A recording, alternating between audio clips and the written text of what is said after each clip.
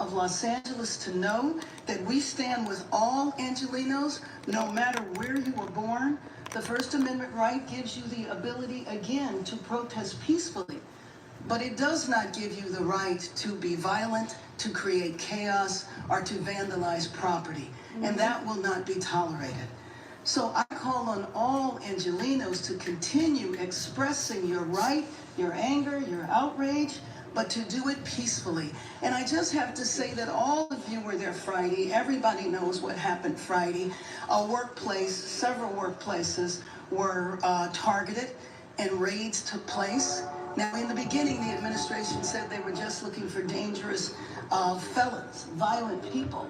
It's hard to say that that's what they found at a workplace or in a Home Depot parking lot. When this happens, it terrifies people. It sends a sense of fear and chaos in our city. And you well remember a few years ago in the last administration that kids were afraid to go to school. Parents were afraid to go to work. This impacts all of our city. You can't terrify the workforce, and then expect for people to get the jobs done. So if you think about a father that went into a factory and now his family doesn't know where he is, the detainees have not been allowed to speak to legal counsel. That is a marked departure from what has happened in the past. When you think of a mother that might be working in a household, taking care of children on another side of town, that impacts that family as well as her family. And so this is something that I think should not be happening in our city. And I join with the governor in appealing to the administration to rescind the order to federalize the National Guard and allow the National Guard to come back under the control of the governor. So with that, we can open it up for questions. Yes. Mayor, protests that were demonstrations, I should say, did start out as videos in the Right. Right. But then they scattered and people were moving Right. around. Where is the LAPD in terms of being here to be able to deal with that and maybe stop them before they go? Sure. Well, I think that basically they were overrun. But what is happening now is that the freeway is cleared. The California Highway Patrol, as you know, is in charge of the freeways. So they have moved all of the protesters back. They still might be there, but they are beginning to be dispersed. But LAPD is on the perimeter, so LAP is actively involved. You know that there were hundreds of protesters on the freeway and thousands of protesters off the freeway. So there is a joint collaboration going with the CHP, the LAPD, and then frankly the National Guard. But you also know that the National Guard is deployed to protect federal property. So there is a National Guard troops in Westwood at the federal building and also here downtown. Just Mayor, have you reached out directly to the federal government, or is this you doing so right now with the media here? Have you tried to reach out? No, my disappointment is I've been talking to the federal government for days. I was hoping to prevent this situation from happening. I was trying to encourage the administration that if they deployed the National Guard in Los Angeles, it would create a sense of chaos. It's the last thing our city needs. Our city is still trying to recover from the wildfires. And you just think about how so many people were impacted by that. And that's an example of where the administration was helpful. And to go from that situation to where we are now is just really tragic. And I think it's so unfortunate. It's the last thing Los Angeles needs. When you say you reached out to President Trump? No, I did not reach out to President Trump directly. I spoke to his chief of staff. I talked to Tom Holman. I talked to the U.S. Attorney. So I've talked to several members of the administration. Yeah, I know you've been watching these protests. First off, what do you see when you're watching this? And I know that you've mentioned being worried about the safety of the protesters, but are you also worried about members of law enforcement in the middle of this? Well, I'm worried about everybody. I'm worried about members of law enforcement. I'm worried about the safety of the people who are peacefully protesting. I'm worried about the businesses that might get vandalized. I'm worried about the vandalism that took place around the federal building. All of that. We do not need to see our city torn apart. And the idea that the federal government that should be assisting us is a contributing factor, I think is very tragic. When I see the protesters, I know that so many people are affected by this. Their families are affected by this. People are terrified. How do you think that vandalism impacts the overall message of the protest? Well, I mean, I first of all, I think protests need to be peaceful, period. And anytime it deteriorates into violence, that is a problem, and it absolutely messes with the overall message. Next question right here. Good morning. Yeah, hi, Mayor. George Reuters. My question is, can you share a little bit about the conversations you've had with the governor, and how long you expect for the National Guard to actually be in? You know what? Thanks for asking me that, because we're hearing all sorts of information. We're hearing that the raids could continue. We're hearing that the National Guard is going to be here. So it's uncertain. But that's exactly the problem. Because we don't need in this city to go to sleep tonight and wake up in the morning and find out about people running through Home Depot parking lots being chased by ICE officers, or people going to work, or children at school. So we don't need any of that in our city right now. Our city's trying to heal. Our city is trying to rebuild. Our city does not need to be torn apart with a provocative measure from the federal government.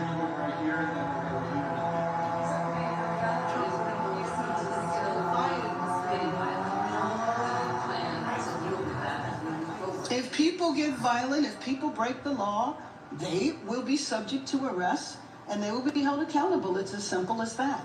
So peaceful protest is what is needed. Peaceful protest is a part of our American tradition. Mayor, last night the U.S. Attorney seemed resolutely agreed to continue regardless of what's happened in the last 2 or 3 days. In your conversations with him, has there been any kind of attempted compromise or some kind of lowering the temperature, at least for things cool off locally if they want to continue, or are they just doing it regardless of how things do? Well, I mean, I think what we see now is they're doing it regardless of how anyone else feels. My conversation with the U.S. Attorney, though, was not focused on that. Yeah, another question. Oh, hi, Frank. It appears that the LAPD is cooperating with ICE in this operation outside the Metropolitan Detention Center. They moved in, there was a peaceful protest. The LAPD moved the people back using flashbang and less lethal munitions. Comment on that, because Sure. the LAPD is not supposed to be cooperating with ICE. Sure. Well, first of all, I'm not sure that LAPD was involved with the flashbangs. But anyway, let me just say that what happened there is that when one branch of law enforcement says they need help, another branch of law enforcement is going to respond and is obligated to respond. And so the minute that protest left the federal building, then that's when LAPD were involved. So the cooperation that you're referring to, I believe, is the cooperation around coordinating with ICE in terms of raiding workplaces or arresting people who are undocumented. What's your exact understanding of the timeline for how long the National Guard will be here? How long the raids are going to continue? Are there daily raids? I have no exact timeline. I cannot tell you that. That's part of the problem, right? We do not know. I have heard a variety of days and weeks. I certainly hope that this is over. The last thing this city needs is civil unrest, and the last thing this city needs is civil unrest that's provoked. So I've seen LAPD fire point blank homes, bullets or bullets into the ground, but in some cases directly at protesters. Can you speak about what kind of orders are under in terms of handling people? I can't in terms of the specific orders that are being given by the chief or the other commanding officers. So will you be speaking then to Chief Donald? I'm going to speak to him in the next few minutes. Okay, great. Yes, I'm leaving from here to meet with him. What is then the plan for tomorrow? Because let's say presumably this does not happen. Right. Well, you know, I think one thing is that because our city has always had a very robust immigrant rights movement and infrastructure and institutions that have been around for several decades, there is a history of having peaceful protests here. Now, you know, like any crowd, if we're talking about after an athletic event, everybody celebrates. There's always a handful of people that tend to be at the end and tend to hang around and might get into mischief and violence. But that's not the people who are putting on the protests. I tell you that to say that when those protests have been organized, they've been organized in a proper way. The problem is what happens at the end, and that's one thing that is difficult with crowd control, whether it is a political protest or whether it is a football game. Did you say you talked to Tom Holman? Yes, I did talk to Tom Holman. What did he tell you? Well, he just listened. I mean, the main thing he said was he appreciated that there was a call for no violence. I'm not exactly sure what was expected, but I was encouraging him not to deploy the National Guard. I knew that the order had been given. The president had signed the order to the governor that he was federalizing the National Guard, that 2,000 troops were going to be deployed, but that didn't mean that they would actually be deployed onto our streets. So my conversation with him was trying to encourage to prevent the deployment. Obviously, that did not work. With the police chief and anybody else, or just the police chief? The police chief, the sheriff, and the governor. There's a peaceful protest, we're hearing the noises outside, as the crowd's getting closer, and presumably more violent as they're coming up through the streets here. I know it's nice to talk about peaceful protests. That's not peaceful, what was happening. It's not peaceful for people to be on the highways. It's not peaceful for people to throw rocks or bottles. That's not peaceful. So then how do you reconcile the difference? Obviously, there's frustration with the Trump administration and the feds, but as LAPD and the Sheriff's Department try to distance themselves from the actions of these immigration actions and work being done, they're against authority in a lot of ways. They're staying inside City Hall and general office, not necessarily against you. How do you distance yourself, but also kind of try to keep it peaceful at a time where it's anti? Well, and let me just tell you that I don't think there's any equivocating on nonviolence. And if you are going to entertain violence, if you are going to try to take over a freeway, then you are going to suffer the consequences of doing that. I don't think that LAPD, the sheriff, and certainly not myself, are not shying away from statements like that.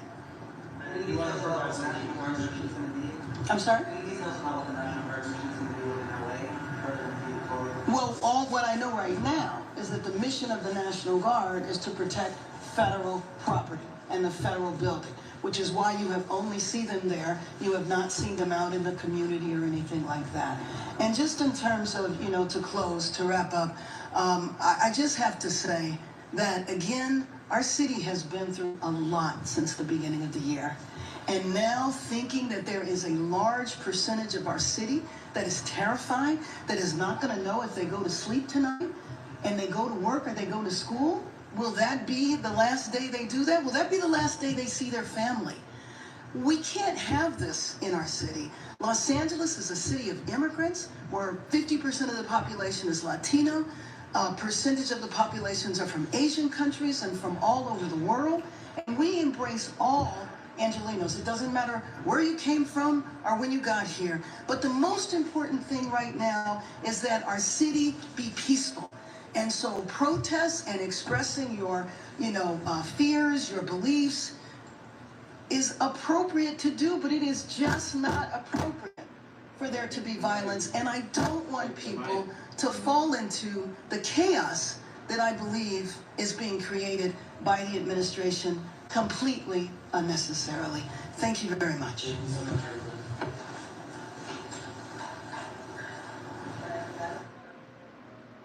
LA Mayor Karen Bass bringing us an update.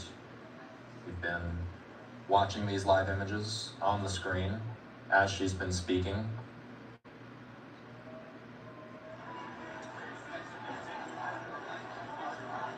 She spoke at length about those who have taken over freeways, those who have thrown objects at officers. She says that type of behavior will not be tolerated.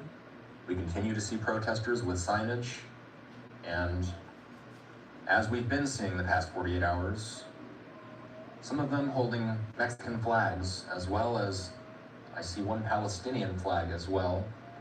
Skyfox, over the intersection near Temple Street, where again, we see lots and lots of people gathering. We don't exactly know how long all of this is going to last for the evening, so our game plan here on Live Now is to stick with this story for the remainder of the night. We're going to keep bringing you live images from these scenes for as long as we have these feeds coming into the newsroom. We want to make sure that we document every second of what's taking place. LA Mayor Bass saying violence and vandalizing property will not be tolerated. She says that she's been in touch with the federal government.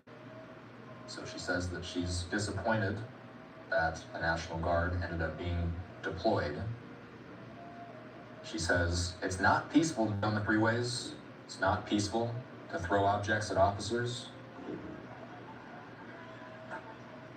Getting raw audio sounds.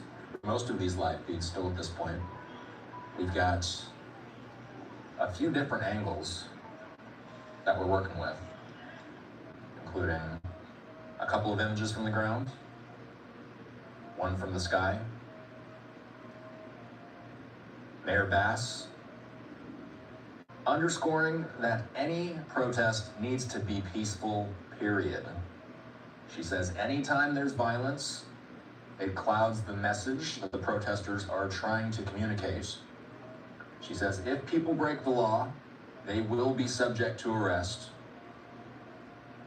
She says she does not know how long the immigration enforcement operations that spurred these protests will continue to happen in Los Angeles.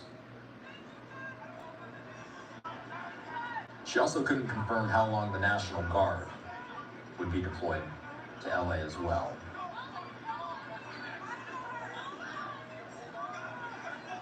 Bass saying and reiterating a lot of what Governor Gavin Newsom has said in recent days, which is that they wish the National Guard hadn't been deployed. It's already open. It's open. The purpose of the National Guard, according to Mayor Bass, is to protect federal buildings. She says that's why you don't see them out and about in the city. So just a few bullet points of what we learned from that press conference. We've been waiting for some time to hear from the mayor on what's been happening in her city. We've been with you the previous 2 nights, as well as all day today, covering protest to protest. Yesterday, a lot of our coverage was centered around the Compton area, Paramount, California. Today we've been focusing on the 101 freeway. Another angle.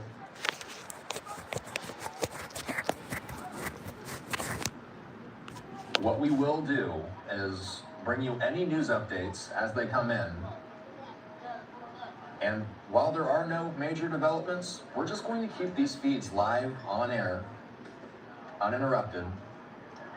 Again, we want to make sure that we bring you an uninterrupted vantage point as to what exactly is going on down here. We will reiterate again that viewer discretion is advised. It's likely that as the evening goes on, there's either going to be signage, profanity. We don't know, again, whether or not we will get another update from LA officials tonight. I'd be curious to hear if we ever hear from any law enforcement officials at any point this evening. But getting that update in from Mayor Bass, again, a lot of what she was asked about was how the city feels about these protesters. She made it very clear that if people are breaking the law, they will be subject to arrest. She says peaceful protests are not taking over the freeways, are not throwing objects at officers. One thing we did notice, by the way, while Mayor Bass was talking, is now the inclusion of these officers on horseback. We've watched the past 3 days as officers have used Bearcats, riot shields. We've watched the Los Angeles Sheriff's Office, LAPD, Border Patrol.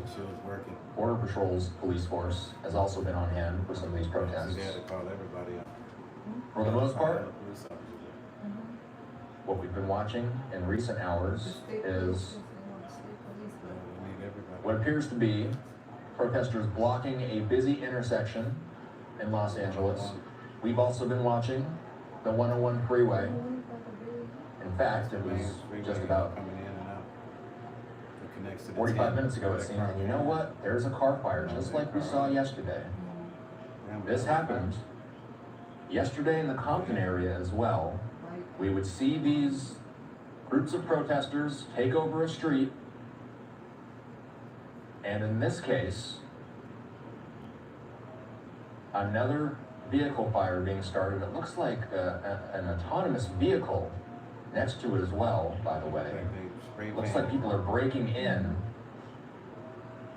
to what appears to me from a distance to be possibly a Waymo.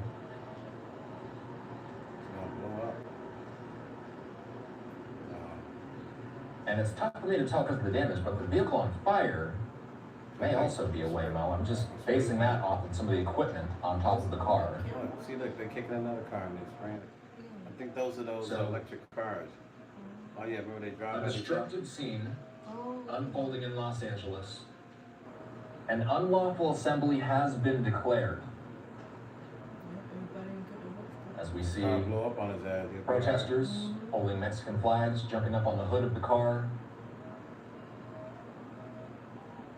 I'll just speak about yesterday. It took some time for emergency crews to get the fire out I want him to get back up of the vehicle fire that happened yesterday. It took some time before officials could move in, clear the crowd firstly, make sure it's safe to go near the vehicle, and then douse the flames. That's what they're gonna do. They're gonna arrest their asses. Anybody ever seen doing any violent stuff, they're gonna arrest them. Look. And I gotta say, these do look like those autonomous vehicle, the Waymo There's cars, some of those local newspeople right there with cameras. can pick up passengers. You can use them almost like an Uber, Still considered and vandalism. they pick you up without a driver. See, those are those That appears driverless to be cars. the two vehicles that we're looking at right now. Stupid idiots. All for that moment. They're not Waymos, they're something like a Waymo, just based off of some of that hardware again that we see at the very top of the car. You see some of those things spinning on top, those are cameras, sensors, I went in. and the likes. Better. We see some of these They serious. They taking pictures of it. Did the protesters wiper just come on? The wiper came on. posing for photos Did you see the wiper come on in front of this burning vehicle. No, it came on and turned. And it stopped. We're going to sit on these images for a moment. We're going to be joined by Somebody else threw a brick in there. our law enforcement and national security experts in a moment. Look at how dangerous that is. My goodness. Leaking something. You see some of what appear very well could be Can't be gas. It's electric. gas or oil on the roadway. This Those is electric cars incredibly, can be gas. anybody who is in these areas, we already know these are dangerous areas to be in to begin with. Police have been very clear that less than lethal It's gonna be rounds millions of dollars. in may be damage to the used cars.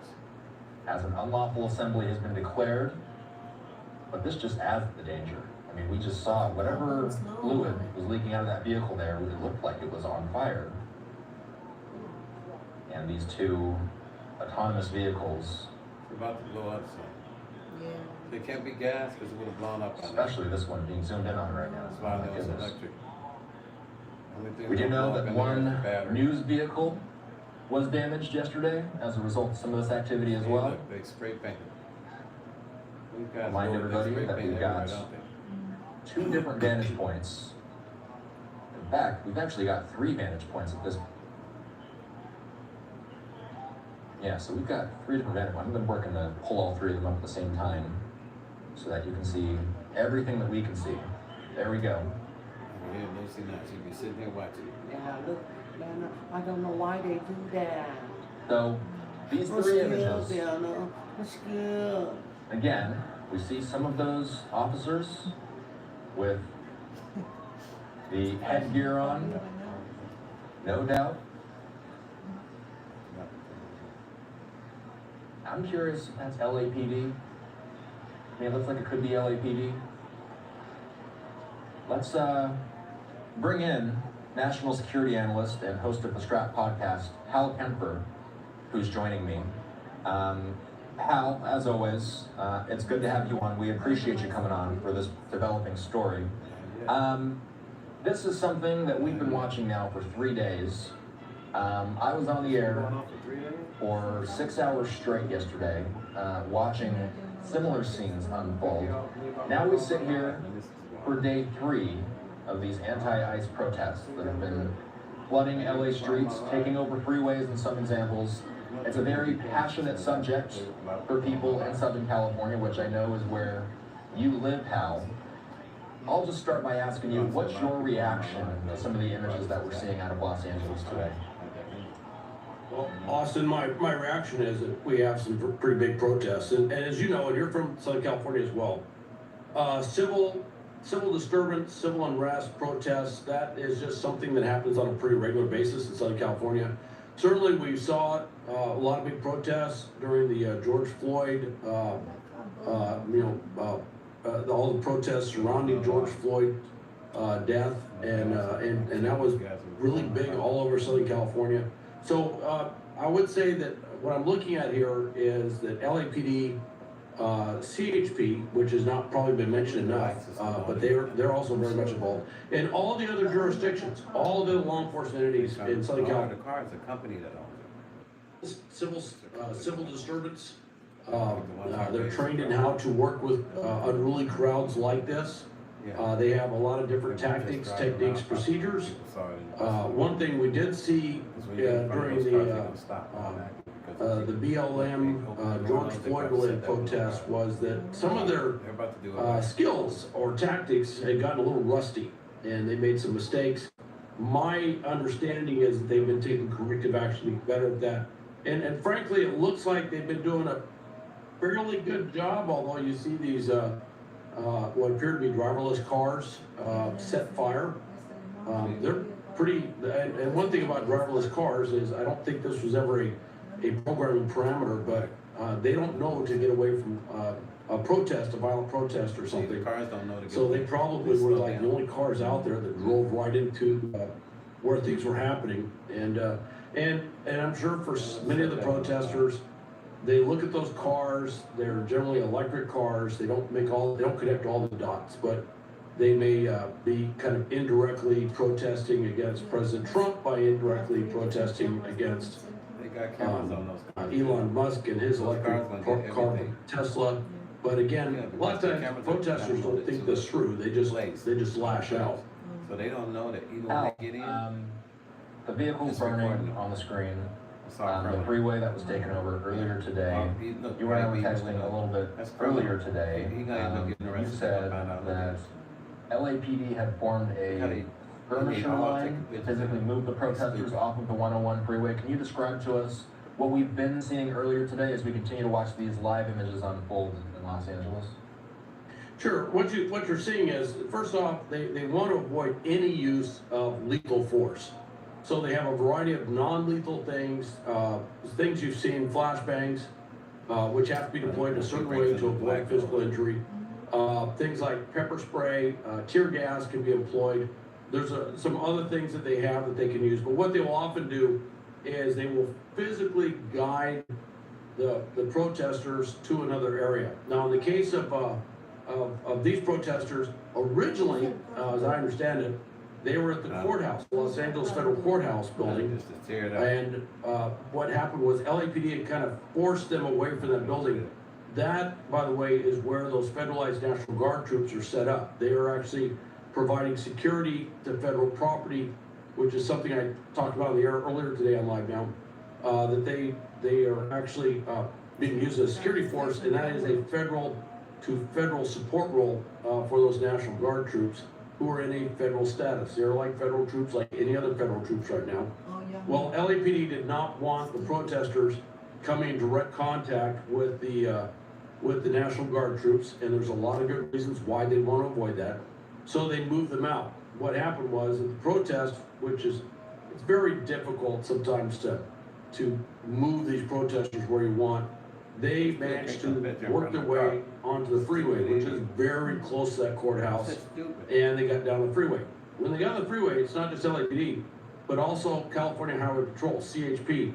They are the state's law enforcement police, if you will, for the whole state. That's what the state has. And they get trained in civil disturbance, civil unrest training, how to do crowd control, things like this. So they also were out there to provide a forced presence, and they basically set up a skirmishers line, cordoned off and surrounded the protesters and kind of physically guided them off the freeway and into what looks like an on-ramp, going backwards into an on-ramp onto the freeway. back up into the city streets of Los Angeles. And this is all done under unified command. I'm not quite sure. I would imagine that LAPD is probably head of that unified command, although I'm not quite sure. It could be LA County Sheriff's overall.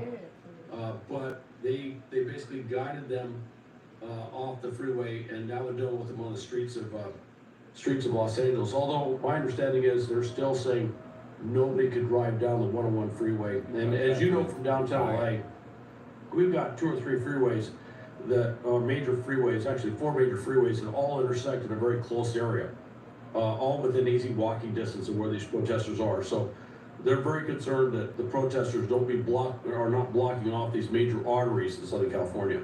So Hal, let's listen into the natural sound out here. We've been seeing, I saw at least one blast that came from this vehicle. This is an electric vehicle, presumably. Gosh, I can only think of the materials inside the car, like a battery that may be on fire, being released into the air, and that's only one side story compared to the larger thing that we've been watching today. Hal, stick with us for a moment. I'm going to pull up the audio on the scene. I want to listen into the raw sound. Looks like we've got 2 car fires now. Let's listen into this. Let's talk on the other side.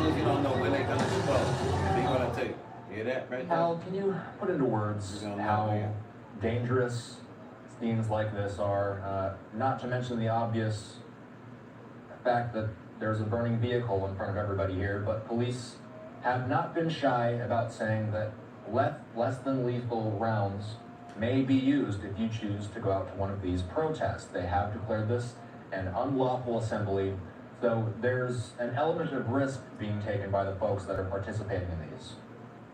You know what's interesting is, if you look at this, if anyone is thinking they should go down to these protests, I would say stay away, because the protesters, and it's not all of them, but some of them have clearly crossed the line. It's no longer a quote peaceful protest, which means it's no longer constitutionally protected.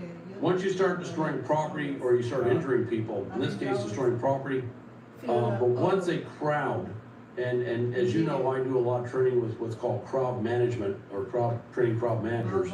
Once a crowd crosses that line, the level of potential violence in that crowd can grow exponentially. So when you see something like this, technically speaking, that's no longer a protest. That actually has moved into being a riot by definition, right? It may not seem that way to some. They would say, well, there's a car on fire and people are just standing around, they're still protesting. True, but they have caused damage to that vehicle or multiple vehicles, and that means the crowd, this particular situation has now shifted from a legal standpoint. So I would say stay away from that. Now, what that means also to law enforcement is once they see that shift in what the crowd's doing from peaceful to non-peaceful behavior, they're more inclined to employ some of those non-lethal capabilities that we discussed earlier. Al, we have a press release in from U.S. NORTHCOM.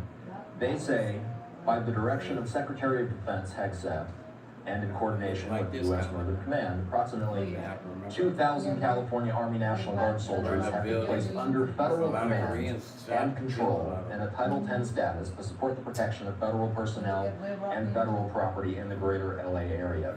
This was a question that we had yesterday, and it's only become a bigger talker as the day has progressed today, Hal. Have you heard of this idea before of National Guard soldiers? These are California National Guard soldiers, in this case, being placed under federal command and control. Is this something you've heard of before? Well, yeah. I mean, this is what I used to do. When I was in uniform, I used to work with civil military support operations or defense support civil authorities. And that is a status. You can put, one of the things you do though is when you put National Guard troops, which have a kind of a dual role, they're the state militia, if you will. They are the governor's military force that the governor can use for a variety of things in the state. And then they're also a reserve component of the U.S. Army or U.S. Air Force, depending on which branch they're associated with. The forces there are U.S. Army. They've been mobilized. I believe my recollection is they are from a unit that's headquartered in Los Angeles. Interestingly, many of the members of that unit may very well be law enforcement officers like LAPD, LA County Sheriff's deputies, could be CHP, who prior to this were prohibited from doing certain things in support of enforcing immigration law, federal immigration law. And now they're in uniform, they're in federal status, so now they are supporting ICE in enforcing federal immigration law. So that is a little bit ironic that would fall to a number of them. Not, I wouldn't say all of them, but a number of them would fall into that status because that's what they do in their civilian jobs. Now, they have been brought into federal status, what's called Title 10 authority. That means they're federal troops like any other federal troops in the country. And with that, they have to abide by a law called Posse Comitatus. That's the Posse Comitatus law of 1878 says that federal troops cannot be used in law for law enforcement. Basically, it's not really, it's a very short, I think it's like two sentences in a paragraph. It's a very short law, but it was something that was done to stop federal troops from enforcing Reconstruction and post-Civil War stuff. The southern states kind of pushed for it, and so they got that law, and that's been the law of the land. One of the things is, unless the president declares the Insurrection Act, which has been a very active discussion in what we've seen played out in the last couple, 3 days.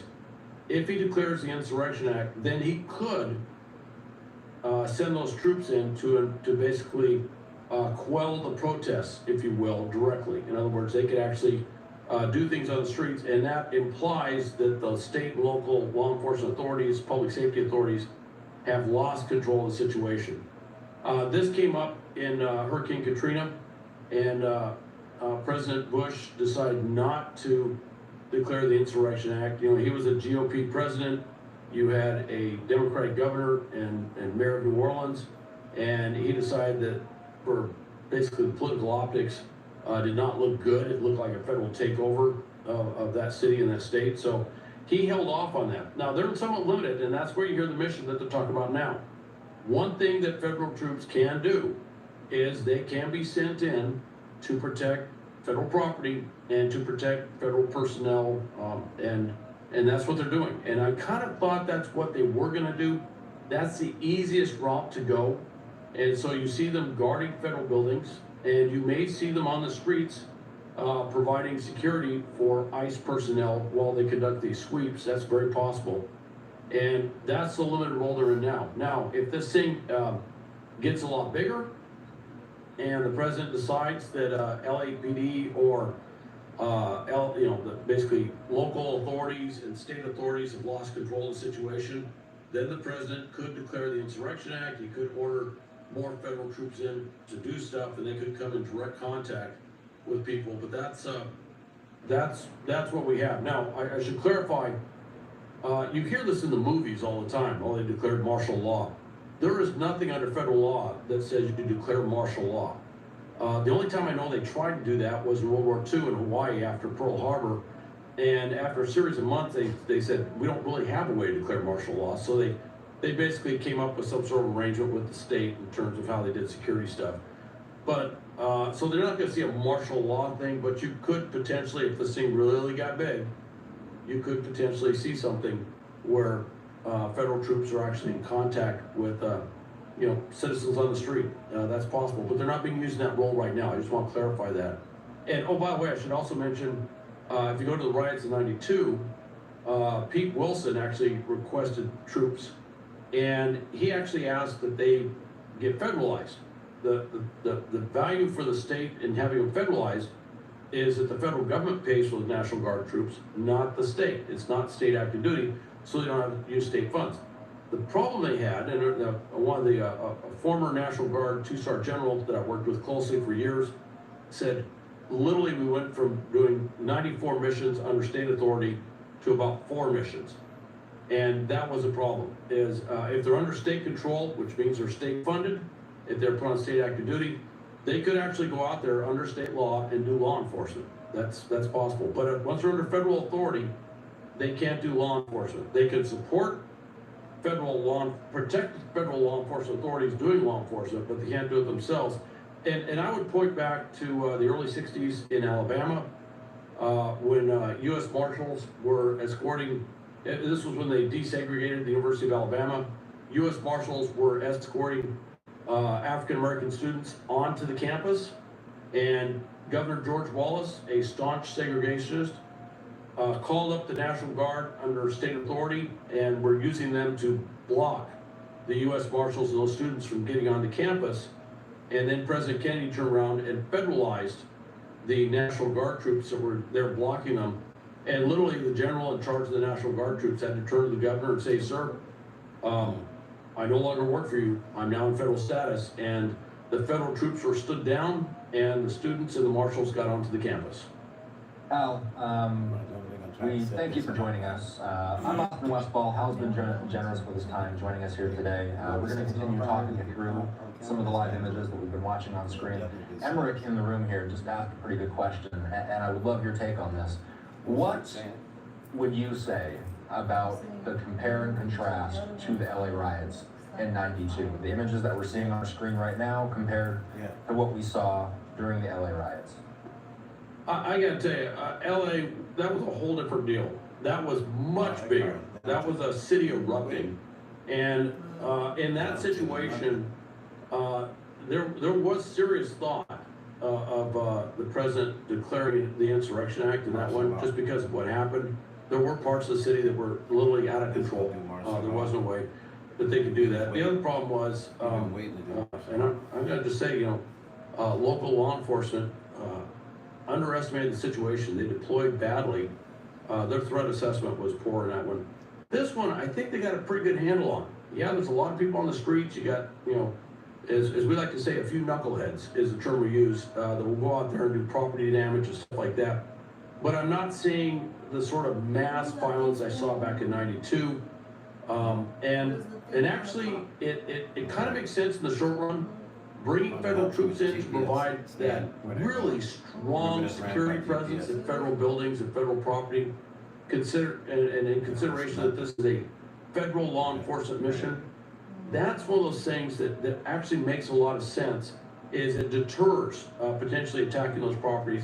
And it could incite the crowd. On the other hand, it could say, I don't know if we want to mess with those guys. And a lot of times crowds will quickly recognize that they need to go protest somewhere else. And I've seen that done. I've actually been on the streets with law enforcement when there's crowds like this. And there's a variety of techniques to influence the crowd to go another direction and not do things they were thinking about doing. And LAPD and LA County Sheriff's has a lot of experience doing this.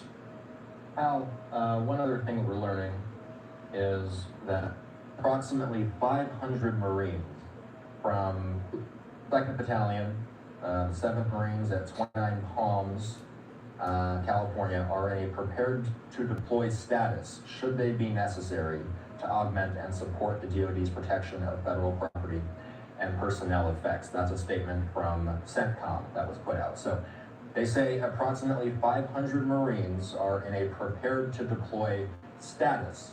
For those who don't watch Live Now regularly, Hal, who's on the line right now, is a retired Marine intelligence officer. Hal, what role could 500 Marines play in something like this? And do you have any experience when you were in the Marines with any subject matter like this? Well, yes, I do. I was actually at the center of mobilizing 500 Marines to do a civil military support mission in Southern California. That was fighting wildfires. And as I finished off my career, I actually worked under U.S. Northern Command, which is the command that controls the active duty forces in the LA area right now. agency. And I was obviously as the senior Marine liaison officer that was in the area. I was coordinating with the Marine Corps side of this to bring in 500 Marines to do exactly this. That's kind of a standard size. I don't say it's an automatic thing, but that is kind of a standard size that we bring in. And coincidentally, I also served at 7th Marine for years, so I'm very familiar with that, and have spent a lot of time at 29 Palms. So, yeah, I know exactly what they're doing. Right now, they're doing workup. They're doing civil disturbance training. They're doing a lot of things they don't normally get a lot of training in to get ready for this. And it's a prepare to deploy order, which means they're not deploying, but they're doing all the workup. They're getting all the gear, they're getting all the stuff, they're doing all the inspections, and they're getting that last minute training for the particular mission they're getting. And I'm sure there's a number of lawyers that are coming in and briefing them on what they can and can't do in this status. You know, I almost cut you off there for a moment. I couldn't help but react to some of the explosions that we're seeing on the screen in real time. Again, these are Waymo vehicles. These are autonomous vehicles that they're only available in a select amount of cities at this point. These are not widely used, but they are driverless cars, and it appears that 2 of them at least, possibly 3, have been set ablaze. These protesters, and I'll just go through some of the live images that we're working with right now. Obviously the same exact vantage point, or I should say the same exact scene from a different vantage point, now looking at it from the ground. All of these images, by the way, are in downtown Los Angeles, so let's make that clear. Most of what we've been watching was today on the 101 freeway.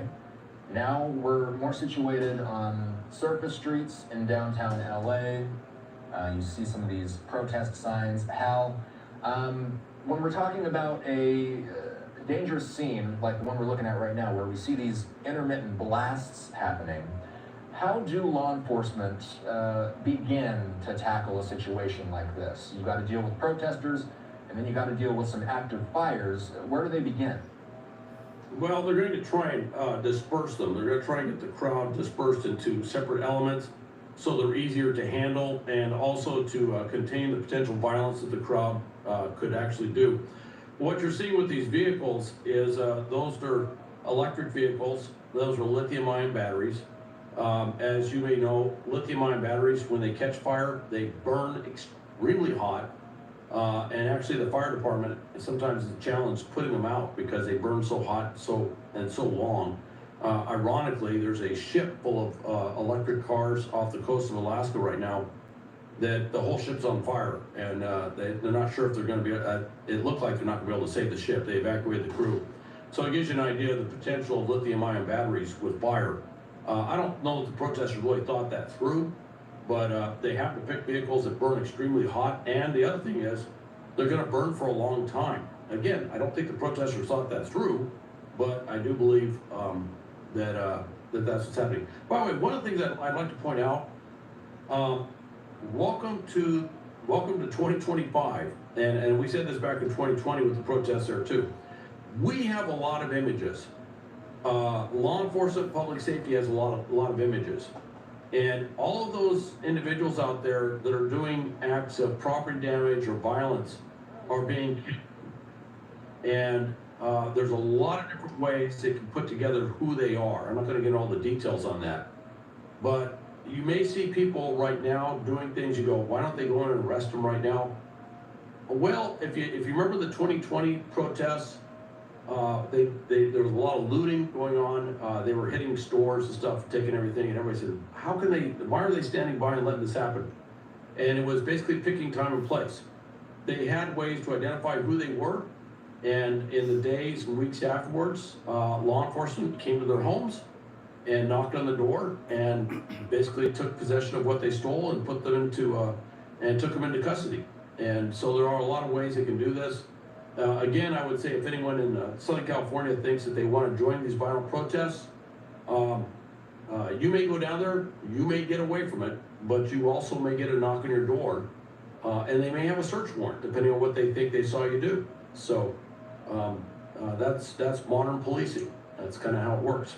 Al, why are we seeing horseback officers? What can they do that other officers can't? they're great for crowd control. They've been used for crowd control forever. They've been used in Southern California with LAPD for crowd control and LA Sheriffs with crowd control. They sit up high so you can look down on the crowd.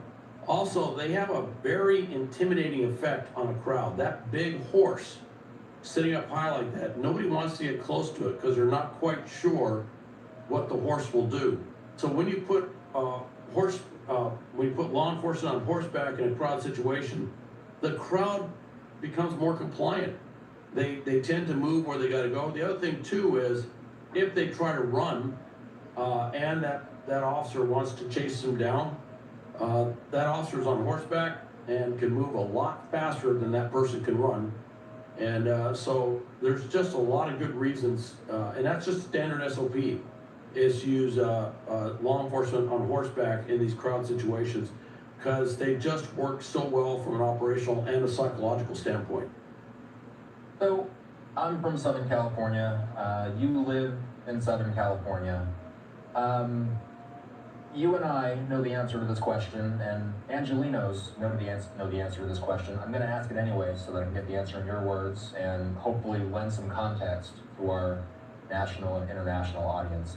Why is the topic of ICE, of immigration, of some of the immigration enforcement operations that we've been seeing in Southern California, why is this such a passionate subject for Angelinos? In Los Angeles, last time I checked, 34% of the population was not born in the United States. It is an extremely dense concentration of immigrants. They're not all illegal immigrants, most of them are legal immigrants, but there is a gravitation point for a lot of illegal immigration coming across the southwest border. Always has been. Southern California always has been. When they're doing this, there are a lot of people, a lot of residents of Los Angeles and the Southern California area that are obviously upset, probably more upset. I think the thing that really upsets them is with the current federal situation, if they believe that they're illegal immigrants, they're not getting due process in the courts. And so that's some of the protests going on now. But I would say you and I come from Southern California. It doesn't take a lot to get a number of people agitated to go out and protest on the streets. We see that all the time. And as far as, protests and doing damage like this, destroying cars and things, there was a time where it seemed like anytime the Lakers won a championship, you saw stuff like this. So it happens. And the LAPD and LA County Sheriffs with other mutual aid law enforcement entities are going to have to work to deal with this. But as I understand, what they did was they rolled in, one of the initial things was rolling into a Home Depot parking lot. And if you've done that, particularly in Southern California, you will usually see some day laborers that are waiting to get hired to do work. And a number of those day laborers often are not here legally. So ICE went in there and they swooped in on the parking lot and it kind of set things in motion. And where you saw the protests initially in Los Angeles, in Paramount, south of Los Angeles, Compton, south of Los Angeles, were areas of a concentration of immigrants from Latin America. Many of them were illegal immigrants, and it kind of just set things ablaze, if you will, in terms of the protests. And I'm not saying by any means that that 34% represents illegal immigration. Do not get confused. It's just that they were not born in the U.S., is from what I understand. But there is a lot of illegal immigrants in Southern California, and so it's not surprising you would see something like this. I would say probably more illegal immigrants in Southern California and Los Angeles than you would see up in, say, Seattle, Washington, or Denver, or probably maybe even New York City. For those who may just be joining us, we've been speaking with National Security Analyst and retired Marine Intelligence Officer Hal Kemper. He's been joining us to lend some context to the live images that we've been watching develop all day in Southern California. One thing that LA Mayor Karen Bass said moments ago, Hal, is that the National Guard's purpose is to protect federal buildings. This is something you alluded to as well earlier. She says that's why you don't see them out and about in the city. Is there a point at which it could get to a point where we do see them out and about and not protecting just federal buildings, but could their duties expand eventually? They could. Right now, and this is a federal to federal thing, and of course, for political leaders like the mayor of Los Angeles and for the governor, normally with military support or defense support of civil authorities, there's a process where they initiate a request that goes up to Washington, D.C., and then the decision's made through a thing called the Joint, it's for DSCA, it's an operational thing in the Pentagon. And they make a decision that goes back to U.S. Northern Command, and they'll issue operational orders, if you will, for forces to go in and do something. That's the normal request process. That's what you see in natural disasters and fires and stuff like that. This is different. This is the President of the United States ordering these troops and federalizing National Guard troops to protect federal personnel and federal property. That completely cuts out the mayor, the governor, or any of the mayors and the governor from this entire process. So they're standing on the side watching this happen. And of course, they're looking at the optics and they're saying, oh my gosh, we got military troops on the streets, it's going to inflame the crowds, and that's certainly what they've been saying. However, I would point out historically, federal troops have been using this role many times. If you go back to the 1920s, there was a slew of robberies of postal authorities, trains, trucks, everything were getting robbed on a regular basis, and they actually called in the military. They actually sent in the Marines, if you will, to basically provide security force for the U.S. Post Office. Theoretically, any federal property in Southern California, whether it's a recruiting station, a post office, a social security office, you name it, federal courts, whatever, any federal property in Southern California could potentially see federal troops there protecting that property. That is within the scope of what they could potentially do if they think it's necessary. But I would point out, when you're talking about 2,000 National Guard troops, I know that sounds like a lot, 500 Marines coming in, no, it sounds like a lot, but you know as well as I do just how big Los Angeles County is, just how big Los Angeles is, and you could easily see where those troops could be dispersed, and you'd still need a lot more troops to provide really an ample security force for it. I should also point out, though, in the background, and I'm sure someone's going to bring this up at some point, there were two guiding laws that we did with military support. One was called Posse Comitatus. That's the one that prohibits federal troops from engaging in law enforcement. And the other was called the U.S. Economy Act. And that's one where the clock will start ticking pretty soon. That's one where you're supposed to locate the most economical source of goods and services for whatever's being done. One thing about the military, it is the most expensive resources you can bring in. It costs an incredible amount of money. And so anytime that we would use the military to go in and do stuff with a natural disaster or civil disturbance or something like that, there was always in the background, they're looking at the cost of the cost to taxpayers for what we're doing.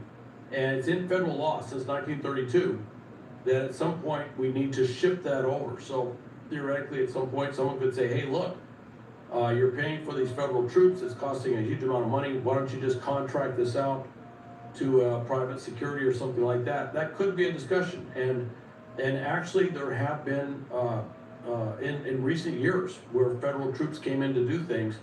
The Department of Defense has been sued under the U.S. Economy Act for bringing troops in to do stuff that could have been done by a contractor or somebody else at a much lower cost. So that at some point, right now it's an exigent situation, but at some point that law will probably apply. One thing we do here on Live Now is we play out some of these scenes in real time, and we're just going to raise the audio right now so that we can hear the raw sounds from the scene as we see at least one protester waving a Palestinian flag. We see an American flag in the background. We've seen a number of Mexican flags We're going to listen into some of the sounds from the ground as we continue to see these cars burn in downtown LA. Let's listen.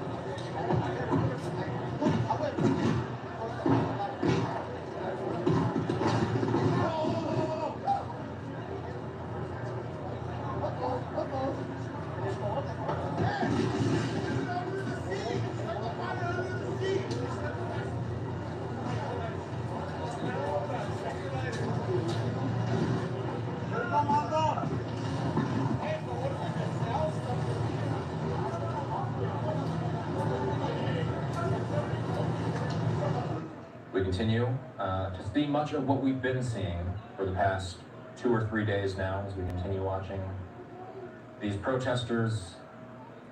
They're focusing on these Waymo vehicles. These are the autonomous vehicles that are available in select cities. Hal Kemper sticking by, being generous with his time today. I'm Austin Westfall. We thank everybody for tuning in. We're going to be staying on for the rest of the night, Hal. The plan is to keep eyes on this for as long as we see activity happening in Southern California. What are you going to be watching for in the coming hours? I'm going to be watching to see if this thing keeps going. I'm going to be watching to see if the crowds start to disperse. Usually in the evening hours, the crowds will start to disperse. If they've been out there protesting all day, they're human beings. They get tired. They will usually start to get, they'll start to go home. They'll get in their cars and go home. One thing I would like to point out, though, is they are sitting, see that guy sitting in the car? He's sitting in a car with lithium-ion batteries on fire. 2 things happening. Number one, he could incinerate himself. And number two, I don't know if the crowd really understands what they have done setting those cars ablaze, because the fumes are so toxic. I would not be surprised if 6 months or a year from now, we start hearing about claims from people who inhaled toxic fumes that may have been associated with this event. That does happen. I've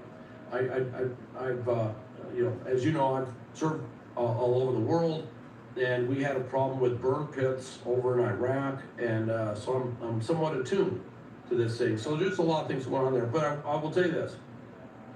Chief McDonald of LAPD, Sheriff Luna of LA County Sheriffs, they know how to deal with civil unrest. They have been doing this for a very long time. I know both of these gentlemen personally. I have no doubt that they're going to be able to leverage their law enforcement resources to eventually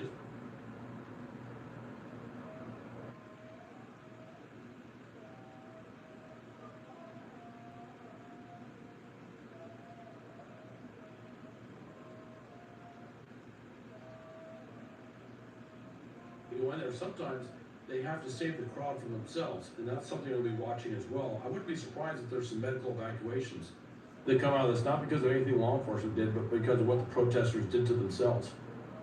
Al, we appreciate your time today. As I said, this is something we'll be watching all night.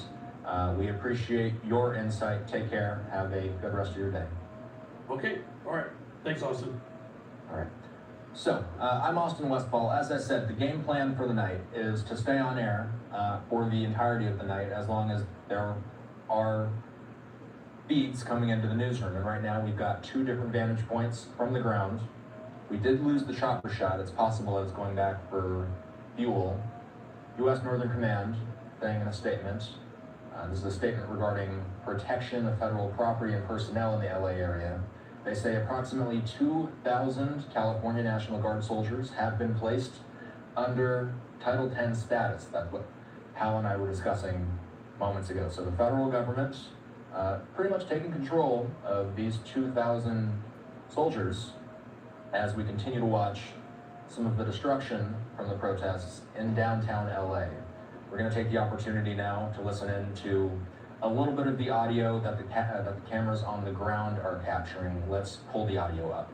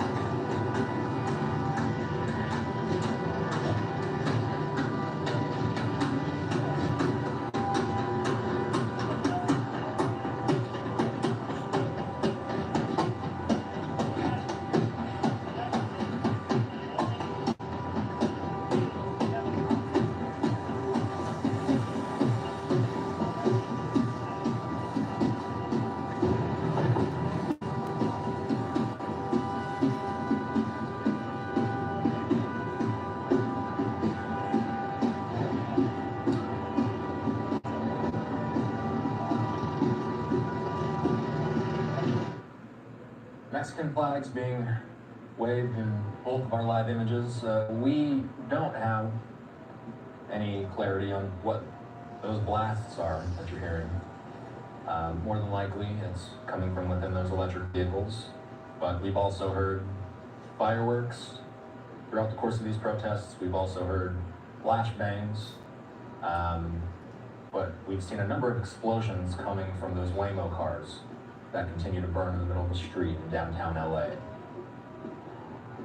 We're continuing to listen into the sites that the cameras are capturing down in the heart of the city of Angels, and we'll continue to listen in as we're losing some visibility. I'll just say that it looks like a little more smoke.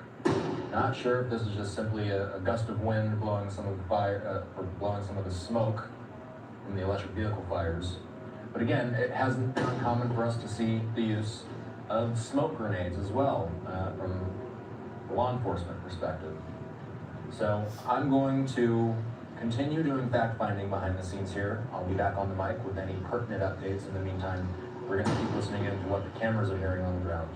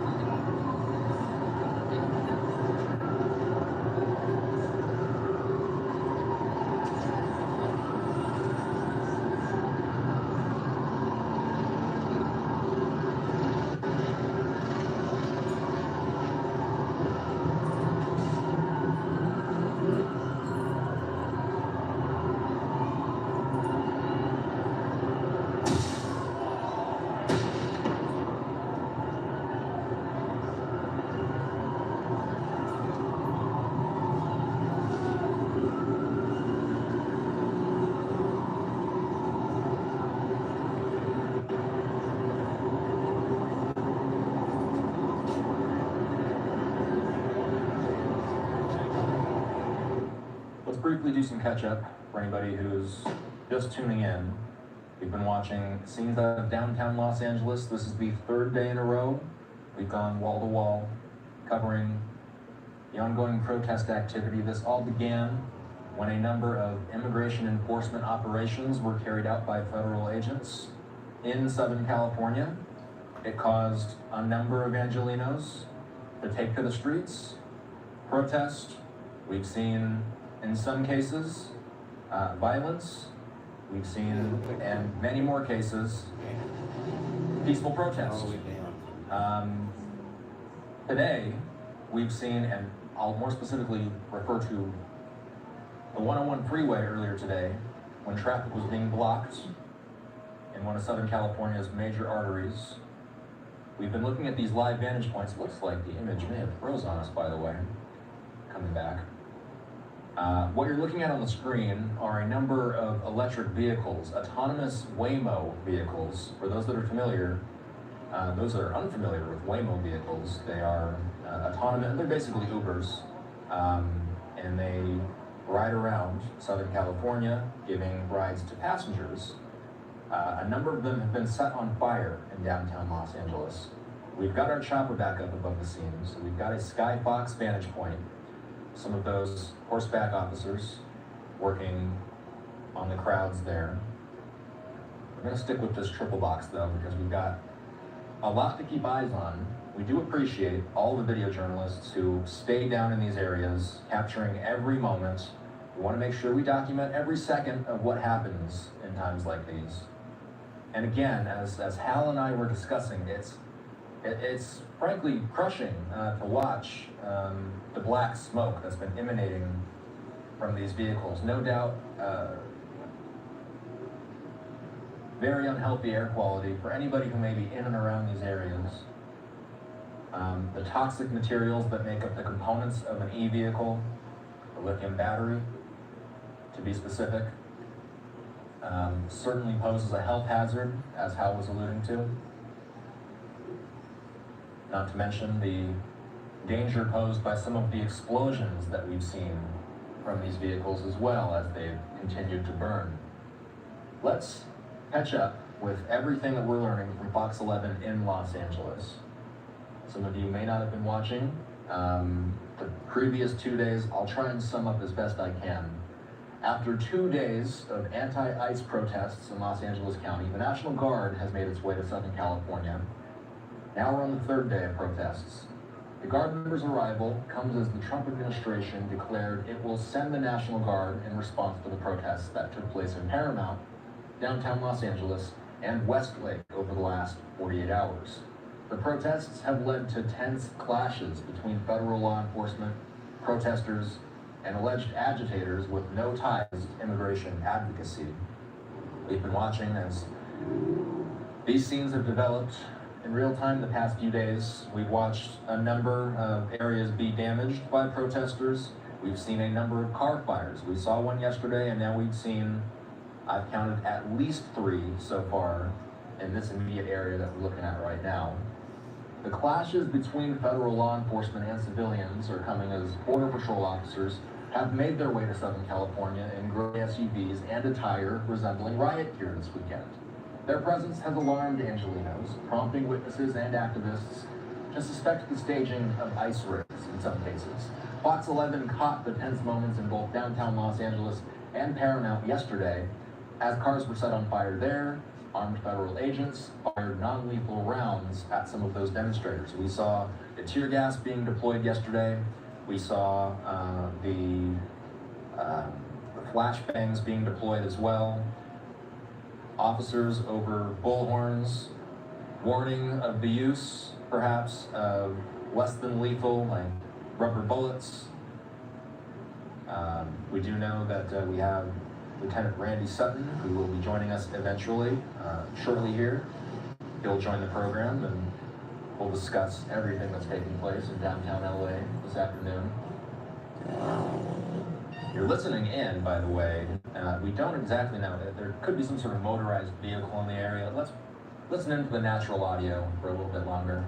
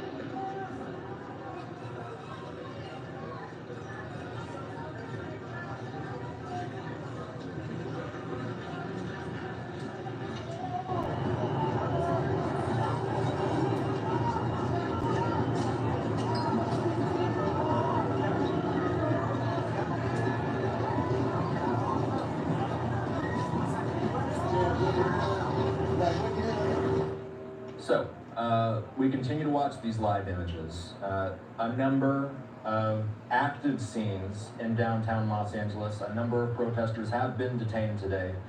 We do have on the line now Lieutenant Randy Sutton. He's a law enforcement expert. He joins us to break down scenes just like the one we've been watching for the past 48 hours or so. As always, Lieutenant, thanks for coming on. He's joining us over the phone here. Firstly, Lieutenant, what have you made of the now third day that we've gone wall to wall covering these protests? Does it feel like this is going to be something that we're probably going to be keeping an eye on for much more time, potentially many more days to come? Yeah, I believe so. I think that this is the moment that many on the political left are looking for. I believe that this some of this is manufactured in order to create the anarchy that you're seeing here. This is a pivotal moment in America, I fully believe. But what we're seeing is a conflict of different powers, state power, local power, and federal power, all at odds with one another based on politics, not based on law. The law is very clear when it comes down to the federal law enforcement immigration laws. What has happened here is that we are seeing a government that is at odds with one another. And it's very disturbing because law enforcement is at odds here with the leadership of these cities and states. So you're getting a politicized environment which is exceedingly dangerous for law enforcement. We're seeing officers being attacked here in very dramatic ways. We're seeing them pepper sprayed by individuals in the crowd. We're seeing massive pieces of concrete being dropped on them. We're seeing them being assaulted. And when you have a situation like this where the mob is masked, is equipped with damaging materials that can cause a great deal of physical harm, this is an exceedingly dangerous situation, and law enforcement has to protect itself. But at the same time, the optics here are very, very powerful, and I'm going to make a forecast. And that forecast is that there's going to be some violence that takes place where there could very well be a loss of life, possibly at the hands of law enforcement who are defending themselves, and the political left is going to utilize this as a moment in time that they wish it'll be their version of Tiananmen Square that they are trying to push their political agenda. Randy, what is the correct way to protest? Protesting is a First Amendment right. First Amendment protects the right to peacefully assemble. At what point, and we have an obvious example of it playing out on our screen right now, what draws the line between peaceful assembly and what we've been watching over the past 2 to 3 days? Well, it's very clear. The peaceful assembly is just that. It's words. It's peaceful actions. It's linking arms. It's chanting. It is communicating. What we're seeing here is not communication. What we're seeing here is violence, and that's where the lines get crossed. Now, here's the harsh reality, is that now that the benchmark was the George Floyd riots, when basically cities burned and there were no consequences in most cases, from New York to Portland, Oregon, to LA, to many cities, throughout the country. These riots and the insane criminality that went along with it was virtually ignored by the leaders of these cities, and police were powerless to do anything to stop it. There were very few prosecutions. Now that has taken place, it's tough to put that genie back in the bottle. And we've seen very few consequences for that criminality then. Now the fact that Donald Trump is in office, and that the federal system is actually being utilized in the method that it should have been years ago, and that is to enforce the laws. Laws are on the books for a reason, but because literally over the last 4 years or so, the laws have been virtually ignored, and not only ignored, but we saw a system that encouraged law breaking at the federal migration system, and now that has ended, the politics of this time period is now playing out before us. We're seeing playing out right now.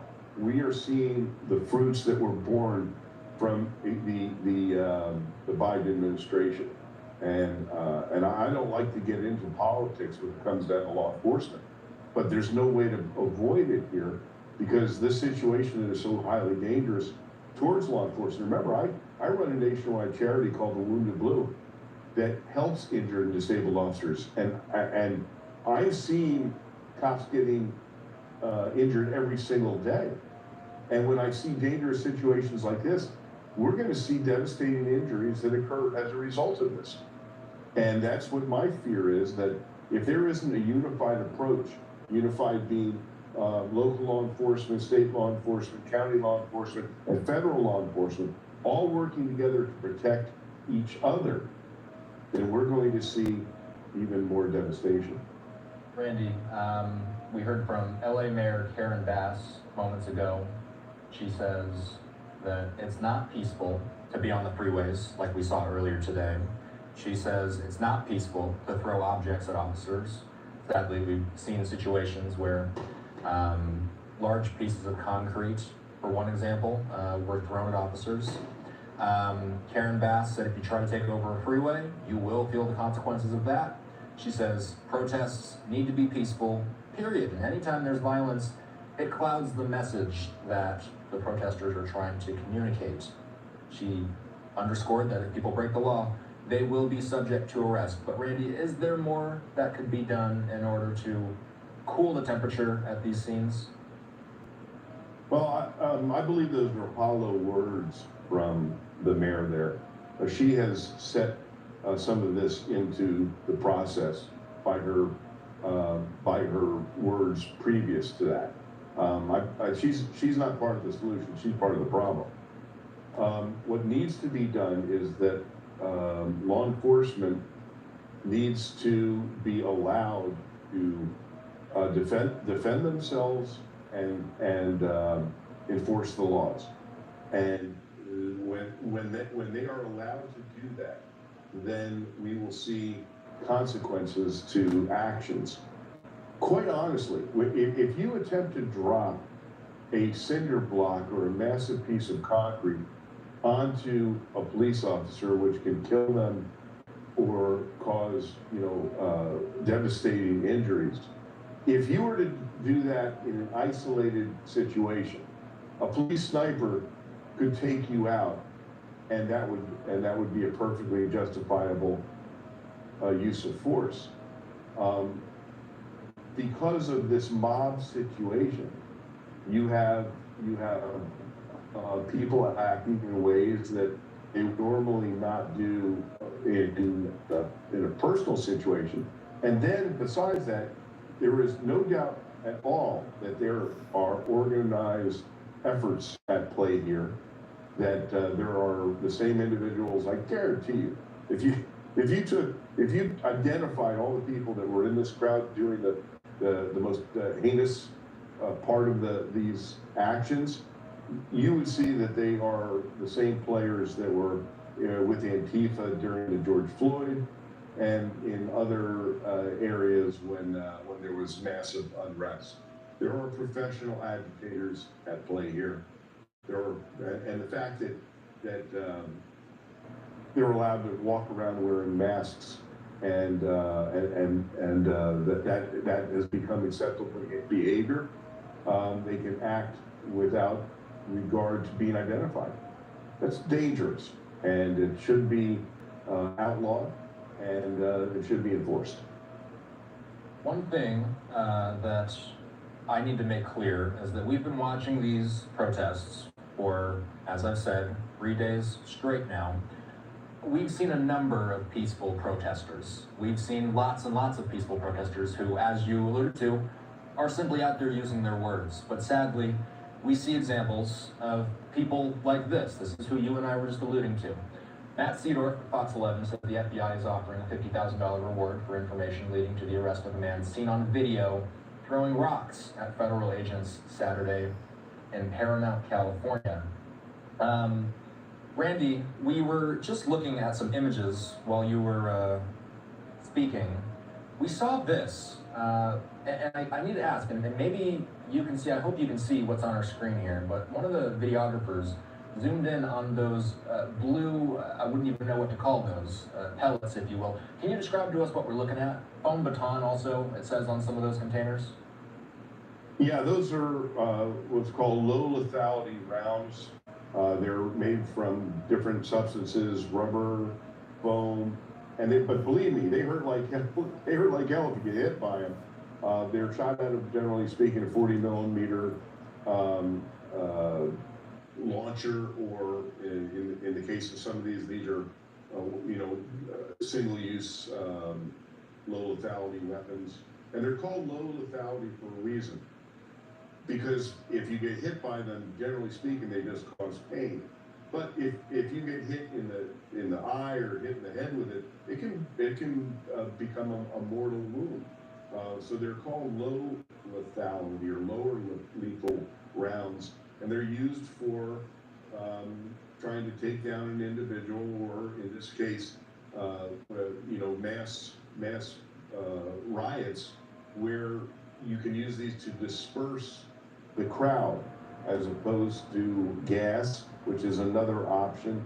Law enforcement is always looking for an option to disperse people that will cause the least amount of physical harm. These, what you just saw scattered on the roadway there, are some of the spent rounds. So, Lieutenant, we're not only watching this vantage point in Los Angeles, but let's also note that we've got reporters on the ground in San Francisco as well. Unfortunately, we just dropped the feed that I was going to bring up, but we did just have a live feed of similar protest activity taking place in Northern California as well. Is that another thing you're going to be watching for in the coming days, is if we see themes like we're seeing in Los Angeles in other major metros across the country? Absolutely, you're going to see that. There's no doubt in my mind. Remember, there are organizations that are playing a role here. There's money being funneled to these protests. There are people being transported to these protests who are professionals. That's what they do. They're agitators, and then they get paid to do it. Now, when you see the people, let me tell you, this country was forged on the First Amendment, and I'm a deep believer in it. And law enforcement protects the people's right to protest. We've seen that throughout the history of this nation. But there are those that take those freedoms and then utilize them for their own purposes to cause harm. And that is where the line must be drawn. If you are willing to place someone's life in jeopardy, or someone's ability to live a life free of pain, and you're willing to attack that with bricks or with frozen water bottles or with idiots kicking the car. rocks or fire bombs or fireworks, like we have seen. We've seen people attack, police officers attacked by people on motorcycles. Those are deadly weapons. And here's my warning to those who are That one guy was smart. willing He came to out, put looked at the camera, themselves turned around. in a position to harm a police officer with a deadly weapon. The police have the right to use deadly force against you. And I hate to say this, but I think it's just a matter of time where we're going to see that. And right now, what I've seen is that law enforcement has used incredible restraint. And when we see the number at the end of this, if we see the number of officers who've been injured in the line of duty, it's going to be startling. I'm Austin Westball. I'm here with Lieutenant Randy Sutton. Randy's been giving us context to the situation at hand here. It is a complex scene that we've been working with, and another complex scene we just got eyes on in San Francisco as well, as I was alluding to. In fact, Randy, KTVU, Fox 2 San Francisco, just came on with their newscast, and they're actually bringing us some live reporting from the protests that they're seeing in the Bay Area. If you will, stand by with us here. We're going to play out. We have the ability here at Live Now to tap in to some of our sister stations' feeds. So let's watch a little bit of the news in San Francisco. They're covering some of these similar situations up north.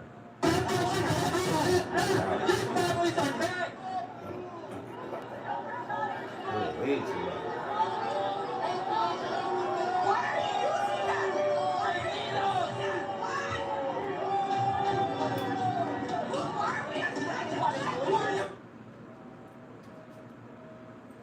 Raids on undocumented immigrants. They're also out here to demonstrate their First Amendment rights to free speech, the ability to assemble. Earlier I spoke with a man who arrived here as early as 10 in the morning to make his voice heard.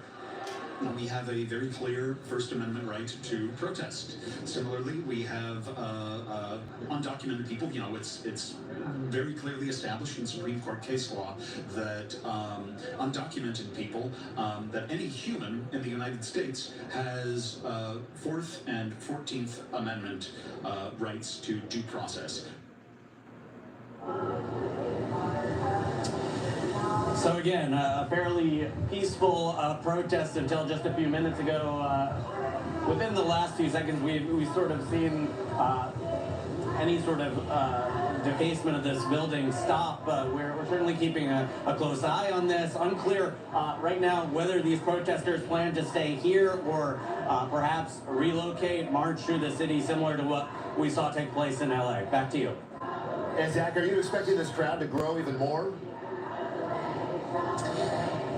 You know, I haven't really been given any indication of who's really in charge here, so unclear whether they're expecting more people to come down. Most people started to assemble around 6 o'clock. It grew pretty quickly after that. I would say, yeah, at least several hundred people here right now. Okay, Zach Sauce, I know you'll stay down there, keep us monitoring the situation there. We appreciate that report. Well, the governor's office today sent a letter to the Department of Defense formally requesting that the Trump administration pull National Guard troops out of Los Angeles. That letter states, quote, "There is currently no need for the National Guard to be deployed in Los Angeles, and to do so in this unlawful manner and for such a lengthy period is a serious breach of state sovereignty that seems intentionally designed to inflame the situation." Governor Newsom shared the letter on social media. He says the troops must be called back and returned to the governor's command. And tonight with that protest in San Francisco, some are now wondering if the National Guard could be deployed in our area as well. This comes as Bay Area politicians are blasting the Trump administration's move to send the Guard to LA. And our coverage continues tonight with KTVU's John Prinjak, who is live here in studio. John? Claudine, Mike, as you heard, the National Guard is in LA despite objections from the mayor and the governor. And there are concerns here in the Bay Area about what all this means for the immigrant community.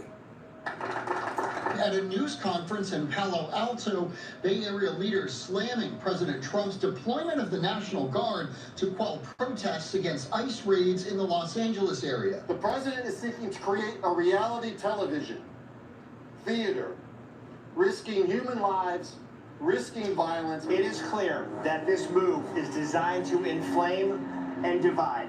That is the goal, to create chaos and inflame and trigger a reaction. We are here to urge that all protests remain peaceful. The National Guard arrived in LA Sunday morning after President Trump sent 2,000 guardsmen there, adding on Truth Social later in the day that more reinforcements could be on the way.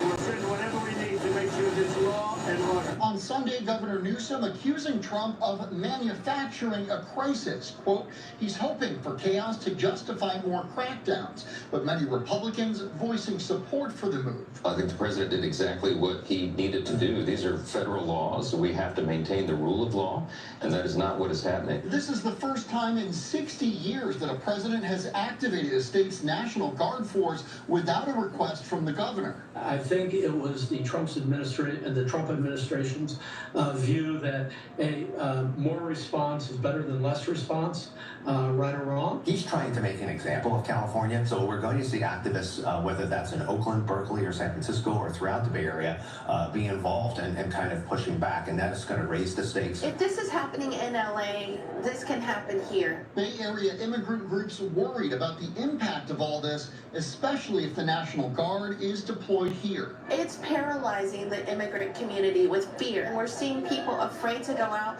afraid to do their daily duties, events, being in the community. Children are scared. We do want to be clear, there's been no indication at this point from the Trump administration that the National Guard will or might be deployed here in the Bay Area. Mike, Claudine, back to you. All right. You wanted to listen into a little bit of Fox 2 San Francisco's coverage. We are still joined by Lieutenant Randy Sutton. He's been standing by. Thanks for being generous with your time as we continue to watch these developing scenes. While we were watching their news, we saw them douse the fire in Los Angeles. These electric vehicles that were ablaze, they put the fire out on at least one of them. Of course, we still see one burning, but we have now seen fire crews arrive on the scene. Randy, can you describe to us how dangerous, for a multitude of reasons, it would be to be in these areas? If anybody's planning, perhaps, to go to any of these areas later in the day, can you describe to us what type of danger it presents? Yeah, absolutely. You know, while there may be a normal inquisitiveness amongst people to go down and see what's happening, you know, not because you want to participate, but simply because this is a very unusual thing to see. And of course, curiosity is, hey, you know, let's go down and take a look. Here's where the danger is, that we have people that are in this crowd that are clearly trying to incite violence, that they are using violence, they're using explosive devices, they're fanning the flames of this situation to further their own political goals, and the potential for injury is great. You're seeing play out in front of you, you know, fires that are taking place, lots of graffiti happening, confrontations between law enforcement and the agitators, ballistic rounds that are low lethality rounds that are being utilized, and you know, when there's a crowd situation and you just want to be in that crowd, you are placing yourself in jeopardy. You're placing yourself in a position where you could be caught up in something that you don't want any part of. So my advice is, watch it for your television, but don't go down there and get yourself involved in it. Randy, one thing that a lot of people have questions about, and by the way, one thing that we don't like to see, we saw some of the protesters getting up in some of the fire department's faces there. That's something that I was seeing yesterday as officers were shutting down surface streets in the Compton area, is sometimes some of the protesters, they aren't shy about getting right up into the face of some of these people who are out here doing their job, especially this firefighter here who's trying to douse, no doubt, a really hot fire. We know how these electric vehicles burn and some of the chemicals that are inside these vehicles. We know how they burn. Randy, one thing that I'm going to be watching for as we sort of lose our visibility, it looks like it's getting pretty smoky out there. One thing that we're going to be following is the next few days. We've already asked you about the possibility of this happening in multiple cities, the possibility of this continuing on for multiple days. But what about today? It's a weekend, presumably. Typically, do we see higher protest activities on days like Saturdays and Sundays? Is it possible that when we get back into the weekday, some of this calms down? It's possible, but on the other side of the coin is if there are more people present in the city, more can get caught up in it. And remember this too, you know, when these protesters block the freeways, you know, the men and women that are in these cars, they're trying to live their life, trying to visit their families, trying to go about their normal routine, and you know, they're being placed in a situation that is very cumbersome for them by these protesters. And you know, is that part of your First Amendment right to interfere with the lives of other people? No, it's not. Doesn't mean that they continue to do it, but the reality is that if you're in a vehicle and you get caught up in this, that's a very uncomfortable place to be. It actually happened to me during one of the protests. I happened to be visiting Los Angeles on some Wounded Blue business, and got caught up in when they had another protest where they blocked the freeway, and then it was a very, very volatile situation on the surface streets as well.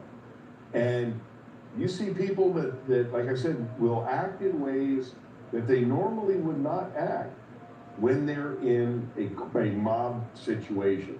You know, mob is a very strong word, but I've seen it play out way too many times where individuals act in ways that would be foreign to them if they were simply by themselves. So this was just sent out by California Governor Newsom. Says he was joined by the LAPD as well as the Los Angeles Sheriff's Department and state emergency officials in LA as they respond to protests provoked by chaos from Washington. Newsom's words. He says, "We're here to keep the peace, not play into Trump's political games." Sadly, politics has become a big part of the discussion with these protests, Randy, but I want to ask you about the types of conversations that are going on in a room like this. What are they discussing? Just by that statement alone, when we respond to protests provoked by chaos from Washington, that in and of itself tells the whole story about Newsom, and tells the whole story about the political movement there, where they're trying to blame Trump. This is not Trump. This is the federal government trying to put the genie back in the bottle for all the maltreatment of the federal system of laws that was discarded under the previous administration. You know, these immigration laws have been on the books for decades. The fact that they were not enforced, not only not enforced, but they were encouraged to be broken by Newsom, by the radical members of the political left. This is the response now that a government is saying, we're going to act like a government. We're going to enforce the laws.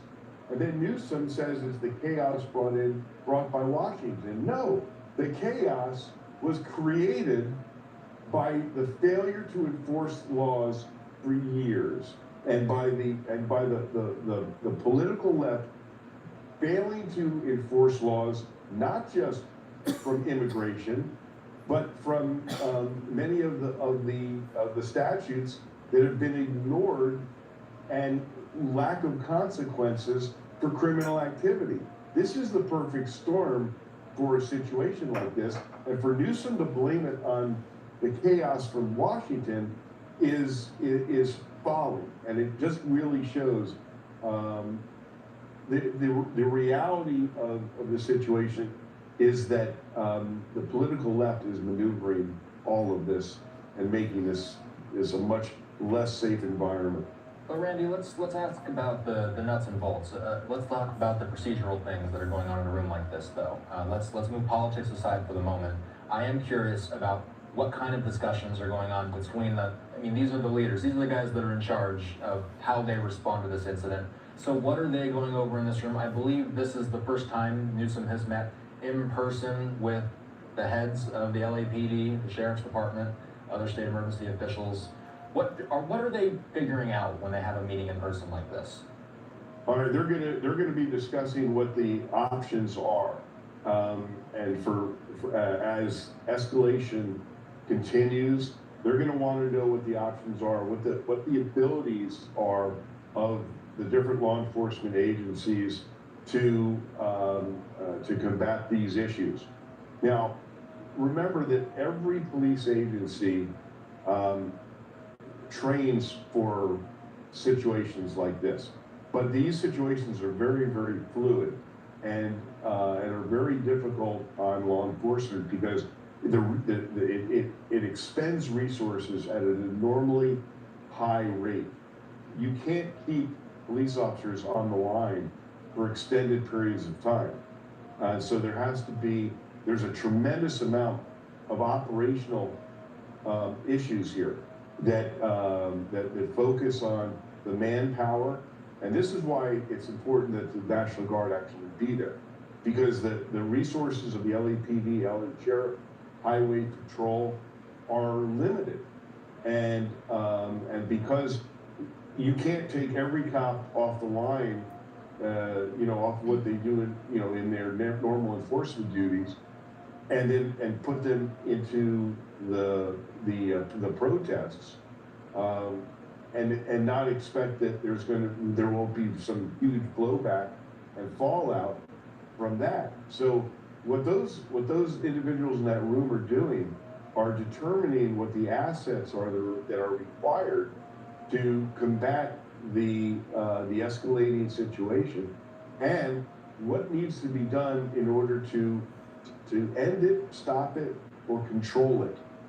And the more they allow violence to continue without a heavy enforcement, then they're going to continue to see this escalate.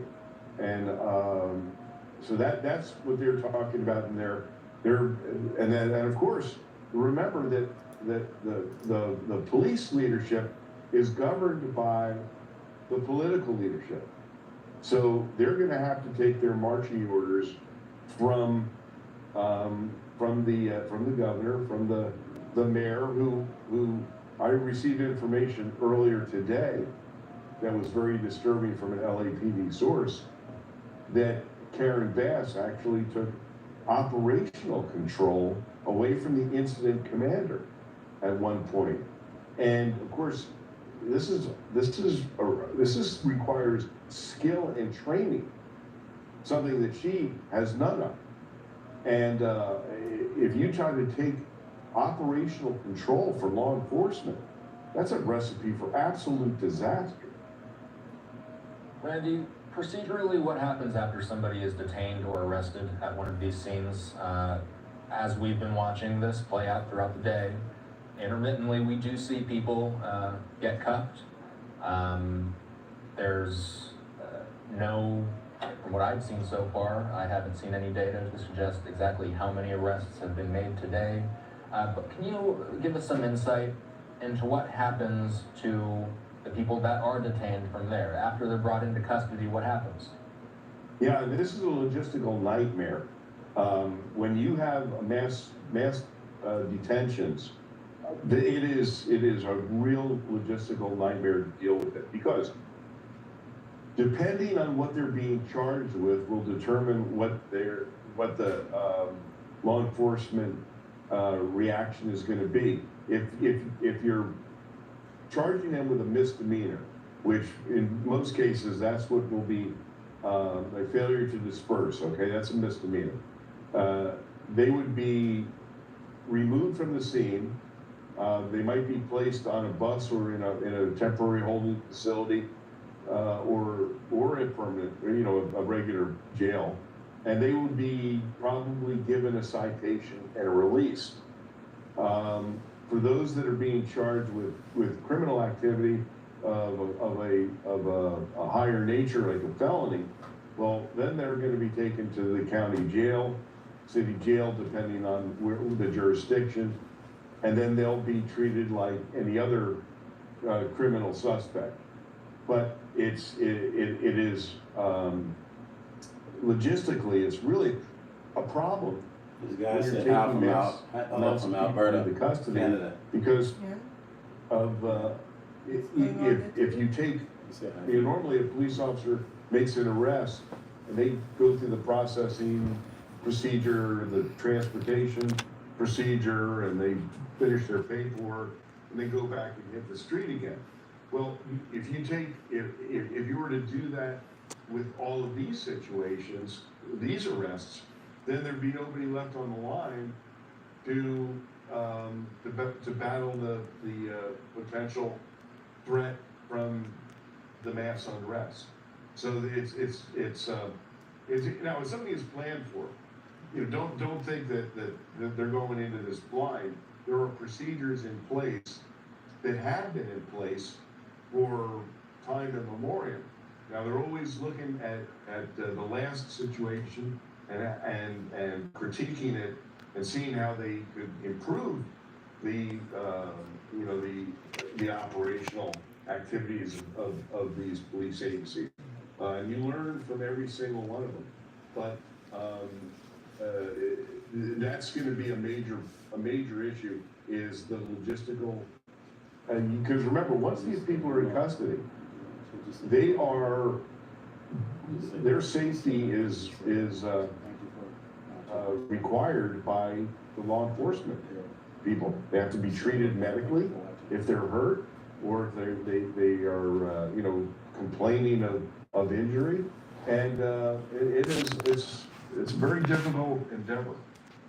Your reaction, Randy, we're watching live. I don't know how well you can see it from your vantage point, but we're watching live as we're seeing objects being thrown from protesters down onto the freeway where officers are staged. What does this look like to you? Well, in my point of view, there should be officers deployed that take those individuals into custody and charge them with the felony crimes that they should be charged with. And anybody that interferes with those arrests. Hello, thank you for watching. Thank you, Daryl. It's time to have people pay the penalty for what they're doing. And dropping objects onto police officers is a lot is going on. Something that should not be acceptable. Crazy, all that energy. I'm telling and you that somebody's going to be taking a live round if they're trying to kill a cop. It's going to happen, and this is a situation that needs to be handled, and needs to be handled quickly and efficiently. And those are rocks. We see a number of good-sized rocks down there on the freeway. At least one back windshield looks to me to be smashed in. A number of those officers, what does it look like to you? Does it look like they might be gathered where they are simply so that they can be underneath the overpass and out of harm's way for any projectiles that may come down at them? Yes, that's exactly. Like you're in right. proximity to them, though. Yeah, that is why they're under the overpass, is to protect them from being pummeled by a large object. But and here's the thing: police can't and won't use deadly force in a situation involving property damage. That is not something that's in the rule book here. It would have to be them facing physical danger from death or serious bodily injury. That's the criteria. Looks like they're moving, and if you can, watch this live. This is viewer discretion advised. We don't exactly know what's going to happen here, but if you can, walk us through what you're seeing. What does it look like these officers? It looks like they're trying to get out from underneath the overpass, perhaps move away from the debris that are being thrown down at them at this point. Well, it appears that they're using some low lethality rounds to shoot above and where the objects are being thrown from. They're clearly being deployed to do something, but I don't know what that something is. And always important to mention too that the video journalists down on the ground recording every second of this is a very important job, and we saw this person duck down. As soon as we saw the less than lethal rounds starting to be used, we saw a number of those videographers taking cover. So Lieutenant Randy Sutton, we thank you for being generous with your time this evening. Take care. We'll keep an eye on the situation.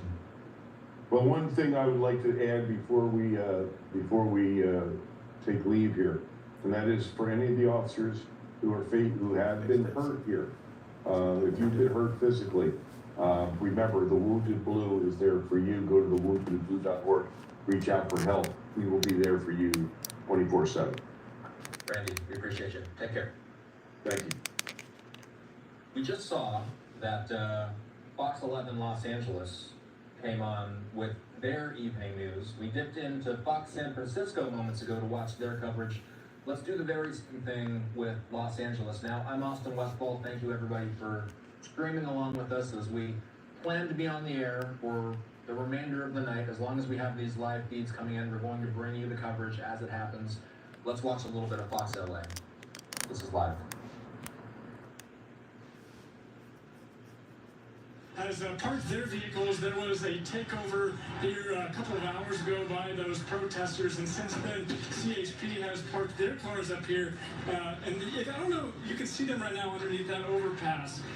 They've been firing those flashbangs up at protesters.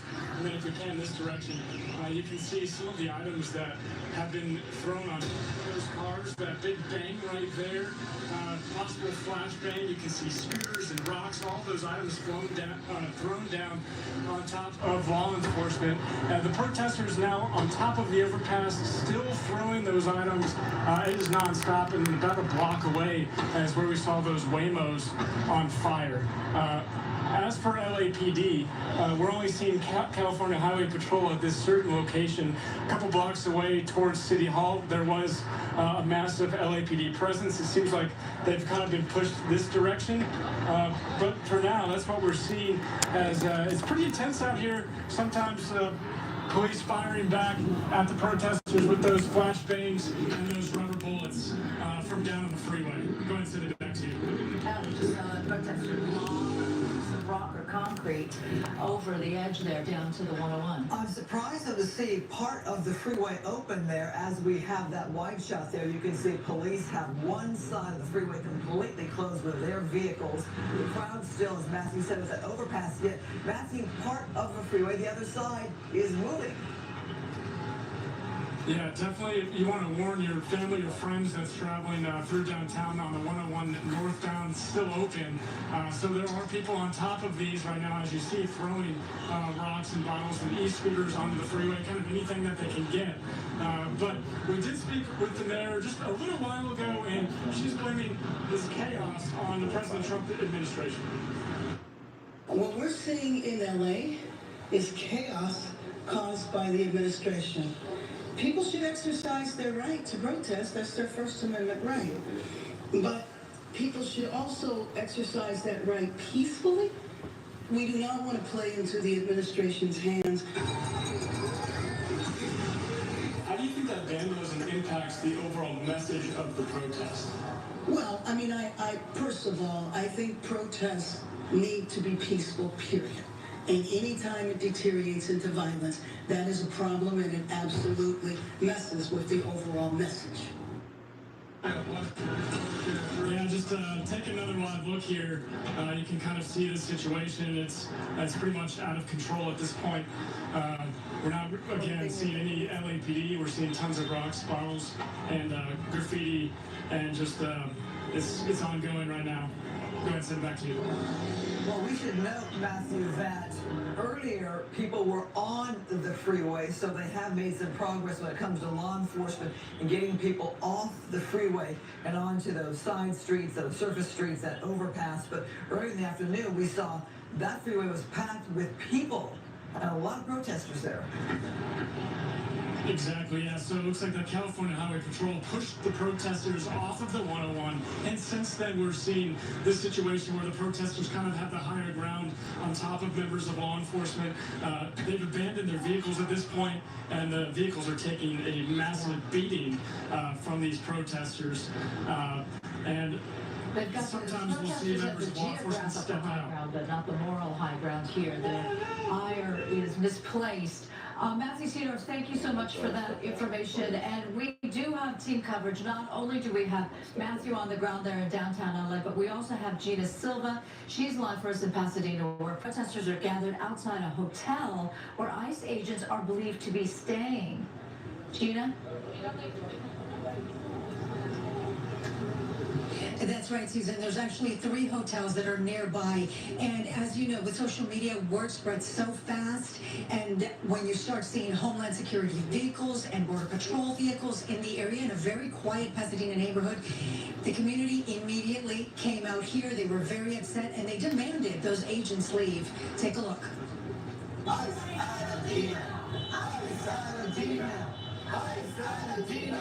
These Pasadena residents spent their Sunday protesting outside the AC Hotel on Madison Avenue after social media posts showed Border Patrol vehicles parked outside, confirming agents are currently staying there.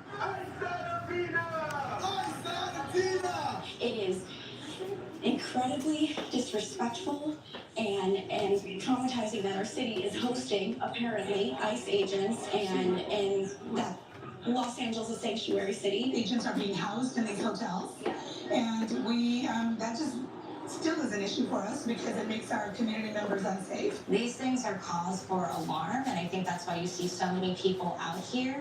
California State Senator Sasha Renee Perez, who represents the 25th district, including Pasadena, says she received reports that ICE agents were asking hotel employees for documentation. She says many workers were so uncomfortable, they walked off the job. People's rights are being violated. Due process is not being followed. I've been speaking with attorneys at the ACLU. People are being denied their right to an attorney.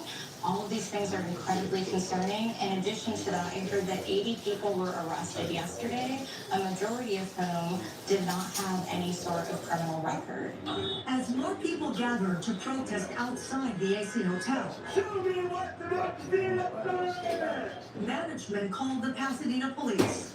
Officers explained that anyone, including ICE, is legally allowed to stay at the hotel. Anybody's free to stay here, basically, whether they're on duty, off duty, any type of guest, as long as you're not committing a crime.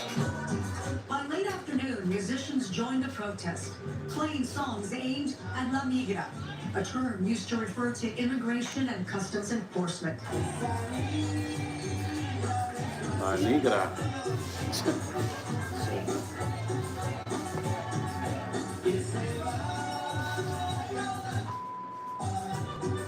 This is a campaign that's being carried out to sow fear in the hearts of people who have been here for a long time, working hard, contributing to our economy, contributing to our society. ICE get out, we are a sanctuary city, and it is time. As a government teacher, we have rights, and so do our students, documented or no, who are all Americans.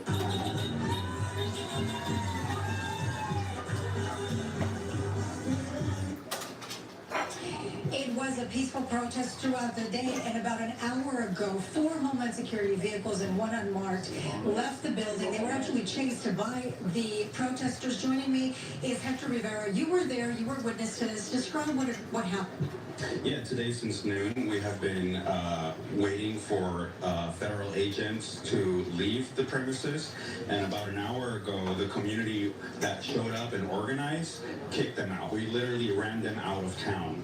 And I want to communicate to everyone that that's what we should do. We should organize and really, show them that they're not welcome here. As I understand, the management asked them to leave because they didn't want the protest to continue outside of the building for the other people who are staying at the hotel. But we really don't know if they just left to go on a mission or if they're going to come back. Yeah, I'm with the Community Self-Defense Coalition, and we monitor ICE activity throughout the county, and we will continue to keep track of what they're doing, and we will call out our communities to show up like they did today to effectively remove them from our community, let them know they're not welcome here. Yeah. All right, Hector, thank you so much for speaking with us.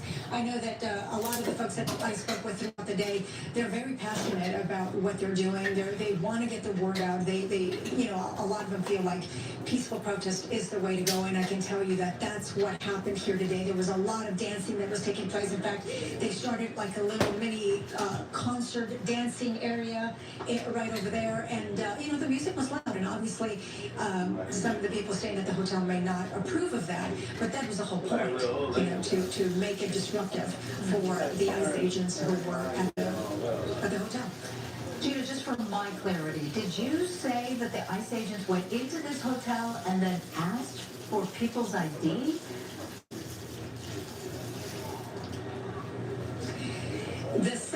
The California senator we spoke with said that her office received numerous calls saying that the agents, when they were checking in, when they were in the building, that they were asking for documentation.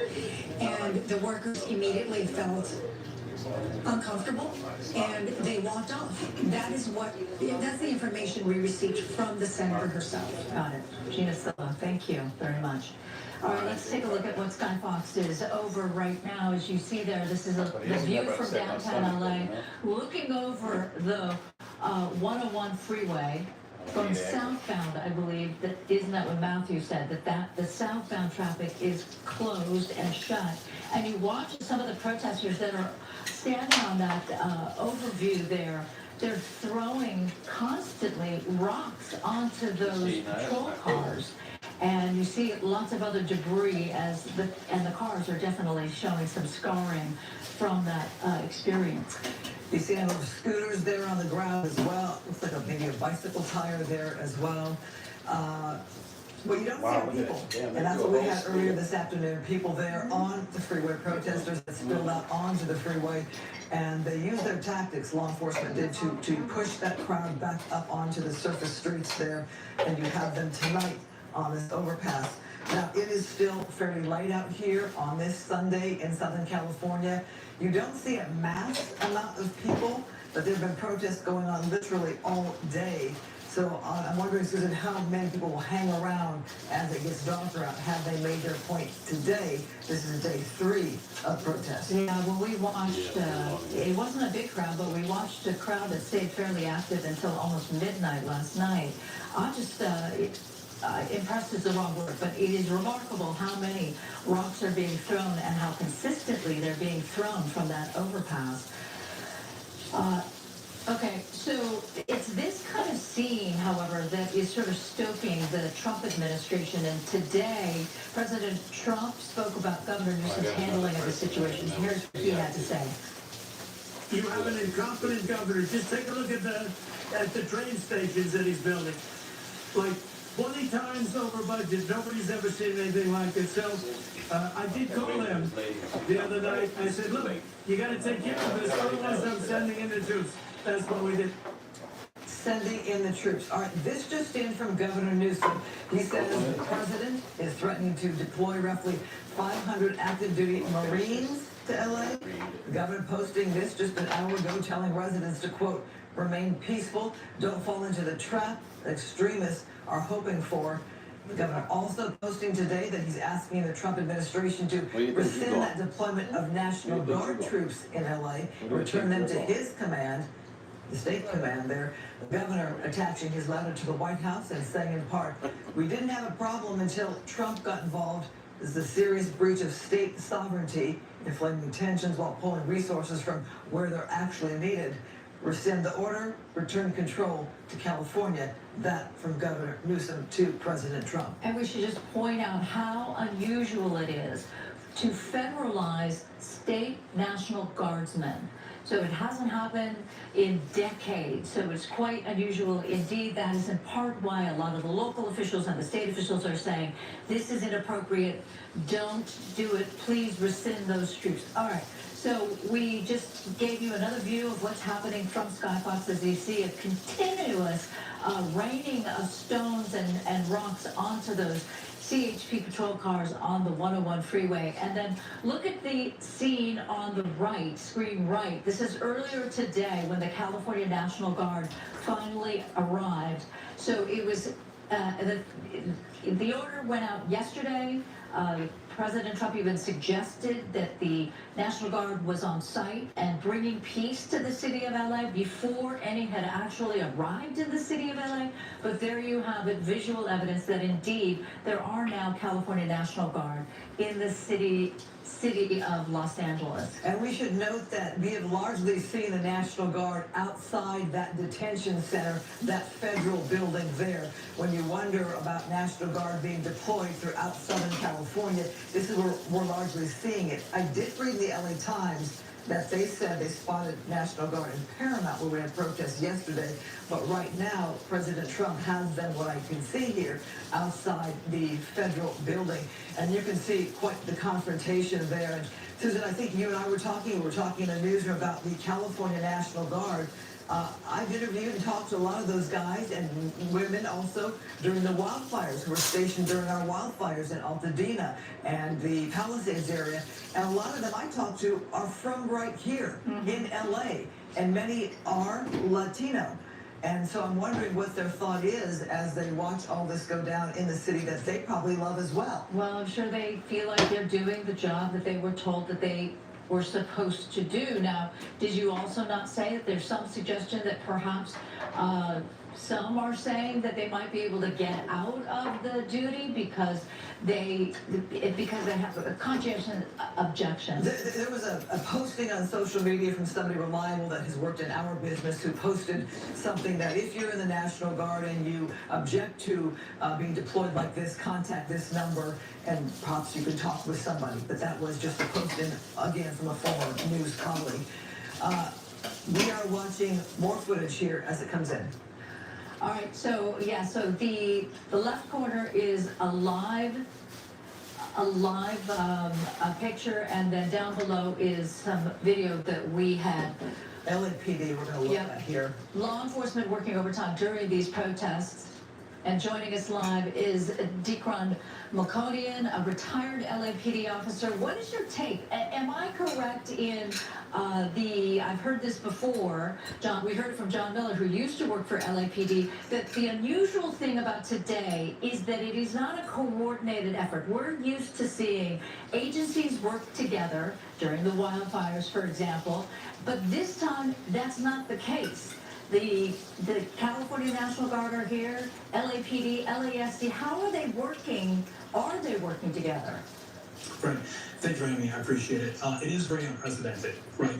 Well, historically, LAPD's always worked with federal government or federal law enforcement agencies, but it is such a different issue now because of the fact that federal government has a certain policy to take care of, and therefore LAPD has to stay neutral because if we infringe and support of taking immigration stance, then the community generally, as a whole, will no longer have that trust to call the police, to, if they're a victim of a crime, to reach out and ask for help, because they'll fear as though if they are not legalized citizen here, they'll be taken. So therefore, it is different because we still want to support any federal activity that's happening for their protection as police officers. But we also have to have the trust of the community and let them trust us if there's any crimes that are happening against them. The Trump administration has been quite critical of the state of California and the city of Los Angeles for declaring themselves sanctuaries. Last night, Mayor Bass pointed out our declaration as a sanctuary city is 45 years old, and for the exact reason that you just mentioned, that before they had protections for immigrants, there was the concern that people would be preying upon them and they would be too afraid to report to police or the authorities. And now this, I mean, again, Mayor Bass also pointed out that these raids, which they're taking everybody out of a company, out of like a apparel company, and not really being very discerning on whether or not you indeed do have some kind of violent criminal record. What is your take on that? What is your opinion on how how ICE agents are handling this? Well, it's important to note that that's not my place because as a law enforcement officer for 30 years, your job as an officer is regardless of what is occurring, as long as it's a lawful order, paramount is public safety. Obviously, the federal government and their law enforcement have a job to do. You might agree or not agree. Listen, LAPD has over 56% Hispanic men and women working in the field. It is also a problem for them. They might even know people that are involved in this. But as a professional police officer in the city, you have to make sure that the public safety is as paramount important here. So that's what they're doing now. And unfortunately, we're seeing a breakdown of the First Amendment where we have peaceful protests becoming civil unrest, attacks against others, against public property. And now you're in that position as a police officer to handle a very uncontrollable situation. Well, the three of us have all been in LA for decades. Susan, you're a native LA, Angelino. Officer, I'm wondering if you can compare some of the major crises we've had. I'm thinking back to the '92 riots where I was a field reporter out there on the streets like our Matthew Seedorf is, the riots after George Floyd. What you're seeing in this some of the times as to how policing is done, you know, cell phones are everywhere, cameras are everywhere, everything's instantaneous when it comes to giving out information, where to go for a protest or to post video. What do you make of how policing is done today? Oh, absolutely. It's a huge challenge, I think, today for police officers. Obviously, with 2020 George Floyd, this is so reminiscent of that. People are emotionally charged.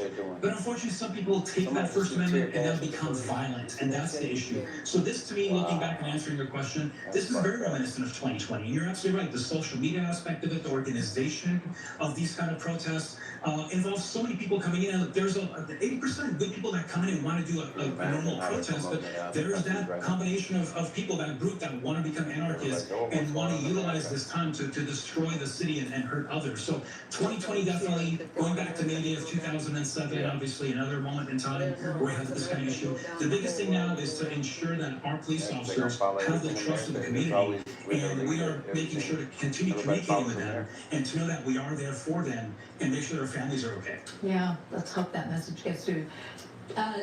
Deacon, thank you so much for your time. We're going to move on and go back to Matthew Seedorf. He is down on the ground there in downtown Los Angeles. Matthew, I find it so remarkable how these rocks just keep raining upon most of the vehicles because we see that the officers themselves are under the overpass. Cameras on those idiots. Right now, the officers are firing back.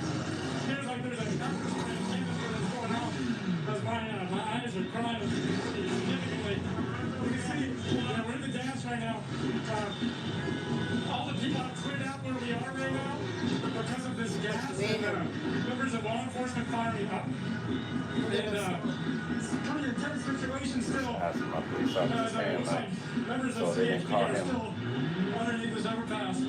He said, bro, the people at the protests are far from legal and good citizens. They are opportunists always looking for a chance to act a damn fool. I call him because they work with piece of shit governor. Blame him for foolishness. It's all fun and games until those military dudes kill somebody. Then they want to pull out pride from Miho and Jesus and show photos of them H5 Don't subject yourself to that tear gas ball, knowing longer that than you have this is to. worthless. If you can His just sort of mom walk should away perhaps. swallow his ass out. Damn. It looked like that My smoke mom was coming getting these right up, yes, bastards out of right the up country. towards our camera, Like so we you can or me understand in that another you need country. to And go our back feet just a little bit to to catch your breath there. black ass. Let us know when you want to go. We're trying to get a good vantage point. I don't know if you can see my eyes right now. How much this stinks. Right knows everything. We'll back up a little bit. Yeah, the thing is about that gas. It's not really designed for tear gas. Just looking over here. If you want to look around. So where we're standing right now, this is on the 101 in Main Street, and all the protesters were lined up here where we were standing. They've since that tear gas is appearing to work. People have moved on. That's why they moved the military out the way. They're firing those rubber bullets up here, but you can still see protesters trying to throw things down. But it definitely seems like it's dispersing the crowd right now. Well, it's interesting to see how this is happening to disperse that crowd. You have those officers there on the freeway below, and that tear gas coming up. Are you seeing law enforcement on the ground level where you are, Matthew? And I'm looking at these idiots on camera throw bricks at the police cars. You see their face clear, so it's gonna be a lot of people. This direction onto Main Once Street. the feds start running faces for these cats going down, I can't believe some of the shit these motherfuckers are doing. Yeah, they're running that direction right now, and then you can looking towards the federal building over here. There's still a large presence of protesters that way. As you can hear people coughing from this gas. I mean, it is definitely clearing people out of this area. Are you all right? Are you all right, Matthew? Yeah, we're good. Looks like you're in the path of the wind where it's coming right towards you, and we appreciate your reporting there in these difficult conditions. Please, please maybe get out of the path of the wind there. Okay. I have to tell you, Matthew and Christine, you're very familiar with that area because we go down there. It's not very far away from the DOJ where the LASD is. It's not very far away. Of course, we talked about it already. The federal building, Little Tokyo, Japanese American National Museum. And so to see so much vandalism, so much graffiti on the walls is disturbing to say the least. Because again, all the local authorities are saying, yes, you have a right to protest, but your right to protest stops at being destructive and violent. And when we talked to Bill Saylor, the U.S. Attorney yesterday, he was quite pointed in saying, if you're destructive, if you hurt one of my officers, we will find you. Now we're looking at Skyfox, and we see these agents, these police officers, as they're running on this road. Is this still part of the 101? Yeah, that is part of the freeway down below. And that patrol car going through that smoke or the tear gas. Well, Susan, with people on that overpass throwing rocks, etc., onto those vehicles, there was really no way those officers could move the vehicles or move out of that area. And they were taking safety and shelter underneath the overpass there. But also keep in mind for Angelinos, that means no vehicles going through the freeway in that direction as well. So as long as that freeway is shut down, that's a major hassle for everybody else trying to get around Los Angeles at this point in time. So they were able to move people largely from that area, but you can see people on the top there. Somebody just threw something down right now, so obviously that tear gas only works for so long, and then crowds that he may want to. Yeah, but look at that guy. Look at that CHP officer. He's got his gun drawn. That is, I believe, a less than lethal weapon, pointing it upwards towards those that are on the overpass. And another lob of both a rock from above and a flashbang there. So the goal, of course, is to keep people off the freeway because we saw that protesters had managed to shut down the traffic on the freeway. But it's disturbing to say the least that these kinds of things are occurring when you understand why there might be a lot of people in the city of Los Angeles. That is the helicopter up above. That is a big rock. Hard to see where it landed through the smoke. But a lot of these people are worried about their relatives, their family members, people who are even here legally or were even born here, but there have been instances where citizens have been caught up in the dragnet once they go into a workplace and collect people. ICE agents would collect people. It's remarkable, Christine, how many rocks are on the freeway right now. Yeah, definitely an area to avoid, the 101 freeway in the downtown area. Obviously, traffic moving in the other direction. Can you imagine, Susan, if you're in a vehicle, an unsuspecting vehicle perhaps, driving past this scene? Yeah, my goodness. Take a look at these officers trying to get back into their patrol cars. That officer just got in there, but the whole time he like rushed in.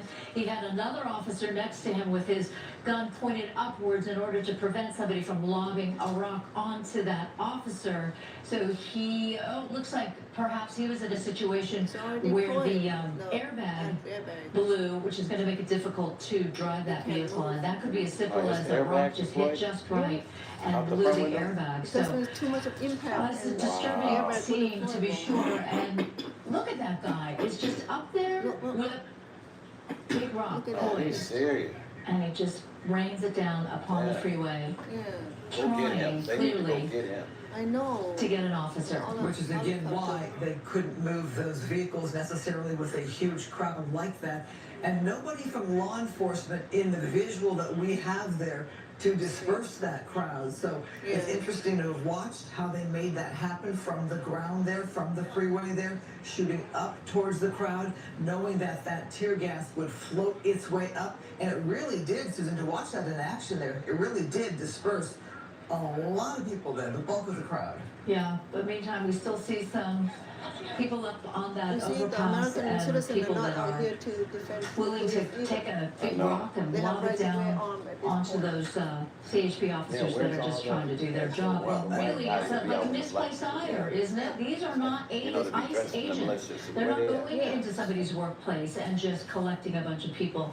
That state senator that Gina had suggested there were as many as 80 people were arrested by ICE yesterday, which is double the number that I had heard yesterday when we were doing our coverage. And right now, are they truly illegal? Most likely. But are they truly criminal, like as in violent criminals? And that was the original assertion by ICE and Homeland Security, that the people that they wanted out of this country were those that had criminal records, violent criminals is what they kept saying. All right, do we want to talk about Congresswoman Maxine Waters? She was here.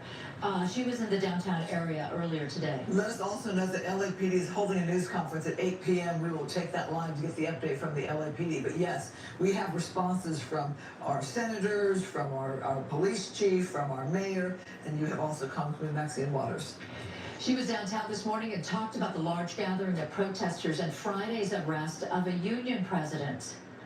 I came down here to the detention center to see if I can find out what is happening with David Huerta. He is one of our leaders in organized labor, head of a local SEIU union. I don't know why they picked him up. I don't know what they're going to do to him. I don't want them to deport him. I think that he has been targeted, but our city is being targeted because we're a sanctuary city. Trump hates us. He does not like this city. He's trying to intimidate, and he sent the guns in here on us. The governor didn't know anything about the National Guard coming here. He did it on his own. We can't be intimidated. We've got to get the people out. We've got to get the elected officials out. We've got to resist him. I'm going back out into the communities where ICE was last night to make sure people know that their elected officials are standing with them. Thank you. Woman Maxine Waters also tried to get into that federal detention center, the MDC, as I call it, the one that we've spent so much time looking at over the last couple of days. And she actually went up to a couple of the California National Guards people, and she said, what are you going to do? Are you going to shoot me? Then you better shoot straight. She's got a little sass. We love Maxine Waters for that. She's been around for a long time. All right, so we have this from President Trump, who issued a warning to California elected officials. Let's go ahead and listen to that. Here's to California as if those could face federal charges if they No, I'm stand in just the way of wondering the where that comment deportation. was posted at. Something that Poland may have to Stand in the way of law and order, yeah, they will face charges. Margot wants to know how she can add a comment to that post. Responding to the idea that perhaps local and state officials could be held liable for how they handle this situation that we're looking at now. Skyfox is overhead. You see there, people are throwing fireworks now. So it's gone from rocks to fireworks and flashbangs. And right now, it's just a fraction of the number of patrol cars that were there earlier. But it's clear, Christine, you pointed out that the tear gas did its job and a lot of people moved out of the area. But look at that, they're starting to gather. What is that? Oh, that guy has like a long leaf blower or something. But look, somebody's just lit something and then sending it down onto the vehicle there, CHP vehicle. So I'm wondering if the vehicles that are remaining there are disabled in some fashion, that they can't move, because you had a bunch of CHP vehicles there that did take the opportunity to move when they were able to clear that overpass. Obviously, that only lasted for so long without backup there of law enforcement to continue to keep it clear. So I'm just wondering if those 3 vehicles are just so damaged in some fashion that they can't move. So I guess Leo posted I mean, that. it looked as if we saw an officer rush into the vehicle that we're looking at right there, and then you see there that curtain. That is an airbag, an impact airbag, perhaps on the side. Once an airbag goes off, then yes, it is a vehicle is disabled. Now I don't know about law enforcement vehicles. Maybe they have ways to get around that, but my understanding is that once you have the airbag go off, then you can't drive that car anymore. It's more knowledge than I have on vehicles. Very good, Susan. That's just my driving record. I'm just kidding. So we're also looking at all the rocks and probably other objects and scooters there on the ground there on the freeway. And there you see some officers there. It does make you wonder how soon then they can open this freeway. Do all those rocks need to be cleared before they can allow cars to come through? Can you imagine driving over those kind of possibly glass bottles if they were dropping things that were glass? I would imagine Caltrans would insist that there needs to be some kind of clearance of all the debris, including the vehicles and those scooters that it looks like, you know, we're all familiar with the Bird or Lime scooters. And so when you pick one up in downtown LA and you want to use it as a weapon, you could do it fairly easily. We are, it's just, I find it really disturbing. I'm happy to see that the officers are under that overpass so that they are not at risk. But it was a little dodgy there for a while watching. And so many rocks were being lobbed over from that overpass. And we see them. Oh, well, look at that. People, something on fire? Yeah, he's setting something on fire. That's the second time I've seen him set something on fire. See that guy? Oh, wow, he threw something down? It's on fire. No, I'm saying he threw something down. Device, or is it just a bunch of grass? No, I said the guy threw something down. See, that guy, they need to get him. I think he's the one that set the shit afire. Wow. Yeah, it's gonna catch fire on that, several Waymo vehicles. Yeah, because that thing, oh, okay. yeah, police. Well, look at there, you have law enforcement trying to put that out. Put it out, fellas. To prevent any further damage in that area. Not sure how successful they'll be with that crowd. They seem to be pretty relentless up there. Again, the fact that the other side of the freeway is open is amazing to me to see. Me you too. can see some people there on the ground there also on the left-hand side. Just goes to show you the chaotic nature of what's happening right now in our city. I'm sure if you're trying to get across town and into the valley or to downtown, She responds to messages and you're going sent this in her direction inbox. where the cars are moving, you're happy to be able to get through. But what an You incredible comment sight that to on one of her witness, pictures. as we see She'll this see chaos it here quicker. in The our threads city. don't show up fast. The bulk of the protesters are not here. They have moved on from this location. They've been out all day with their protests against Illegal ICE protests. and Homeland Security.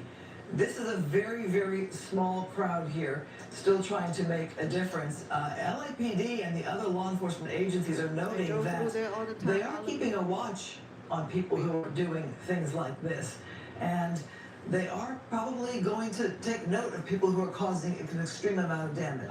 Bill Saley, the U.S. Attorney last night, he was quite clear.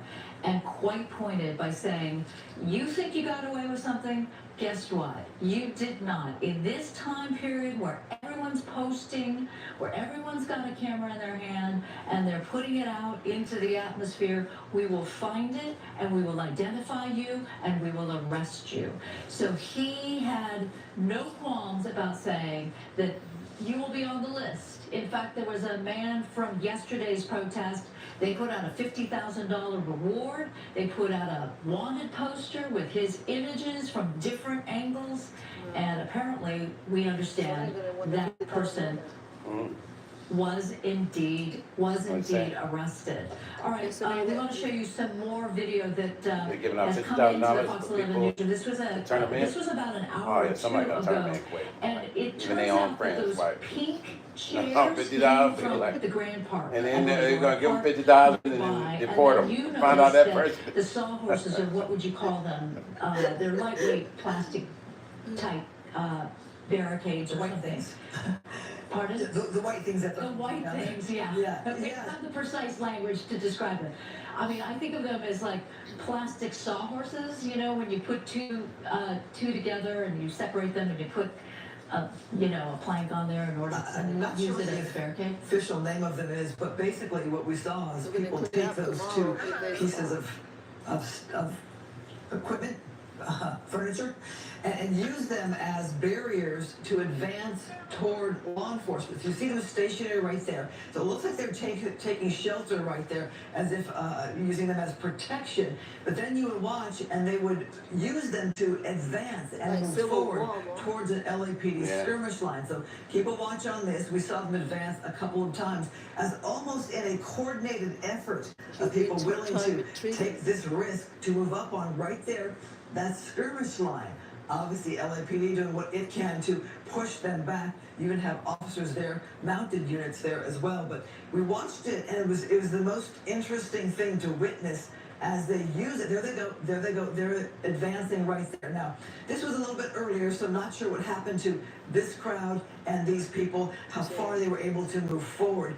And you have to wonder about this level of protest, this level here, that you're willing to push forward with whatever you can grab to advance on law enforcement. I'm not 100% sure I understand what the point is, but it does give them shelter. It does allow for them to be protected, if you will, from anything that perhaps police want to do. And P.S., this is the first time in the last few days that we've seen mounted police, if I'm not mistaken. All right, we also want to show you what it looked like earlier today on the 101 freeway. You see that skirmish line there? That's because a number of protesters had convened on the 101 freeway, so disrupted the traffic there. And then the police, the CHP, were using smoke canisters to push the crowd back. But as you see, there was almost like an odd game of soccer where the smoke canister would be kicked back and forth between the law enforcement officers and the protesters, and one of them that went in for a kick and missed it, frankly, he gets taken down by the officers and was arrested and pulled over to the side. Wow. That's all smoke. The indication is that was smoke, not tear gas, but regardless, it is not a comfortable situation to be in. That's why they use this kind of non-lethal strategy. But yeah, that gives you a sense for how many protesters wound up on the 101 and stopped traffic as police, the CHP particularly, was trying to get the crowd under control. Ultimately, they were able to push them up an on-ramp to get them out of this area. That's how they wound up on that overpass there, and perhaps wound up with rocks in their hands. Well, we look at the different tactics that police use and the efforts at non-lethal tactics, and this was largely effective. You can see police continue to use their skirmish line to advance, to push the crowd back, and eventually did get them off the freeway. But much of the afternoon, this freeway was closed by tons of people there on the freeway, making their protests known, their stand against the police known. But I'm thinking, Susan, of all the attempts by law enforcement to use non-lethal efforts to get people to comply. Right. This one seemed to work because it did back that crowd off the freeway. Yeah, they backed up. They were able to get the cars that were stuck on the freeway. They actually turned them around so they could get off the freeway and up and on route. And that's what happened to this crowd as well. Ultimately, they kept pushing and pushing to the point where ultimately they had to go back up to street level. Do we have any more video that sort of suggests what it was like even earlier still? So right there, you get a sense for the fact that they stopped traffic. Now imagine what it would be like if you were in one of those cars and you were just going about your business on a Sunday afternoon and now you're stuck in that mess. And you may or may not have any opinion about what's going on with ICE or the president or the state of the city of Los Angeles. I just clicked it and right saw it. there, you're stuck. And I'm I sure just there are a lot clicked it of and saw it. unhappy people. You never know where they're trying to get to. When you go there, you have to hit what newest they and need you'll to do see in the it. course of their day. You know, it was announced on social media that there was a rally at 2 p.m. downtown. I'm not quite sure what happened with that because what I saw was not a rally, but more something like this scene here. Once see you law hit enforcement newest, right there entering the freeway, and you'll see and it. you see the crowd There's only milling one about. coming. Imagine you're that white car right in the front there, thinking you're going to be there a while because how long is it going to take for law enforcement to get in place in any way, shape, or form to get that crowd off the freeway and get those cars moving? If they have to turn around all of those cars, imagine the process of how long it took for that. I just told her she had to hit newest to happening see in it. downtown LA, and it being a weekend, not too surprising for what we've seen in the past, people spilling onto the freeway to make quite a statement. We have seen that a lot more recently, in more recent days and years, right? That protests would then spill out over the 101. So if you're looking at your TV screen and the left corner, that's what's going on right now. And you see those three vehicles, those three CHP vehicles, they seem to be disabled. That's why they're still there. And then conversely, what you're looking at in the larger picture there, it's the same general area, but filled with protesters. And all of those cars, those are civilian cars that got stuck behind the protest. And you see people lined up on the overpass, alongside the 101 freeway, in the median between the north and the southbound lanes of the 101 freeway. And then as Skyfox pulls out, you have a better view of what occurred or what area it is near the MDC, the Metropolitan Detention Center. All right, so back live, that is a larger picture where you can see those two, there's actually three CHP patrol cars, and still we're seeing things rain upon the vehicles. There's no officers. I'm not going to hit the officers. And some kind of a fire, but we also saw agents with extinguishers.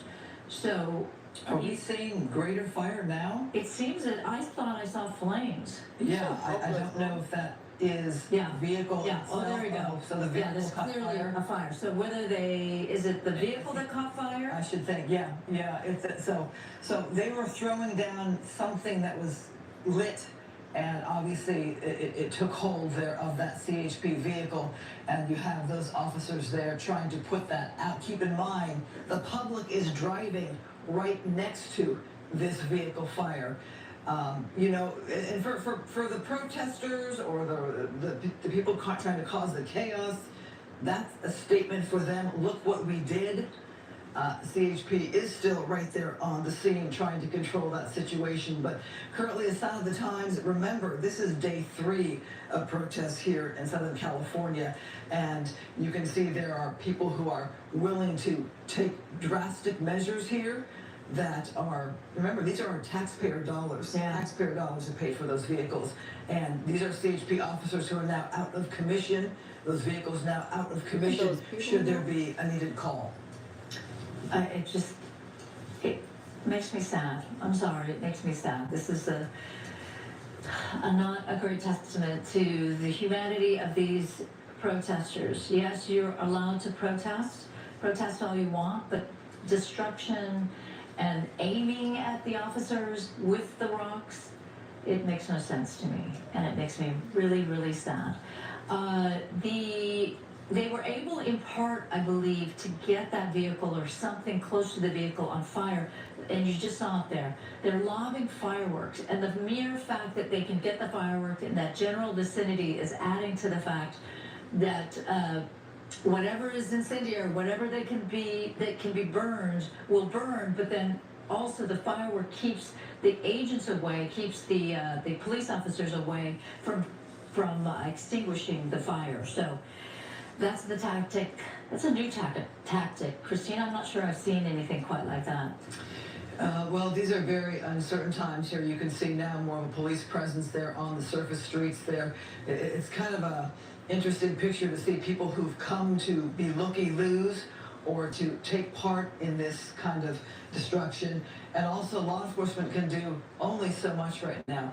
It is non-violent in that there's no, there's a lot of people standing there not doing anything, but then you have those people who are causing so much destruction. It is violent and like that hell. is the part where we see that Don't make it the sound like nation's watching this. I've had people call me and say, "Are you okay?" Yeah. You know, this is something that. Well, look at that. Whatever that was that came over the side. Sort of ridiculous. Yeah, the nation is watching for sure, and I think the governor, not focusing both on those governor and the assholes and mayor get their and face other on local cameras. authorities and politicians have said the same thing, which is yes, you have a right Zoom to on them or protest. something. Don't be destructive. Don't be damaging things or buildings, and be aware that this plays into the president's narrative that the city of Los Angeles and the state of California is out of control. They're out of control. That's why he called in the California National Guard. That's why he's threatening to bring in Marines.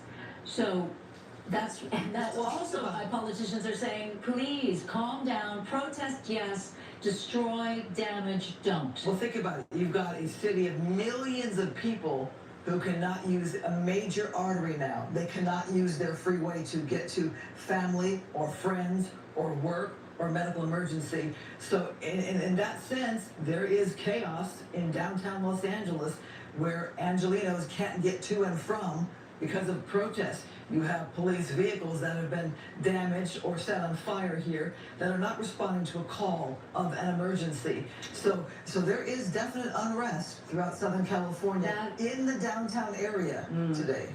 And remember, so LAPD is on tactical alert, so that's why we see a strong police presence. But say you live in, Sylmar or Arleta, and you need help from the police, you're gonna have to wait, because right now all the attention and energy and manpower or personnel power is all focused on what's going on in downtown LA. So it's interesting to see what that vehicle now looks like. Again, all three vehicles look pretty much the same, but now it seems whatever they were able to either pour over, or perhaps it's the fire extinguisher, so it's all cloudy now, that vehicle.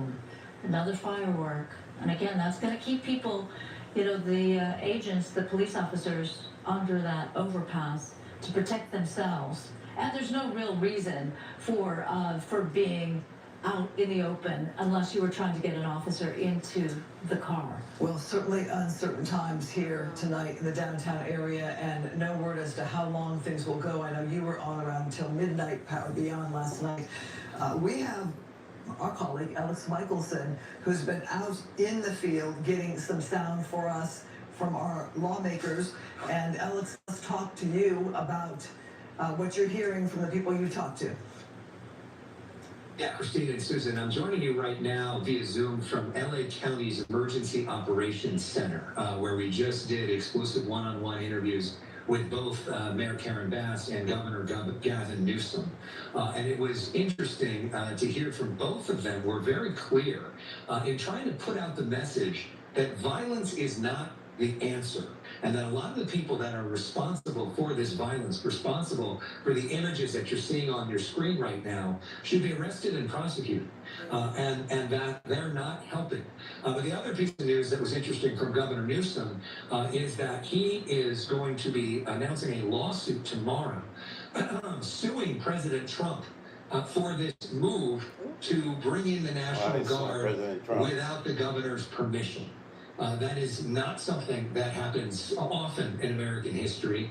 Last happened when John F. Kennedy brought in the National Guard against George Wallace, trying to integrate. Actually, I think it was Dwight D. Eisenhower who did that, trying to integrate public school system. And so Newsom is pushing back. Very, very aggressive language against President Trump, calling him a stone-cold liar, saying that President Trump wants these images. I asked him, how do you negotiate with each other if that's what's happening and that's what you're saying about him? He said, there is no negotiating with him. I've tried everything. I asked him about the fact that he's asking for $40 billion from President Trump for California's wildfires. And he said, I'm doing everything I can. But there is real anger. And Newsom also saying that what Trump said publicly, which is that on a phone call the other night, that if Newsom didn't get things under control, he was going to bring in the troops. Newsom says that was a, quote, stone-cold lie.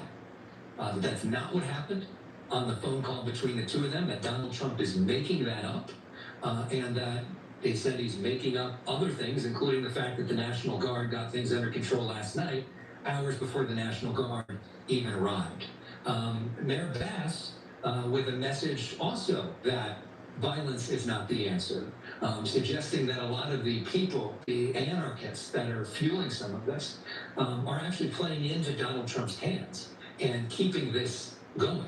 And that the best way for all of us to stop is for people to stop with some of this violence. They say there's a right for peaceful protest, but not a right for people in the middle of the streets doing some of what you're looking at right now. Alex, as we keep you here for a moment, we're going to refer down to the live shot we're seeing here. An LAPD skirmish line is moving in here and moving that crowd off the top of the freeway where they've been raining those and throwing those rocks down onto the police vehicles, setting it on fire as well. So now you're seeing a show of force here as police now are on this level here, moving this crowd away. Maybe they can get them away enough that those vehicles can be cleared and the freeway can be reopened at some point to motorists in both directions. It's going to take some time, but you got to get those people out of there because they're going to continue to do the damage they're doing. And it really is a threat to the other motorists, the innocent people that are driving on the other side of the freeway. Who knows? The freeway is active. Right. Who knows if a rock doesn't go in that direction and an innocent person is hit or hurt or killed. So right now we are watching police there move in. Alex, I don't know, is Alex still with us? Can we bring Alex? Yeah, I'm still here, and I'm able to see the live pictures. I didn't know that those were live pictures that we're looking at right now. I mean, they're very dramatic. That what we're seeing right now on the freeway, and we see now the horses moving in, and that's part of what I asked both Mayor Bass and Governor Newsom. How do you get control of this? Because it's clear that things are not under control, and that what's happening right now is not working. The Mexicans, they don't want to go. They, said that the National Guard is inflaming this. I said to Mayor Bass, we're looking at about the National Guard because he want to be in office. He's National Guard is he made a mistake doing Western. Clearly, this situation is out of control. They say the president is inflaming the situation, but this is not good, and it doesn't look like it's going to end anytime soon. And as the sun starts to go down, Christine and Susan, oftentimes things get worse in LA before they get better. And so it is a concerning night right now as fireworks continue to go off. And you're right, it's we're past 8 o'clock here, so maybe now as the sun has gone down, the crowd is thinned out, you have enough LAPD resources in position here that they can push the remaining people off that overpass there and get control of that situation there, get control of that section of the street there so they can regain control of the freeway. You can see there now a lot of LAPD officers, but in that wider shot we saw the mounted units. It is quite a show of support there. And we can only imagine that LAPD was, off camera, getting their resources in place, getting all those officers and those horses in place to now take control. We're seeing now the CHP vehicle safe enough for that officer to go there, get the vehicle and move it out of expressway. like they tough on We me. were wondering You if ain't those tough. three Something like vehicles you were tough. You got disabled, so to buses. speak, that they Being in could my not business, move. you gotta be Obviously, embarrassed one if of you them got buses. clearly is going nowhere. The other has so much debris So anyway, I and scooters posted in on front of my it. It's page going just now nowhere anytime her soon without all message that that she debris sent in being the inbox. moved. You know, Trying to Alex, talk when to you me were all of a sudden. talking Why you about the didn't cut governor, I enough? didn't want You to know, you talk to interrupt me. you because when we watched that skirmish line, police skirmish line, they were You know, lobbing trying to like tell me about the other flashbangs in girl. order to Talk to push me. people back. So yeah, it was quite the dynamic, dramatic shot there. Yeah. Again, the CHP. My apologies. I thought that was final footage from earlier. I No, didn't you realize had some that good was happening. information from the governor for sure. Yeah. And do you have any advice on how to get this under control? Well, of course, he says President Trump pulled back and wanted to sort of divert situation there. But part of what his message is to a lot of these agitators that you're giving President Trump what he wants. His message is that President Trump wants chaos, that's politically good for him, and that these scenes are politically beneficial, in his words. So his message to all the folks out there is stop it. And his other message is that these guys have to be arrested. He basically calling these guys thugs in the streets that are agitating, that are causing all these problems, and that there should be no tolerance for these folks, and that we shouldn't allow this to happen, and send a message to everybody that they need to be put under arrest and be prosecuted to the full extent of the law. I said to Mayor Bass, why isn't that happening more? And she suggested, well, just because it doesn't happen today doesn't mean that it's going to happen. Yeah, but I think there's a lot of people job, watching right now that would like to see some of the people who are perpetuating violence like what we're looking at there to potentially, face consequences as a sign to other folks that that's not okay. Well, and U.S. Attorney Bill Saley told us last night that's that not cool. She needs to absolutely do her that they will be damn job. looking for the They bad should have bring actors a and K9 that they unit. will indeed be They'll arrested rip them up and for sure. prosecuted. Looks like only one of the CHP vehicles was rendered immovable, that the others are able to get out of the way and off that freeway. Susan, Alex, we've all covered a lot of... You've been listening in to Fox 11 Los Angeles' coverage of the ongoing protests. This We woman, are the getting newscast is rendering with the an mouth. on-camera update from LAPD and from police officials. This is live. We're going to take it in full, uninterrupted. Let's watch. Allowing us the opportunity to be able to brief the public a little bit about what's going on and what we've been doing, and truly an ask for peace throughout our city. I'm joined here by Gerald We're waiting Woodyard, till the end of the day Deputy to Chief do from that. Operations West Bureau. We're waiting till They usually do the press Herman, release early in the day. Commander from Professional Standards Bureau. Because it's ongoing. And from Operations Central Bureau, Raul Jovel, my tags who's and also posts. the incident commander I got for so Central many Bureau, tags I gotta and for delete some of this incident. So I want to just take an opportunity to speak directly to the people of Los Angeles, clarify LAPD's roles in the events that have been playing out over these past couple of days. This includes our response to protests, our public safety responsibilities, and recent claims that you've seen made by some federal officials. Today I met with Governor Newsom, Mayor Bass, U.S. Attorney General of the Central District of California, Bill Saley, and ICE Acting Director Todd Lyons. Let me begin by reaffirming a core principle. The LAPD supports and protects the First Amendment right to free speech. In recent days, many protests across the city have been peaceful, and we thank the community for expressing their views and their frustration in a responsible manner. However, when peaceful demonstrations devolve into acts of vandalism or violence, especially violence directed at innocent people, law enforcement officers, and others, we must respond firmly. An act of violence, whether toward officers, demonstrators, or the public, will be met with swift and lawful action. Our goal is to maintain order without escalating saying the same conflict thing. The mayor and to already said protect that same everybody's thing. right to safety. Recent like public it don't even statements make no sense, have you know? misrepresented LAPD's action from an incident the other night.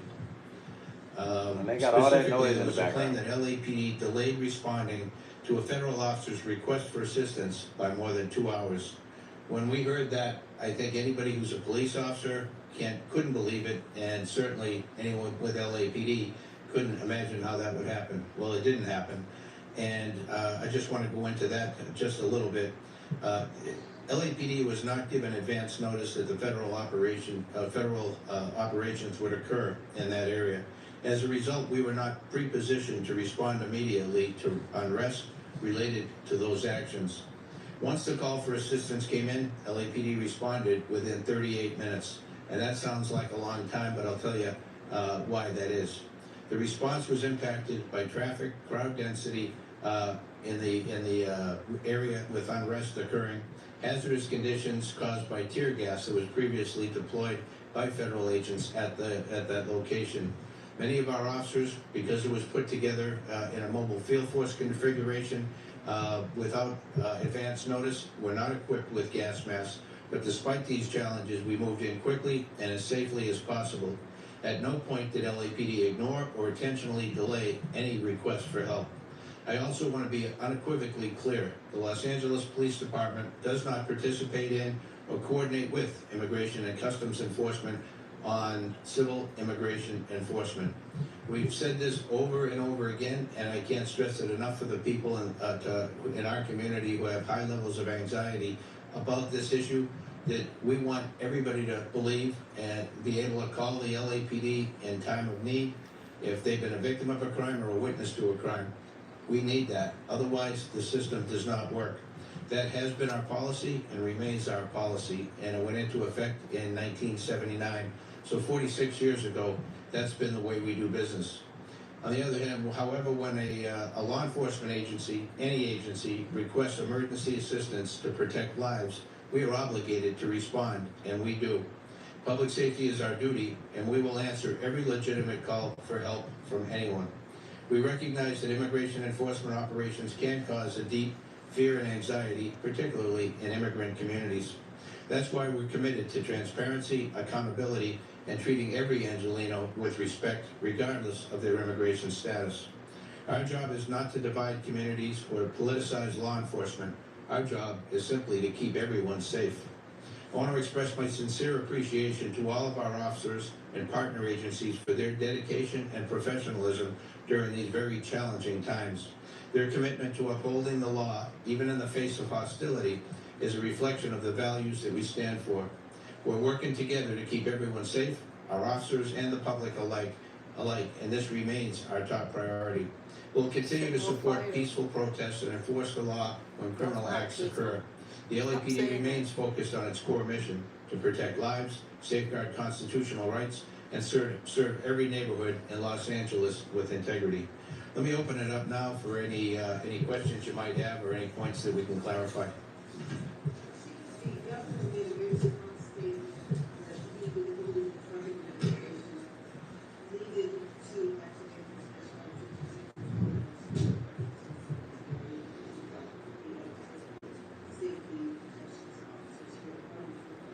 Yeah, if I don't know what basis they used to make that decision, but if that was based on what I delineated here about the perceived lack of response to a help call by an outside agency, that did not happen. We did respond with mobile field force configuration. And just to explain that, a mobile field force is a configuration of people or officers within the organization that we bring in from around the city. We declare a tactical alert so we can break them away from their primary duties of answering radio calls to be able to come in, form up. They're trained in this tactic into a configuration of 4 squads or a platoon that are led by a mobile field force leader. They then go 4 deep in the car and they drive into the impacted area, and that way they can safely go in a large group of officers and able to handle whatever they come across. If we were to send in a single unit or a couple of units into a riotous scene, certainly they'd be surrounded and the outcome would probably not be good. And so this is a configuration that has worked for us, developed here, worked for us for many years, but it doesn't happen instantaneously. So we have to call in units, we have to meet at a certain location, they get the information they need to operate in the environment, and then they go and they take care of business. And so that takes a little bit of time for us to be able to get in there in about 35 minutes is pretty much textbook. So while we'd love to be able to say we can get there in seconds or minutes, in the reality of a situation of civil unrest, we got to do it right, we got to do it safely for everybody involved. So one of the priorities in this identified name and outlet. Regular with the immigration chief, we have seen 2 kinds of groups on this from Friday, Saturday, today. The community that is enraged in it when that happened with the actions of ICE, and then the community that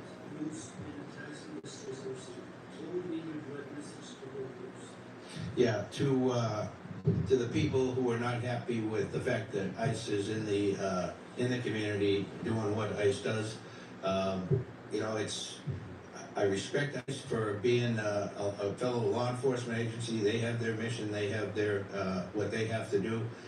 We don't engage in that activity, but again, we can't preclude them from doing that. They have every right to do that. I ask people in the community to trust the LAPD, that we're not there for that purpose, and that if they have something they need us to be able to address, we're there for them. As far as the big picture of what can I recommend they do or not do, that's something it's a federal issue, and the federal authorities have the right to be able to do what they're doing. As far as people worried about the violence that we're seeing, this violence that I've seen is disgusting. It's escalated now since the beginning of this incident. What we saw the first night was bad. What we've seen subsequent to that is getting increasingly worse and more violent. Tonight we had individuals out there shooting commercial-grade fireworks at our officers. That can kill you. And we have adapted our tactics to be able to have a chance to be able to take these people into custody and to be able to hold them accountable. We are overwhelmed as far as the number of people out there engaged in this type of activity and the type of things that they're doing. They'll take backpacks, and the backpack will have a cinder block in it. They have a hammer, and they'll break up the cinder block and use that, pass it around to throw at officers, to throw at cars, and throw at other people. We've seen people with hammers, and you've broadcasted, breaking the bollards behind the federal building and taking the rocks, if you will, or pieces of concrete, and throwing them at officers. We've had liquid of who knows what description thrown at officers. There's no limit to what they're doing to our officers. And again, as I mentioned in my statement, I can't thank our folks enough and our partner agency police officials for going out there and taking care of the community and trying to be able to put themselves between the threat and the overall community. And they do this night in and night out. And in these past couple of nights, we've seen it at a level that I think disgusts every good person. Thank you, sir.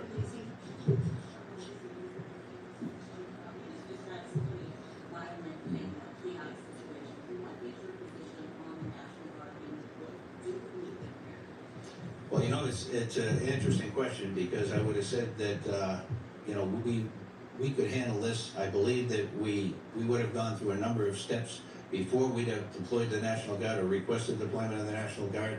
We would normally go to 50% deployment to handle radio calls and do the business of policing, and everybody else would be focused on the initial problem. Beyond that, then we would request through the sheriff mutual aid, and that would bring in members of the 44 other police departments. Margot said these women must want to speak with you online. All these women. That didn't occur in this case because it wasn't done through the sheriff or through the normal chain. It was done from the top down, from the president directing that happened, and then the National Guard was federalized. So they're working for the U.S. Army, not for the California State National Guard. I don't know what it is, man. Do we need them? Well, looking at it tonight, you know, this thing has gotten out of control. I think before I could answer that, I'd have to know more about what their capabilities are, what their role is intended to be able to make that determination. But we have great cops in Southern California here that work together all the time. So we have tremendous capability here. To say that we would go to that right away. If it's not Matthews, they wouldn't have been there yet. Looking at the violence tonight, I think we got to make a reassessment. I've already been through people blaming that shit on me before. Don't start that rumor again. I'd say very little, other than we had a conference call this afternoon. There aren't a whole lot of soldiers in place at this time. They're still incoming. But the people who are here, they're tremendous Americans here trying to do, they provide their service, doing the task that they're charged with. Our relationship has been tremendous overall with the National Guard. We worked right alongside them for 5 months during the Palisades fire.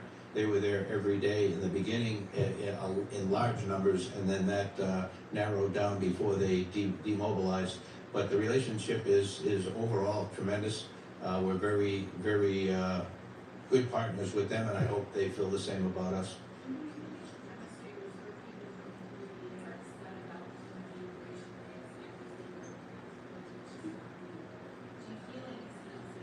Well, this internet shit, boy. This shit just be crazy, you know.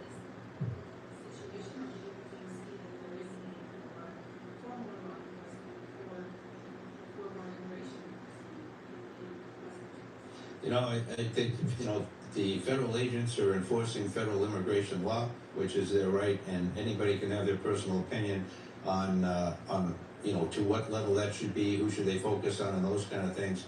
I won't take a position on that because really that's not our focus, not our job. But when I look at the people who are out there doing the violence, that's not the people that we see during the day who are legitimately out there exercising their First Amendment rights and to be able to express their feelings about the immigration enforcement issue. These are people who are all hooded up. They've got a hoodie on, they've got face masks on. They're people who do this all the time, get away with whatever they can, go out there, you know, from one civil unrest situation to another, using the same or similar tactics frequently, and they are connected. Some would call them anarchists or by any other variety of names, but they're people that we run across routinely city to city, and this is what they do. So even more disgusting that many of the people who are doing this come in from other places just to hurt people and to cause havoc. Okay.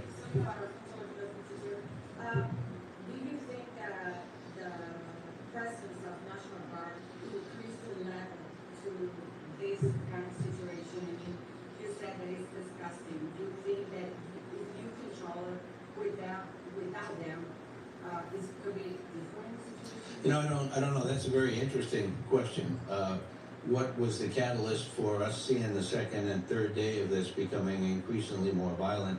To be able to say it's because of the National Guard, I can't, because there aren't enough on the ground at this point to make a difference.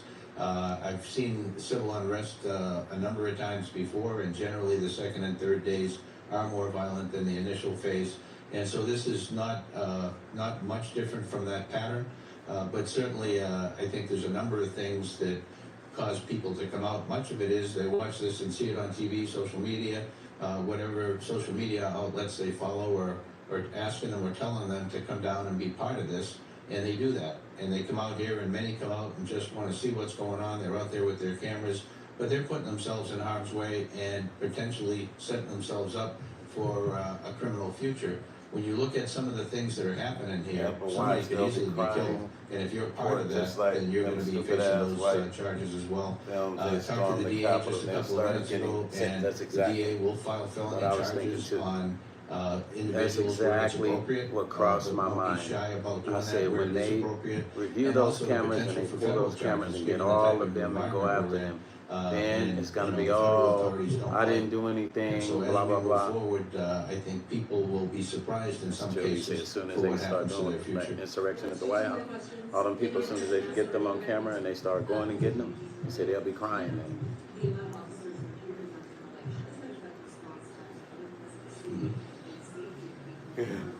Yeah. Thank you for that question. A great question. It was, how does the deployment of so many officers downtown or in any one part of the city affect our ability to provide police services citywide? It greatly impacts our ability because it pulls officers who would normally deploy in communities around the city of Los Angeles into one area in order to be able to address the threat that we're facing. And so other areas, when we go on tactical alert, that means we only handle radio calls of significant importance, meaning a violent crime in progress, calls that have to be answered right away. So the other calls get put on a queue and may not get handled for some time to come, and they're important to everyone who is a victim of any kind of a crime. And so when we go to tactical alert, we don't do it lightly, but in this case we did it very quickly because we needed additional resources right away to be able to help build the violence. And that situation, as you can see tonight, is only gotten worse.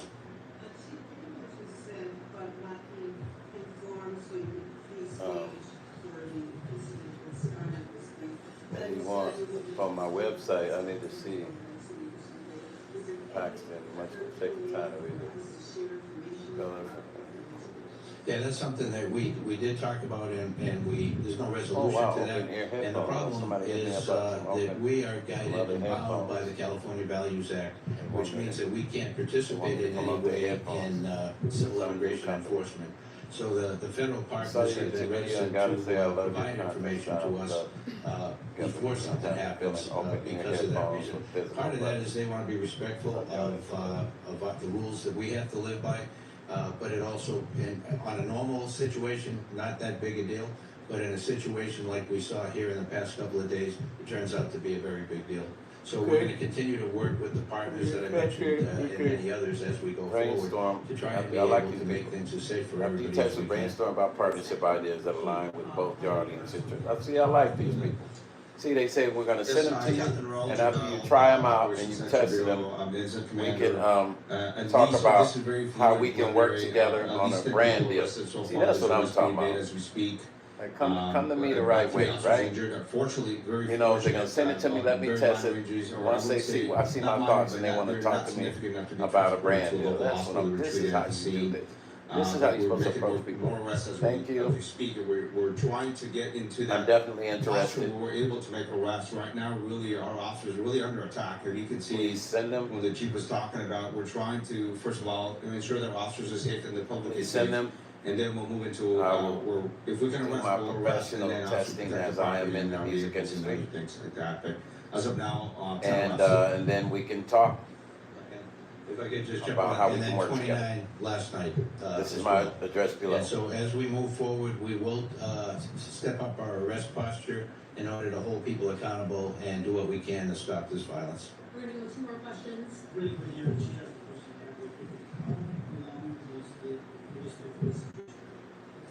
I'm sorry, say that one more time.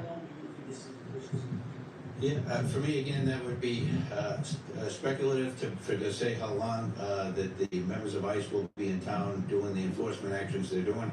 But by calling they out send the the members National Guard, from straight from oftentimes DC, their you know that, right? periods are in 30-day periods. You And know so, to me, it's They going to be send an ICE extended all the way period of from time. DC. We don't know how long that'll be. Yeah, they don't We're play. gearing up That's what's so for that crazy to be about it. able to participate Ain't that in a crazy? meaningful Remember way, back when slaves, as we move when forward black without people get done wrong, they would send the people FBI beyond to what that they state. already are. Wherever they were in in whatever town down south they were in, the FBI would be there for like 6 months until they solved the murder of a black person. From the fires In and small as you country, can sundown imagine, with a towns. very limited sized department. Yeah, I like to how begin these with, guys start that's to a get big smart. stress on They our said, "Don't let you deployment, test it, and but then also after on our that, people we and love their to work families." together with you." As we move forward, we'll do everything we can to focus on employee wellness and to be able to offer whatever services we can to address the needs of our folks. We'll go one more back there because he hasn't asked yet, and so Colonel, go ahead and go on and first call. Two questions. One, is there a chance of this being curfew? And two, will you be going back and re-looking at any of these incidents that maybe there wasn't an opportunity to make an arrest at the time, but going back and trying to investigate who's responsible and potentially arresting after that? Thank you for the question. I spoke with the sheriff today, and we discussed the possibility of implementing a curfew. We don't rush into doing that, but if we need to do that, I'll go back with the sheriff and we'll look at the options. As far as See, I was that just goes. talking about that. And as far as This is how it the second starts. part of the question again. With this bullshit, Oh, yeah, I get you. messing up everybody else. Yeah. Absolutely. When you look at the numbers of arrests we've made, pale in comparison to what will be made. Now that's There good. are I'm gonna start selling video next. accounts of what happened everywhere. On t-shirts. On social media, on individuals, So first you get a cameras, t-shirt iPhones. shipped to you. We will go after that, You know. very aggressively go after the all available video, You're a member. analyze that video, You have to- and they hold have to whoever be we a can accountable for highest the band variety member. of different types of And crimes they that get have a been committed. t-shirt. Those members get t-shirts. And that's something we'll do with a number of different partners with levels of expertise that may be beyond what we have. Thank you for that.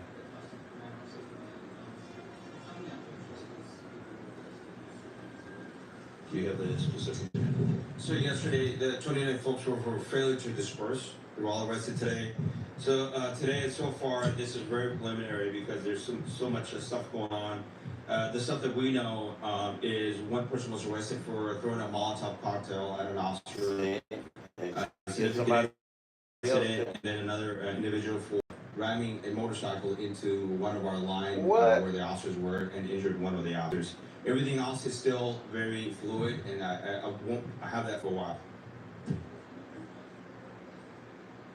So CHP has made at least 17 arrests that I'm aware of in the freeway. All right, thank you, everyone. Commander Hurtado will stick around to do comments in Spanish for anybody who's interested.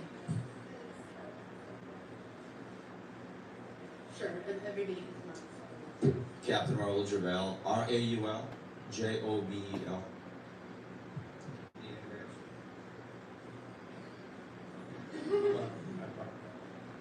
Good, okay. Thank you all. Be safe out there, please, all of you too. You're in an environment that is... They're not leaving. They're not burning flags and all.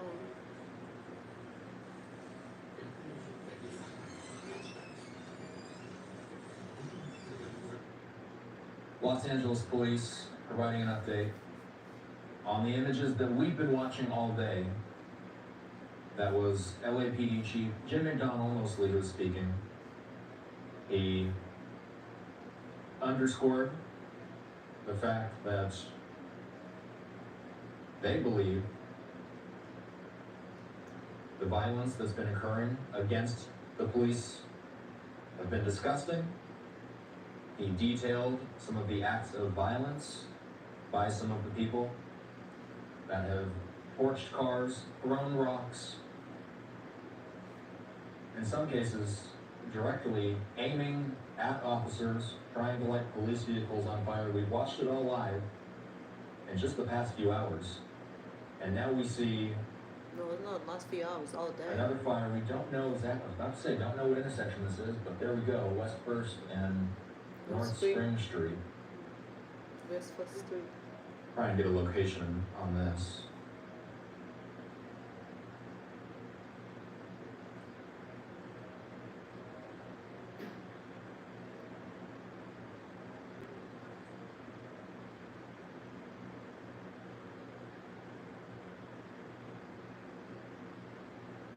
So, it's in the downtown LA area where we're looking right now.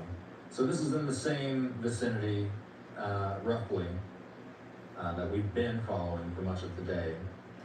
Just do a quick check of where Spring and First is. The LAPD chief saying that they are going to make quite a few more arrests compared to the phrase he used was, the amount of arrests that have been made so far will pale in comparison to the amount of arrests that will eventually happen. We've got two different vantage points of this scene, by the way. Let's pull up the audio on it, see if we can hear a little bit. Chief McDonnell saying, the LAPD cannot participate in immigration enforcement, alluding to the fact that many of these protesters are taking to the streets because of ICE raids. Of course, local police are not the ones carrying out immigration enforcement operations. The chief discussing not only the violence that's been seen on the street, but also, as we hear, perhaps a firework. The chief also addressing the kind of toll that these situations, the strain that it puts on the resources of the police department at large. LA, as we know, is the second largest metro in the country. LA City proper, he alluded to the fact that when officers are getting pulled from other areas citywide to these protests, that means that the officers that are in other parts of the city can only handle radio calls of critical importance. Said 10 people arrested today. That's all. 29 arrested last night. More arrests being made as they speak is the way they phrased it. So we can expect the number of arrests to go up. Well, after they go home, Authorities saying they don't know how long ICE will be in town. They presume the National Guard will likely be in town for at least 30 days. He did note that 3 officers have been injured, thankfully minor injuries, none of them being hospitalized. There's been no curfew implemented for now, but the beat saying that he's been in touch with the sheriff, and if they have to, that is something they will consider. But for now, no curfew in effect for LA City Should or have LA done that County. the first night. 8:35 Pacific time. Yeah, they should have been on them immediately. As we continue to watch much of what we've been watching for the entire day. No, he said entire These day. images, Because he said the last few hours.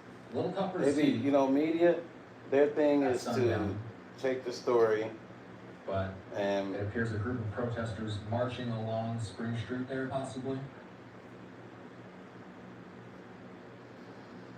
Or perhaps just And they're tired. Taking They're this doing that all intersection. day already. I go to our toolbox. Let's, as we continue watching some of the images and sounds that the cameras on the ground are capturing, let's dip back in to our partners at Fox 11 Los Angeles. KTTV has been on the ground. Matt Seedorf, specifically, was in the middle of it all by the 101 freeway there. Matt even catching some of the tear gas that was sifting through the air. Fox 11 is on with their evening news right now. Let's dip into their feed. Let's listen into a little bit of their coverage. This is live. Bill, address that So exactly specifically. then, what you're claiming then is that that 200 National Guard, or if it goes up to 2,000, are going to be out walking the streets in Los Angeles? I'm not saying that at all. He says he's calling up 2,000 National Guard and then federalize them, Okay. correct? We agree with that. That's That correct. was his initial statement, but he also went on to suggest that part of the reason was because Governor Newsom and Mayor Bass were not doing enough to keep the city in a state of status quo or peace and not erupt into something. And they basically, both of them suggested that doing that was more inflammatory than it was in any way helpful. Frankly, the inflammatory part comes from the local politicos here, who come out and basically I made myself a moderator of your apologize channel, so when for you some of the go on there, behavior people of be these saying people, stupid stuff. I can justifying it block because them. Trump has done something they don't like.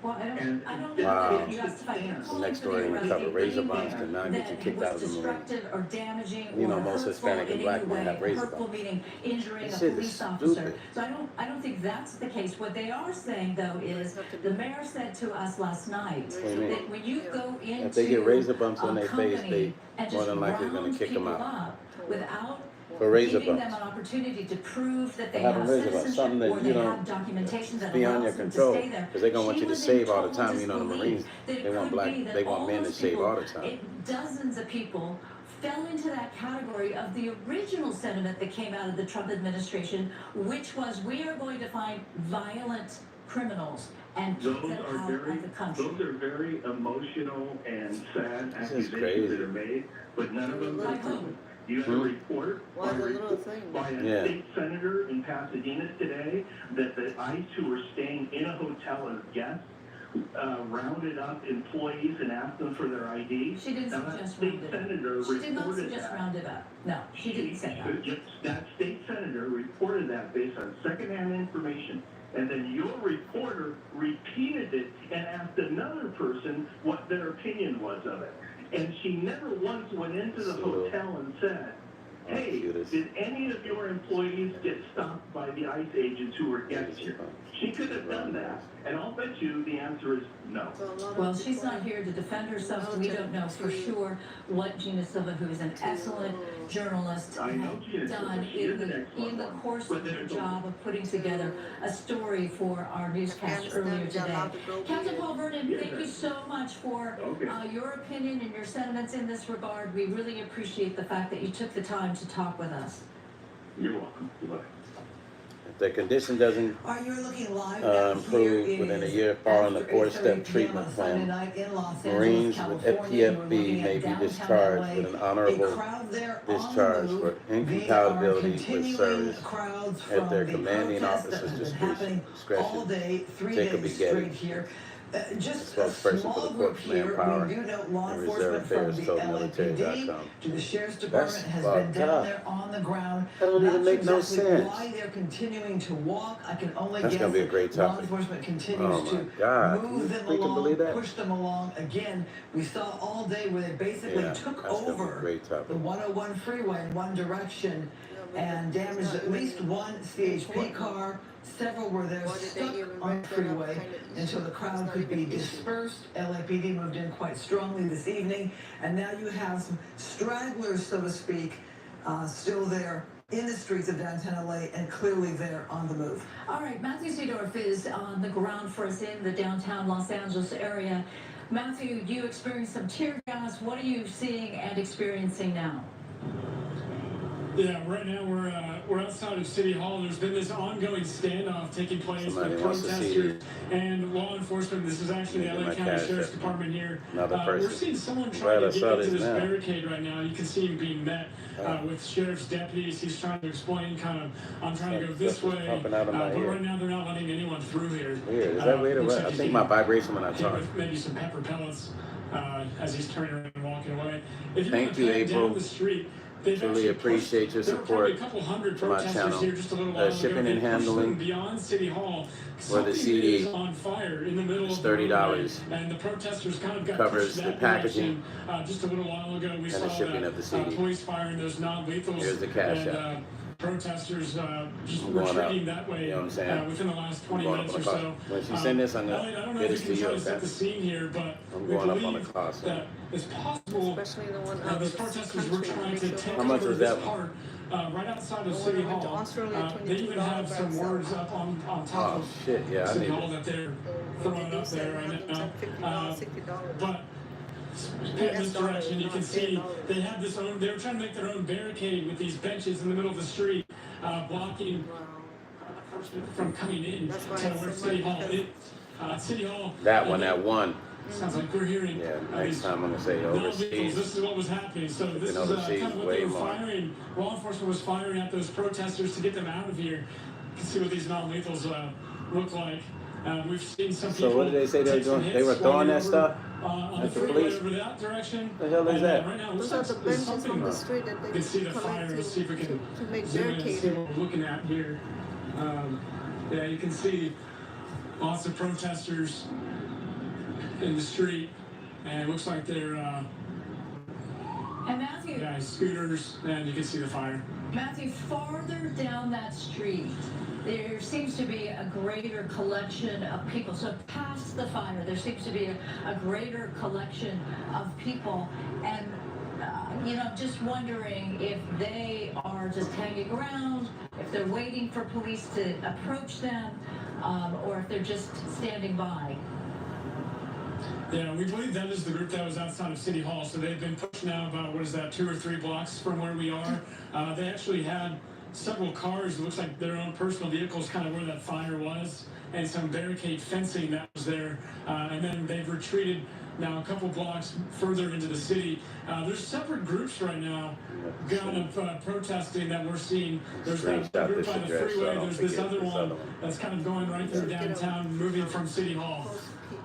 And Matthew, we should point out that you are standing behind a number of sheriff's deputies. So the LASD has come in now into the city of Los Angeles to help with the policing with LAPD. They also, No, it's okay. I believe, It's just, I don't need them to mail me back. Barricades there that at least the beginnings So, of you it know all what I'm done. Right now, there's only one. Perhaps the protesters have moved them. At one point, while Chief McDonald was talking in his news conference, we saw a number of the protesters setting up those, A-frame traffic barricades and other things that almost looked like a page out of what we were seeing with the anti-Hamas or the pro-Gaza, pro-Palestinian protests at the campuses. But then that's all been torn away now. It's gone now, and I don't really know what their point was. Do you have any sense for that, Matthew? I mean, they were going to create this barricade, and then what? They were going to be trapped inside their own barricade? It's really hard to speculate. I mean, this is right outside of. It seems like they were trying to barricade themselves right here on the street of City Hall. For what reason, we aren't exactly sure. Maybe at least trying to slow down law enforcement from getting to where they were. Law enforcement came in firing those non-lethals, the pepper spray, the flashbangs, and it looks like those protesters have since pushed back at least a few blocks, but left some fire behind on their way out. So Matthew, as we are watching this scene here, we're noticing all the cars, the public that is driving by this scene.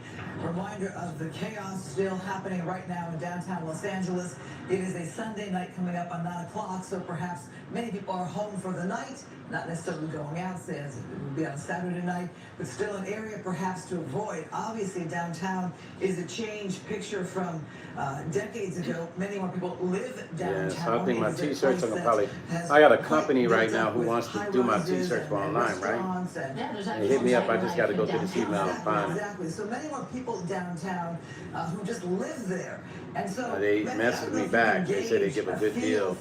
Is it people who seem to just be kind of lingering around, people who live in the area, jumping in for Lisa here. It's great to connect with you. I'm Nick, the head of partnership at Viola, and I wanted to share a bit more about what we do. Viola is a merch platform designed to help creators. Of crowd, right? I'd like to chat further. I'm happy to protest today. And then there's some noticeable agitators. I mean, especially when we were standing over the freeway, you saw people I would like taking hammers, trying to get rocks to throw down on top of the CHP vehicles. We saw electric scooters being thrown.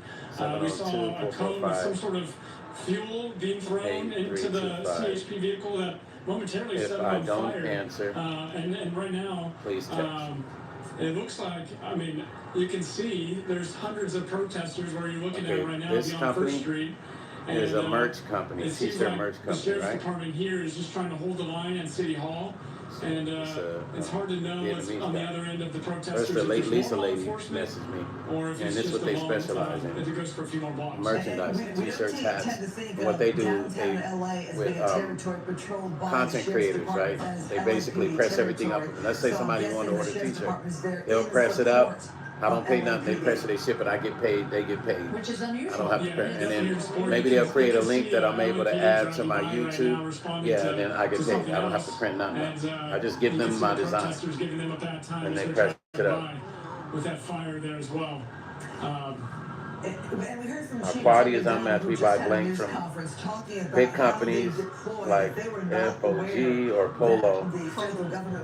We're able to deliver product within 2 weeks of ordering, and there are no fees to set up a shop with us. We only get paid when you make a sale. Okay, I like that. Like we saw Friday, I like we that. saw Saturday.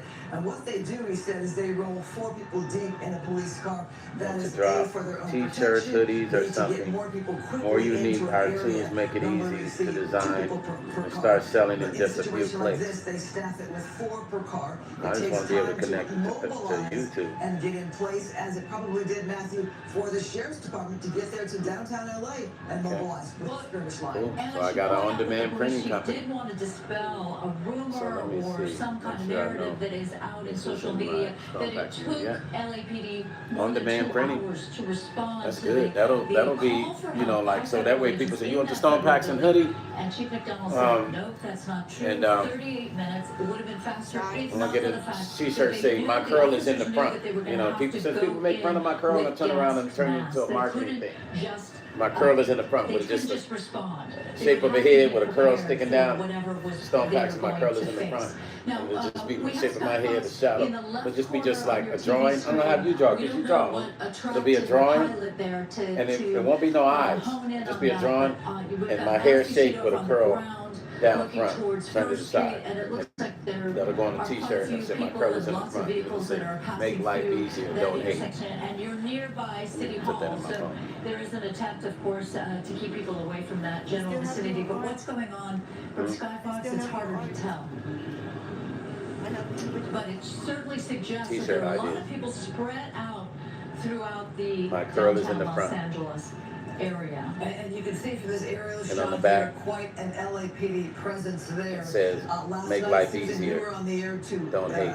What, midnight? 12:30? Well, about midnight. About midnight last night. So obviously, the police department has. I'm just saying. I got to figure out how to market this. From last night, you know, as to what we saw in the downtown area. You know what I'm saying? Because people focus so much on the curl. I'm just like, I'm trying to figure out what is it. You can't have that on a Monday in Los Angeles, California, where people are going to work. Well, the mayor actually, when in her news conference earlier today, she pointed out that perhaps it was advisable if you're able to work from home to avoid the downtown Los Angeles area, not because she believes that this will persist into the morning hours. Yeah, so clearly, we got to market this. Ways in which the city You know, my needs curl to is in sort the front. of refresh or clean up or what have you. I do also want to point out that last night the temperature, the view was nothing like this. We would see things sort of ebb and flow, but it was never quite this number of people, this number of protesters or bad actors, whatever you want to call them. We did not see, we saw federal agents log flashbangs and tear canisters, but other than a couple people that perhaps were logging a lot of verbal threats or verbal comments, we didn't see very much. There were reports that some of the protesters were indeed throwing rocks. I'm scared to do that because if you do that, you might. Matthew, I don't know if And somebody screenshot that. Today, LAPD arrested at least 10 people. They say it's a dynamic situation. I know if I did it, I'll get it. Oh, the Chinese girl, she was going to go up. crazy. And CHP, because you were right there, right near the 101 freeway when it was overtaken by protesters. She stayed like that. Did she stay like that? People were arrested. I don't know. I don't follow that. I saw the CHP. If I put mine on all night. Pointing out that while last night most of the I arrests know. were failure to disperse. I'll get a lot of so people that's just saying, damn, low-level Stone offense, sleeping on it. But today, this is what speaks to y'all want to sleep with me. Here we go. Your first chance. Sleep and with how Stone the tonight. temperature has gone way up. Now the offenses are getting to be my God. much more serious, including injuring an officer, including ramming a motorcycle into a skirmish line. So you were there yesterday in Paramount, Matthew. Compare and contrast what you witnessed in Paramount versus what you're witnessing now. Yeah, it's really hard to compare. This Jazz one, it and seems I are like really good friends. it's scattered out over several locations. Many years. You've had members of law enforcement that were forced to abandon their vehicles on the freeway. We got a firework that just was launched right there. Yesterday, it was mainly it was border patrol right across the street from that Home Depot for reportedly a staging ground. Until she get here. It was mostly border patrol at that main scene in Paramount. There was no LASD there or local police department helping them out for a few hours, honestly. And then LASD helped with kind of closing down the freeways in the area, preventing more people from getting in. But it was kind of really focused on that one spot where today feels like it's scattered over several blocks of downtown. Yeah, it seems I wonder if they're going to be anybody working tomorrow. Starbucks now over a gas station in the downtown area. Again, sometimes we're not 100% sure why the pilot, whomever is handling the camera inside the Skyfox will focus in on a certain area there.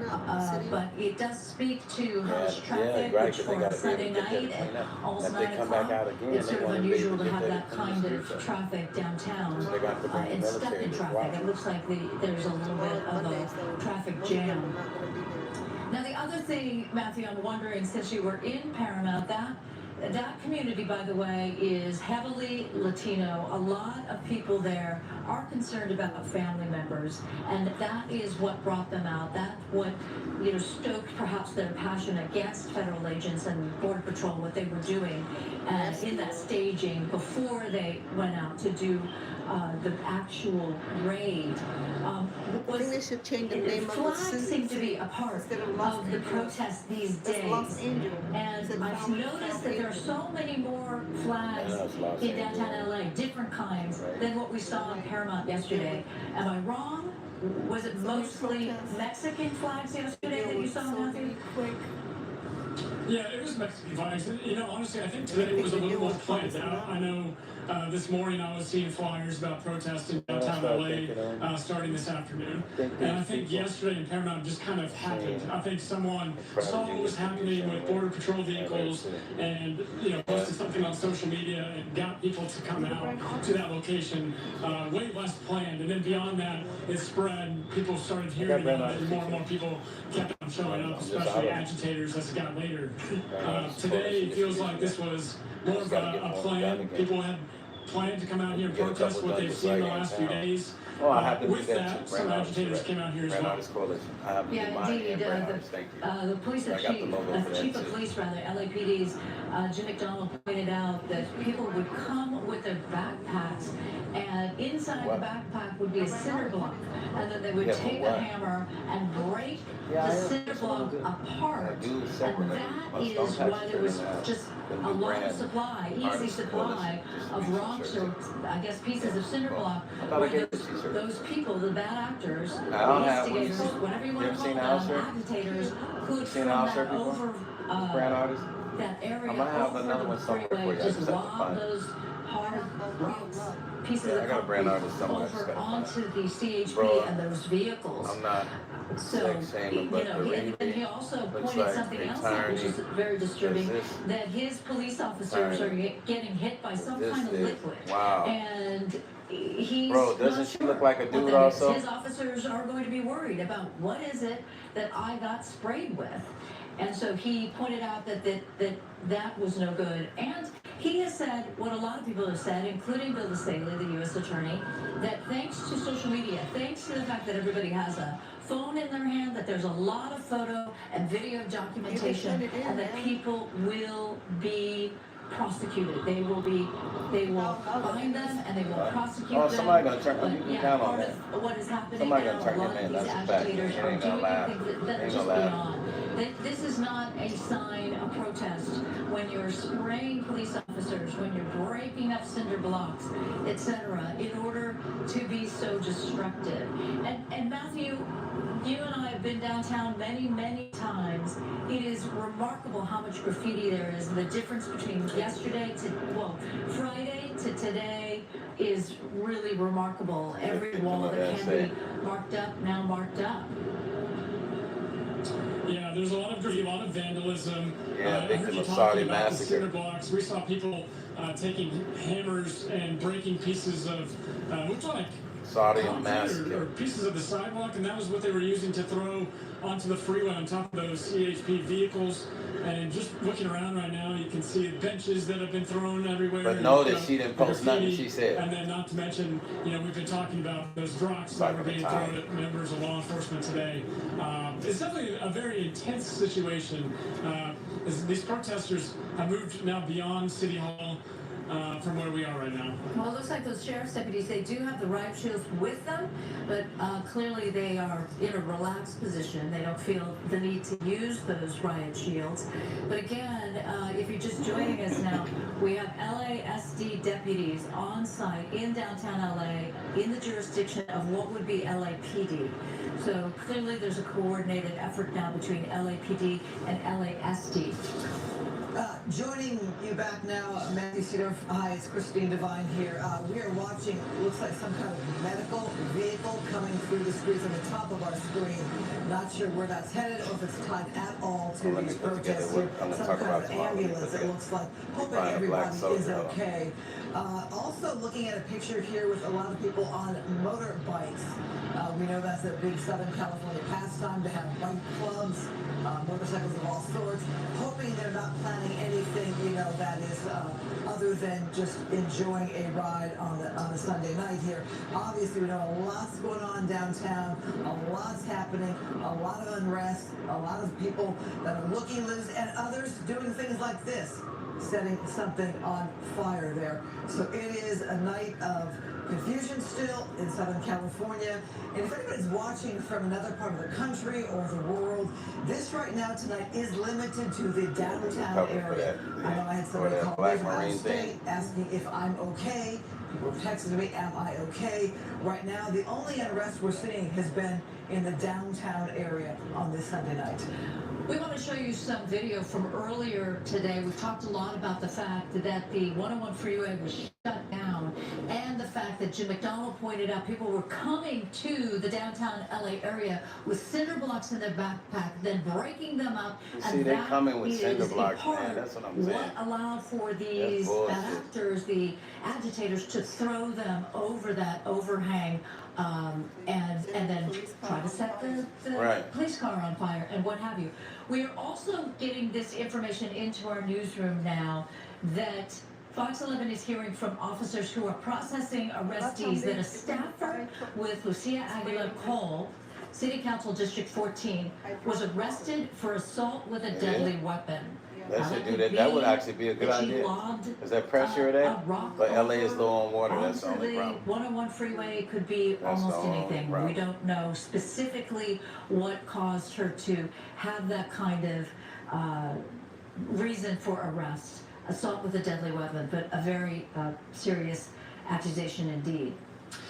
We are getting this information also. The Little Tokyo Arts District station is closed tonight, according to Metro.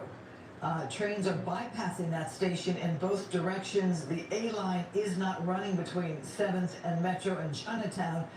Bus shuttles will replace those trains. Now, I'm guessing people who are watching this, not everybody rides the bus or the Metro in that area, but if you know anybody who does, going to or from work perhaps on a Sunday night, trying to get home on a Sunday night, that area is closed due to these demonstrations. And I almost changed the word from protesters to demonstrators to even agitators at some point, as with some people as we look on tonight. But it's enough disruption to not only have closed the freeway today, but now Metro and the bus lines, the bus shuttles will replace the trains in that area. Again, it's a Sunday night. Tomorrow's a whole different story, it being a work day here in Southern California. I'm sure law enforcement wants to get everything under control tonight. All right, I just want to rescind something that I said, suggesting that Lucia Aguilar Cole is with the Council District 14 as a city councilor, city council person, but that is not the case. Council District 14, of course, is Isabel Jurado's district, formerly Kevin De Leon's district. So we're trying to figure out who exactly is Lucia Aguilar Cole, but some very serious charges against her, arrested apparently for assault with a deadly weapon. They talked about the arrest yesterday. If you're wondering, is there any kind of follow-up by LAPD, by the city attorney, the district attorney? Yesterday, LAPD said 29 people were arrested for failure to disperse, one for throwing a Molotov cocktail at police. And they also said that with cameras being everywhere, if you are a true agitator and you think you're getting away with this, they're saying that there are cameras and that they will prosecute and they will take people into account and hold them accountable for their actions. Right now you see a heavy presence by LAPD. This is again in the downtown area. You can see a lot of graffiti with words that we prefer not to show on TV, but unfortunately this is live breaking news. And you can see the remnants of these protests and demonstrations are going to be felt for some time as people look around and see the statements that have been made on somebody's corporate building there, somebody's business there. Yeah, in the past, I know that the woman who runs the Italian American Museum of Los Angeles, she was quite saddened, and I hope her building is okay. She's in the basically Olvera Street area, not far from Chinatown, etc., but not far from where we are now. And she was quite saddened that there was graffiti on her building because it's an older material, so very difficult to clean. Not quite sure about like some of the federal buildings and how easy or not it will be to remove the graffiti. Okay, another spot fire there in the street. I believe this is this the turnout that is close to Olvera Street? So across from Union Station is the northern end. Is it the northern end or still close to the MDC, the Metropolitan Detention Center? Not quite sure on that one, but it is in the greater downtown area. You can see with that heavy police presence there, and then somebody setting that looks like a big trash bin, trash dumpster set on fire as motorists are driving by. Just that reminder to stay out of the downtown LA area. And as these ICE raids happen in Southern California and the protesters respond, keep an eye out and ear out for areas perhaps just to completely avoid not to get caught up in the traffic or the demonstrations. Right there, a live picture of City Hall as the nation is watching what's happening here in Southern California. Some in pure shock and awe as they see our city burning right there with a spot fire there in the middle of the street as people are driving by. Is that somebody? What are you looking at? I wasn't quite sure what somebody, if they were pushing a cart or a stroller or what, but anyway, you have that street right there. In the middle of downtown LA, obviously motorists are not able to get through that area. And I'm wondering too, Susan, as we talk about people using their cell phones, how much people are getting a thrill out of posting on their social media, getting that photo for their Instagram or their moment of fame, so to speak. Yeah, that's a good question, but that does make it easier for either the FBI and Police Chief McDonald, by the way, pointed out that they've got teams that know how to scrape the internet and figure out who you are based upon the social media posts or the video that gets put out there. We just noticed that somebody brought over what it was. Now, because of the face scan, because of you having a Facebook page, the FBI scans the face now. So all they got to do is get close. As long as the person's turned this way, even the side profile, they can find them. Are flammable. Yeah. Let's add it to this fire. And you have to wonder, at this point, it's a focus for whomever these people are. I just hesitate to call them protesters because how does this protest the raids by ICE agents? How long were LAPD, law enforcement, allow this to go on, allow this to affect traffic, allow this to become sort of a drawing, a focus for some people that want to hang out in downtown Los Angeles and cause chaos? Well, what happens is they move from block to block to block to block. In case you're just joining us, this is Fox 11 News. We are on early. Normally we are on at 10 o'clock with Susan Harrison. I'm Christine Devine, joining in for this live coverage on day 3 of protests here in the greater Los Angeles area here. And this is a scene at night. You have this Sunday night scene here in downtown LA. Not a lot of people holding anti-ICE signs in this crowd. So you have to wonder, look at somebody there has a tripod set up in the middle of the road with a camera as they're documenting this scene. And you can see just steps away from our beautiful City Hall building that is all lit up right there. As we pan across here, look at Southern California, again, reminder that the 101 freeway had been shut down today by the demonstrators, by the demonstrations, by law enforcement. And that, I'm guessing, Susan, we haven't checked back on the 101 to see if it's been reopened, but here you have another crowd gathered here at this Alameda point.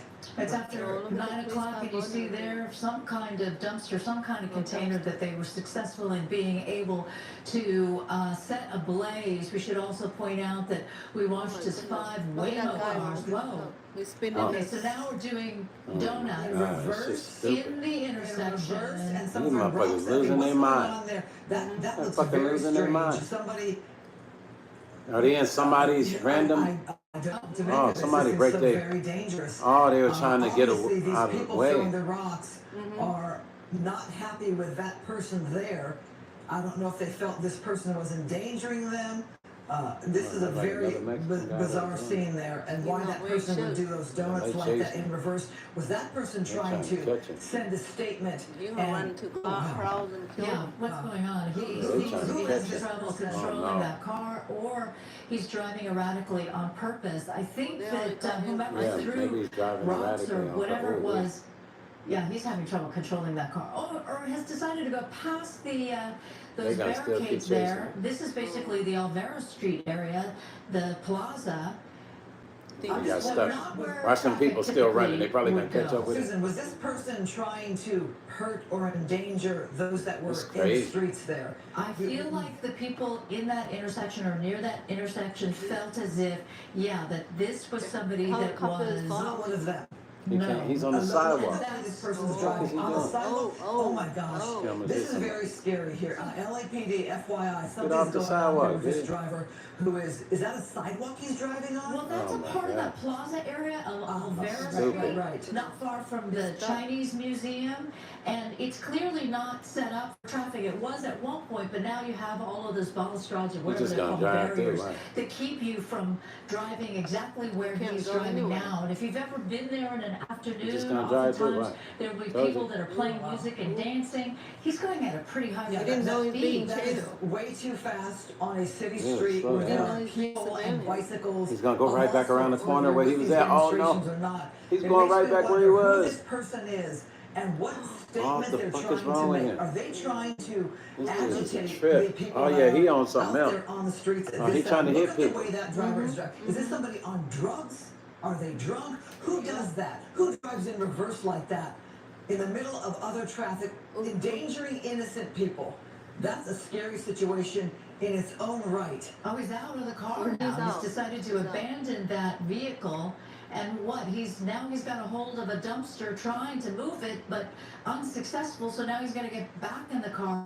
And by the way, I think I saw some shattered glass. I think that the agitators were able to throw a piece of concrete or what have you at him, and he was able broke through the window because then he was throwing things back out again. Look at the way that driver is driving. That is a very scary scene. It's almost People like this will person crumple. is a rogue person who is out of People his better mind. get out And of look at the And crowd. everybody's coming Oh, wow. towards him because he's stuck. He's stuck Wow. there. Now he's going to do things quite illegally to get out of the way. But it's clear that he was trying to go after the agitators or whomever is left over in the downtown area. And look at that. People are throwing things at him. So apparently the sentiment was, okay, He's you're chasing not after with the us. car. Therefore, you're against us. He's look, chasing him with the guy car. was doing People are donuts chasing him in reverse. after the You could car. Yeah, kill they trying to get anybody him. like that. He's been driving. It seems to be very erratically. It makes you wonder what the mindset is of this person. Is it someone He's who just suicidal. is just lost their mind? They just don't care who they hurt. They're trying to make a statement or what? But this is something that I'm surprised that we don't have a police chopper over this one as in a pursuit of Good thing we the didn't run because into the this crowd. behavior was very, very erratic. Erratic, he was able to outrun, Back or up. thanks to the fact that he's in a vehicle and the other Look at people that. are on foot. He had to get out of that traffic, so he's decided to back up. And let's see what he's going to do now. Now we're basically, I believe, in the Union Station area, going through Union Station, going through intersections He's going so fast. or stop Going through a signs. stop sign. Hold on. I'm just doing this real quick. So You're gonna end up killing he somebody. sideswiped a bicyclist. Oh, is that what happened? Is that we're talking to our booth right now? So he sideswiped a bicyclist. That's why the crowd Is got against him. agitated. But his behavior then, I would say, it wasn't necessarily just in response because he continues to drive erratically, and not sure the mindset of this person here, but. If they were an innocent person just trying to get out of the way, they're not leaving and getting out of the way in a normal fashion. No, not at all. When he left that intersection, it was sort of interesting the way he was wobbling. I thought perhaps the car was in some way disabled, but no, that was just his way of being somewhat threatening. But he sideswiped a bicyclist. That's what got the rest of the crowd, those that were on foot outside of the vehicle, against him. Now we're in that place where Skyfox is overhead, but you got that high rise there, so it's going to be difficult to see He's the probably vehicle. illegal I too. wonder if he had Possibly. any idea that he was being tracked by a news helicopter. Again, who knows what went down, how that happened, where a bicyclist was sideswiped? Was it intentional? Did someone get They in lost the him. way? And then there was a panic scene. But it was very, very bizarre behavior as that person continued to drive around the downtown LA area. Right. You may have lost that Yeah. vehicle Yeah. thanks to that big tall building there, but Well, let's hope this driver either calmed down. Yeah. got out of the area, and just was not intentionally trying to hurt Probably caught anybody. on camera Because already. that is a very scary scenario in itself. So let me just ask the people in the booth now, did he sideswipe that bicyclist in that intersection where he was doing the backwards donuts? Was that where it happened? Because it was So he. Okay. They're talking in her Okay, ear. so it was. They're talking in her after ear, that, I can hear. After he left the intersection where he was doing the donuts, and then he actually went through Olvera Street, or the Plaza rather. Is that him there? That could be him. That is him. Okay, so we're back overhead. Did we just have law enforcement right there? Did you drive right past law enforcement? We can tell that's him because there's damage to the vehicle. The damage to the vehicle, and I believe the windows too were shattered when people started throwing rocks. But my point is the bicyclist got hit after he left that intersection, and how would those people know? Are they still? That, is he still driving? You know, once you get into and they still trying to catch him. And adjacent to Union Station, how would you know that this vehicle was involved in, you know, the donut situation? But then I guess as soon as he hit that bicyclist, that was enough for pedestrians or those in the area to realize, oh, you need to be stopped. Is that a drone? I'm sorry, I see this white light and I'm trying to figure out what that is. It's Could be a drone these days. I mean, is that a drone that's kind of keeping an eye on him? I've never seen that before. Just honorable discharge. Anyway, we have this person and be happy. Still driving erratically here, and that is still very concerning. As we see this person, I'm guessing still in the greater downtown LA area, which makes me wonder about his mindset. Remember, he got out of the vehicle, did not seem to have a shirt on, if I have that correctly, and he was banging on that trash dumpster that people had put out into the middle of the street that are protesting, riot, whatever. I think he was trying to move it. Like, I don't know if he thought it could be sort of a barrier or something to affect traffic or affect people. But yeah, we're watching that vehicle. I can't tell if it's a crossover or a van or whatever. He has been affected by some traffic now and again, and then he would just back up and turn around and like break a lot of traffic laws. But this is unusual because usually we're used to the fact that there would be a police helicopter overhead, and we talk a lot about like because I guess the police helicopter is busy somewhere else. Why are they over him? And this is a situation where Skyfox is over this vehicle. We witness some of the erratic behavior and erratic driving, but we don't know if law enforcement is involved at all. And again, I'm watching that white light. I have no idea what it is. It continues to be following this vehicle. It continues to be in our shot. Yeah, it's so funny, Christine, because you see it on that monitor. I don't see it on this monitor. So it could just be the monitor. It's almost run over right. Yeah, perhaps you're right. My bad on that. Okay. But it is unusual. It is She's going to kill somebody tonight. Here, so forgive me if anybody else is seeing Yeah, this it's on their monitor. It's a very strange thing. Almost run over okay, so them. let me avert my eyes to another monitor where we see no light here. Okay, so again, what is the mindset of this person, and is this a lone person who's taking matters into their own What is the hands mindset? What do you think is the try to mindset? make a statement against those who are still out on the streets?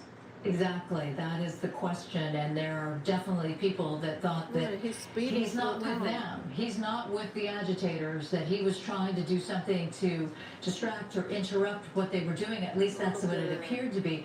He's driving at a high rate of speed, considering he's on a surface street and made that turn to the left awful quickly. I'm missing the smart navigation so we could tell precisely where he is in the LA area. But he's going at a pretty good clip. No one's near him. Whoa, that was a little too close. Yeah, something is not right with this driver. This guy the tripping. behavior is way too erratic to be normal. Not sure the area that this driver is in now, but obviously we've pulled away a little bit from the downtown area specifically itself. Looks a little bit more residential here, and not sure where this driver is now headed, but we've seen some very strange behavior. And when we queue up that tape at some point in time, you'll see exactly what we're talking about doing. We've seen a lot of car scenes where they do donuts in the middle of the street, but in reverse, right? That was crazy. With people around? Like, it wouldn't have surprised me if there were people that got involved and wanted to do a street takeover, but to do it in reverse, and then clearly to not be as a part of the demonstration that's going on right now. It seems pretty obvious that he wasn't really a part of what is going on. They were quite upset. He wanted to object, or, you know, I don't think that necessarily means he's with the police chief and the mayor of the city of Los Angeles, but regardless, we don't know his state of mind. It didn't seem as if he's like, I'm with you guys, because instead, protesters started to throw rocks and concrete at him. and I believe it broke the window because then he started lobbing things back out of the car. Is this the vehicle stopped? Like Stopped? He drove home? And That's it's, him right there. you know, I don't know if this person got caught. There he is right there, shirt off. Well, please don't get back in the car. Yeah, that's the guy that we watched try to move a dumpster unsuccessfully. I mean, he's got a sense that there's must this be at helicopter overhead. It's you know, it's not overly warm out tonight to be without a shirt on in LA. It does cool down at night, so that is bizarre in itself. He cleaned all the glass. But obviously, the guy pulled over, parked the vehicle in a normal fashion, and perhaps he is out of the vehicle and should he's be done back driving. on the Let other that be. stuff we This need is to very do. bizarre. Very bizarre indeed. So now he's gone into the back. Dangerous What driving. is he doing? He's pulling out, oh, Shirt. I just need to shake this shirt or jacket or something because now I'm going to put on my jacket. Meantime, he left the driver's side door open. Oh, so he, you know, the reason why, likely, that he's shaking that out is because I'm pretty sure the window on the driver's side was broken. Left At the the door least. open. Oh no, getting into another vehicle. Oh, All that's right, so I'm interesting. sensing this person has, no, they're just opening car doors. Is this their vehicle? So he was shaking out that jacket, I believe, because it was full of shattered glass from the window. But what is that? So that car is on, and he decided to open the door and throw that jacket in. Meantime, he did leave the door open on the driver's side. So he by his approaching house or somebody. something. Police are involved. They Oh, are police involved. got it, They're yeah. aware and involved. Well, this is a good thing. If they were watching our coverage here on Fox 11, we had it all. So police have stopped this guy from getting behind the wheel of that second vehicle or back behind his own vehicle. Now they can question him to say, who are you and what the heck were you doing? What were you doing? And now we have an idea specifically where he is, Vanna Street He's on Banner and Street. East First Street. Banner. So just outside the downtown Los Banana. Angeles area. Okay. It's odd. He was on not your very. street, huh? With the H. He didn't resist Oh. arrest. He didn't seem all With that the H. surprised either. The police certainly came upon him. Meantime, Mm. the woman that he was talking to, police are saying, no, you need to back up. You That's need how to my back name up. originally spelled, banana. And she Really? looks like she's objecting to all of this. I'm not Meantime, sure. Is she? No, she seems to be talking with that officer. Okay, they're in back. the meantime, he's like, everybody's got to back up. Everybody's got to back up. Yeah. Well, He looks like he's a sheriff's deputy, not LAPD. Again, it's not an overly warm night to be on the streets like that in shorts with no shirt, and that behavior, Obstruction of the police. you have to wonder about that behavior. Obviously some damage to the If vehicle. he's drunk, he can't be Talking with driving people that on good. our team who actually have a better viewpoint of this, he definitely did hit a bicyclist or sideswipe a bicyclist in some fashion, hoping that person is okay. That was after that bizarre behavior of doing those donuts in reverse in the middle of an intersection there. He was tripping with that. Because that All right, should we go back person to was chasing him Matthew too. Seedorf and on see foot. what the situation is near City Hall? You see a lot more sheriff's It's not deputies it's in not that skirmish resting. line there. And They're not we have arresting been him? watching as No, more I mean, LASD deputies have arrived on almost 10 scene. to That's in part to 9:30. relieve the LAPD. Some of their officers, I'm sure, have been working long hours, so it was time to bring in some extra resources and personnel power. Still seeing fireworks go off as well. So clearly the Sheriff people that coming are in, just past City Hall, and we noticed that there was an attempt to create sort of a bonfire in the middle of the street. That is a lot of sheriff's deputies that have now come in right there the in second shift. downtown Los Angeles. It is a Sunday night, and perhaps they're Graveyard trying shift to coming in. regain control of the downtown Whatever, all area day as long. we head into a new Right, work week. exactly. It's going to be an unpredictable Should have work been week. here We when all don't know that's about the happening. National Guard called up by President Trump. We are back now on the scene of that driver. Look at the damage there of the car who was driving so erratically The in insurance the not gonna midst pay for that. of people who are out there on the street at this late night hour. The demonstrators, as we're calling them, don't know this guy's motive. Obviously, this could have ended very badly as the people were throwing rocks at this vehicle as he was driving so dangerously amidst people there. Quite a few patrol cars have now arrived at the scene, and we were watching a deputy as he goes into the vehicle searching for what? We don't know, evidence, whatever, anything that will bolster the case against that driver. Although frankly, probably the best evidence will be the Skyfox video, where you could see all of his moves, all of his reckless maneuvers outside of downtown LA, towards Chinatown, towards Olvera Street, into that plaza area where cars are not supposed to drive. And then he winds up here at this location near East First Street and Vanna. And that other vehicle that was involved, I don't know if law enforcement would know that he actually threw something into another truck rather. Yeah, it is. Got my name on the post. He's back with us now. Matthew, you've decided to add your mask. Is that because there's a lot of smoke and tear gas being thrown about? Looked like he was sweating from the tear gas. City Hall still. The protesters kind of pushed back towards City Hall. So there's this skirmish line with LASD here, trying to hold them where they're at on First Street. We're trying to stay out of their way here. And they are, you can see the fire at the end of the street right now. They're firing those non-lethals, those flashbangs, and they warned us that there will be gas, as there's one right now. So there's going to be some tear gas here momentarily that they're firing across the street. Yeah, you can just see all the protesters over there, and on the other line of this law enforcement, and just flames, and it's pretty chaotic right now. They're trying to put an end to this right now. Yeah, they've got that bonfire going there, Matthew, and it's successfully lit for a while. But those flashbangs, that is no joke.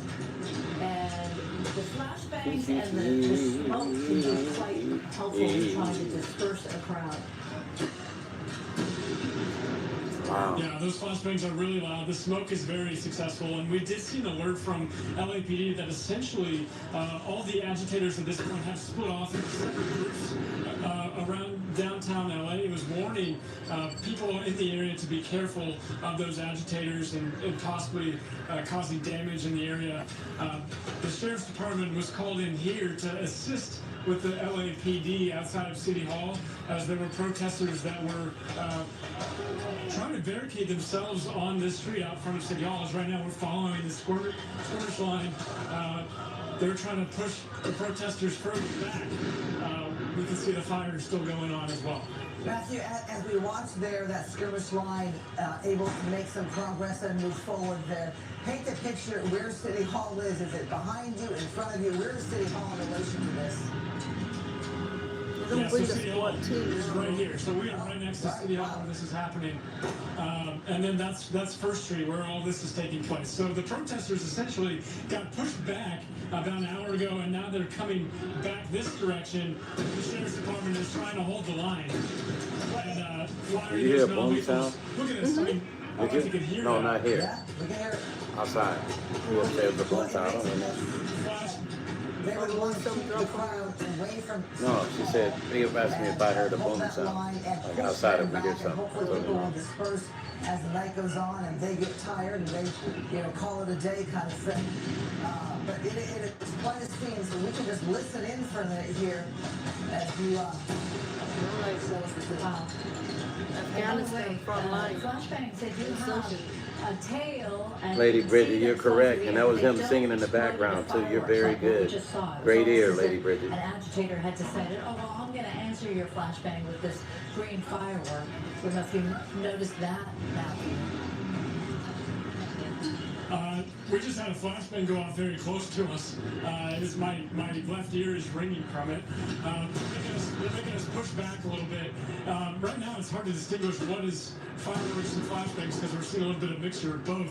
Very close to LAPD headquarters, though, just for reference, here outside of City Hall, where this is taking place. And there's also just an immense amount of traffic. Why are people trying to get over there? You think about what time it is, 9:30 on a Sunday night. All the cars in the area, just killing those massive people. scene taking place. You know, Yeah, no, not normal. I think there's a big looky-loo factor. The police should be conducting the traffic and divert them somewhere else. Or they're shot or to witness things and live it through things that are happening, experiencing things. But really, the whole if thing's we don't weird. need to be in downtown LA, Houston area to avoid because these crowds could be on the move. Police could be on the move. But right now, it looks like this line of Fire in the middle designed to intersection. hold the line. They don't put it out. City Hall, and when you People are pan driving back to back City and Hall, right behind you there, it is quite a statement, quite a shot. And if I'm watching from another part of the country, whether I've been to Los Angeles or not, whether I know LA well or not, it is quite visual to be watching this on TV. Yeah, it feels like the whole world or the whole city is on fire. Now they when use in the word fact riot it's just longer. this, They would use the protest a few all day. blocks, Now they really, use the when word you're talking riots. about where these agitators are. They're not even anywhere close Let's to see, LA huh? Live or They've been using or SoFi protester Stadium. all day, now I'm they sorry, change it to Crypto.com riots. Stadium. They're farther north, away from that area. You ready to log Yeah, off just now? I was thinking back How many hours just a few is it? hours ago. We were Hold on, inside right here. City Hall. We had a press many conference with LA Mayor Karen Bass, and while we were Wow, inside the that's press good. conference, you could hear those flashbangs going off while we're interviewing the mayor about the protest taking place outside. Pretty eerie feeling with that, and now just standing out here in front of City Hall and seeing what's taking place inside.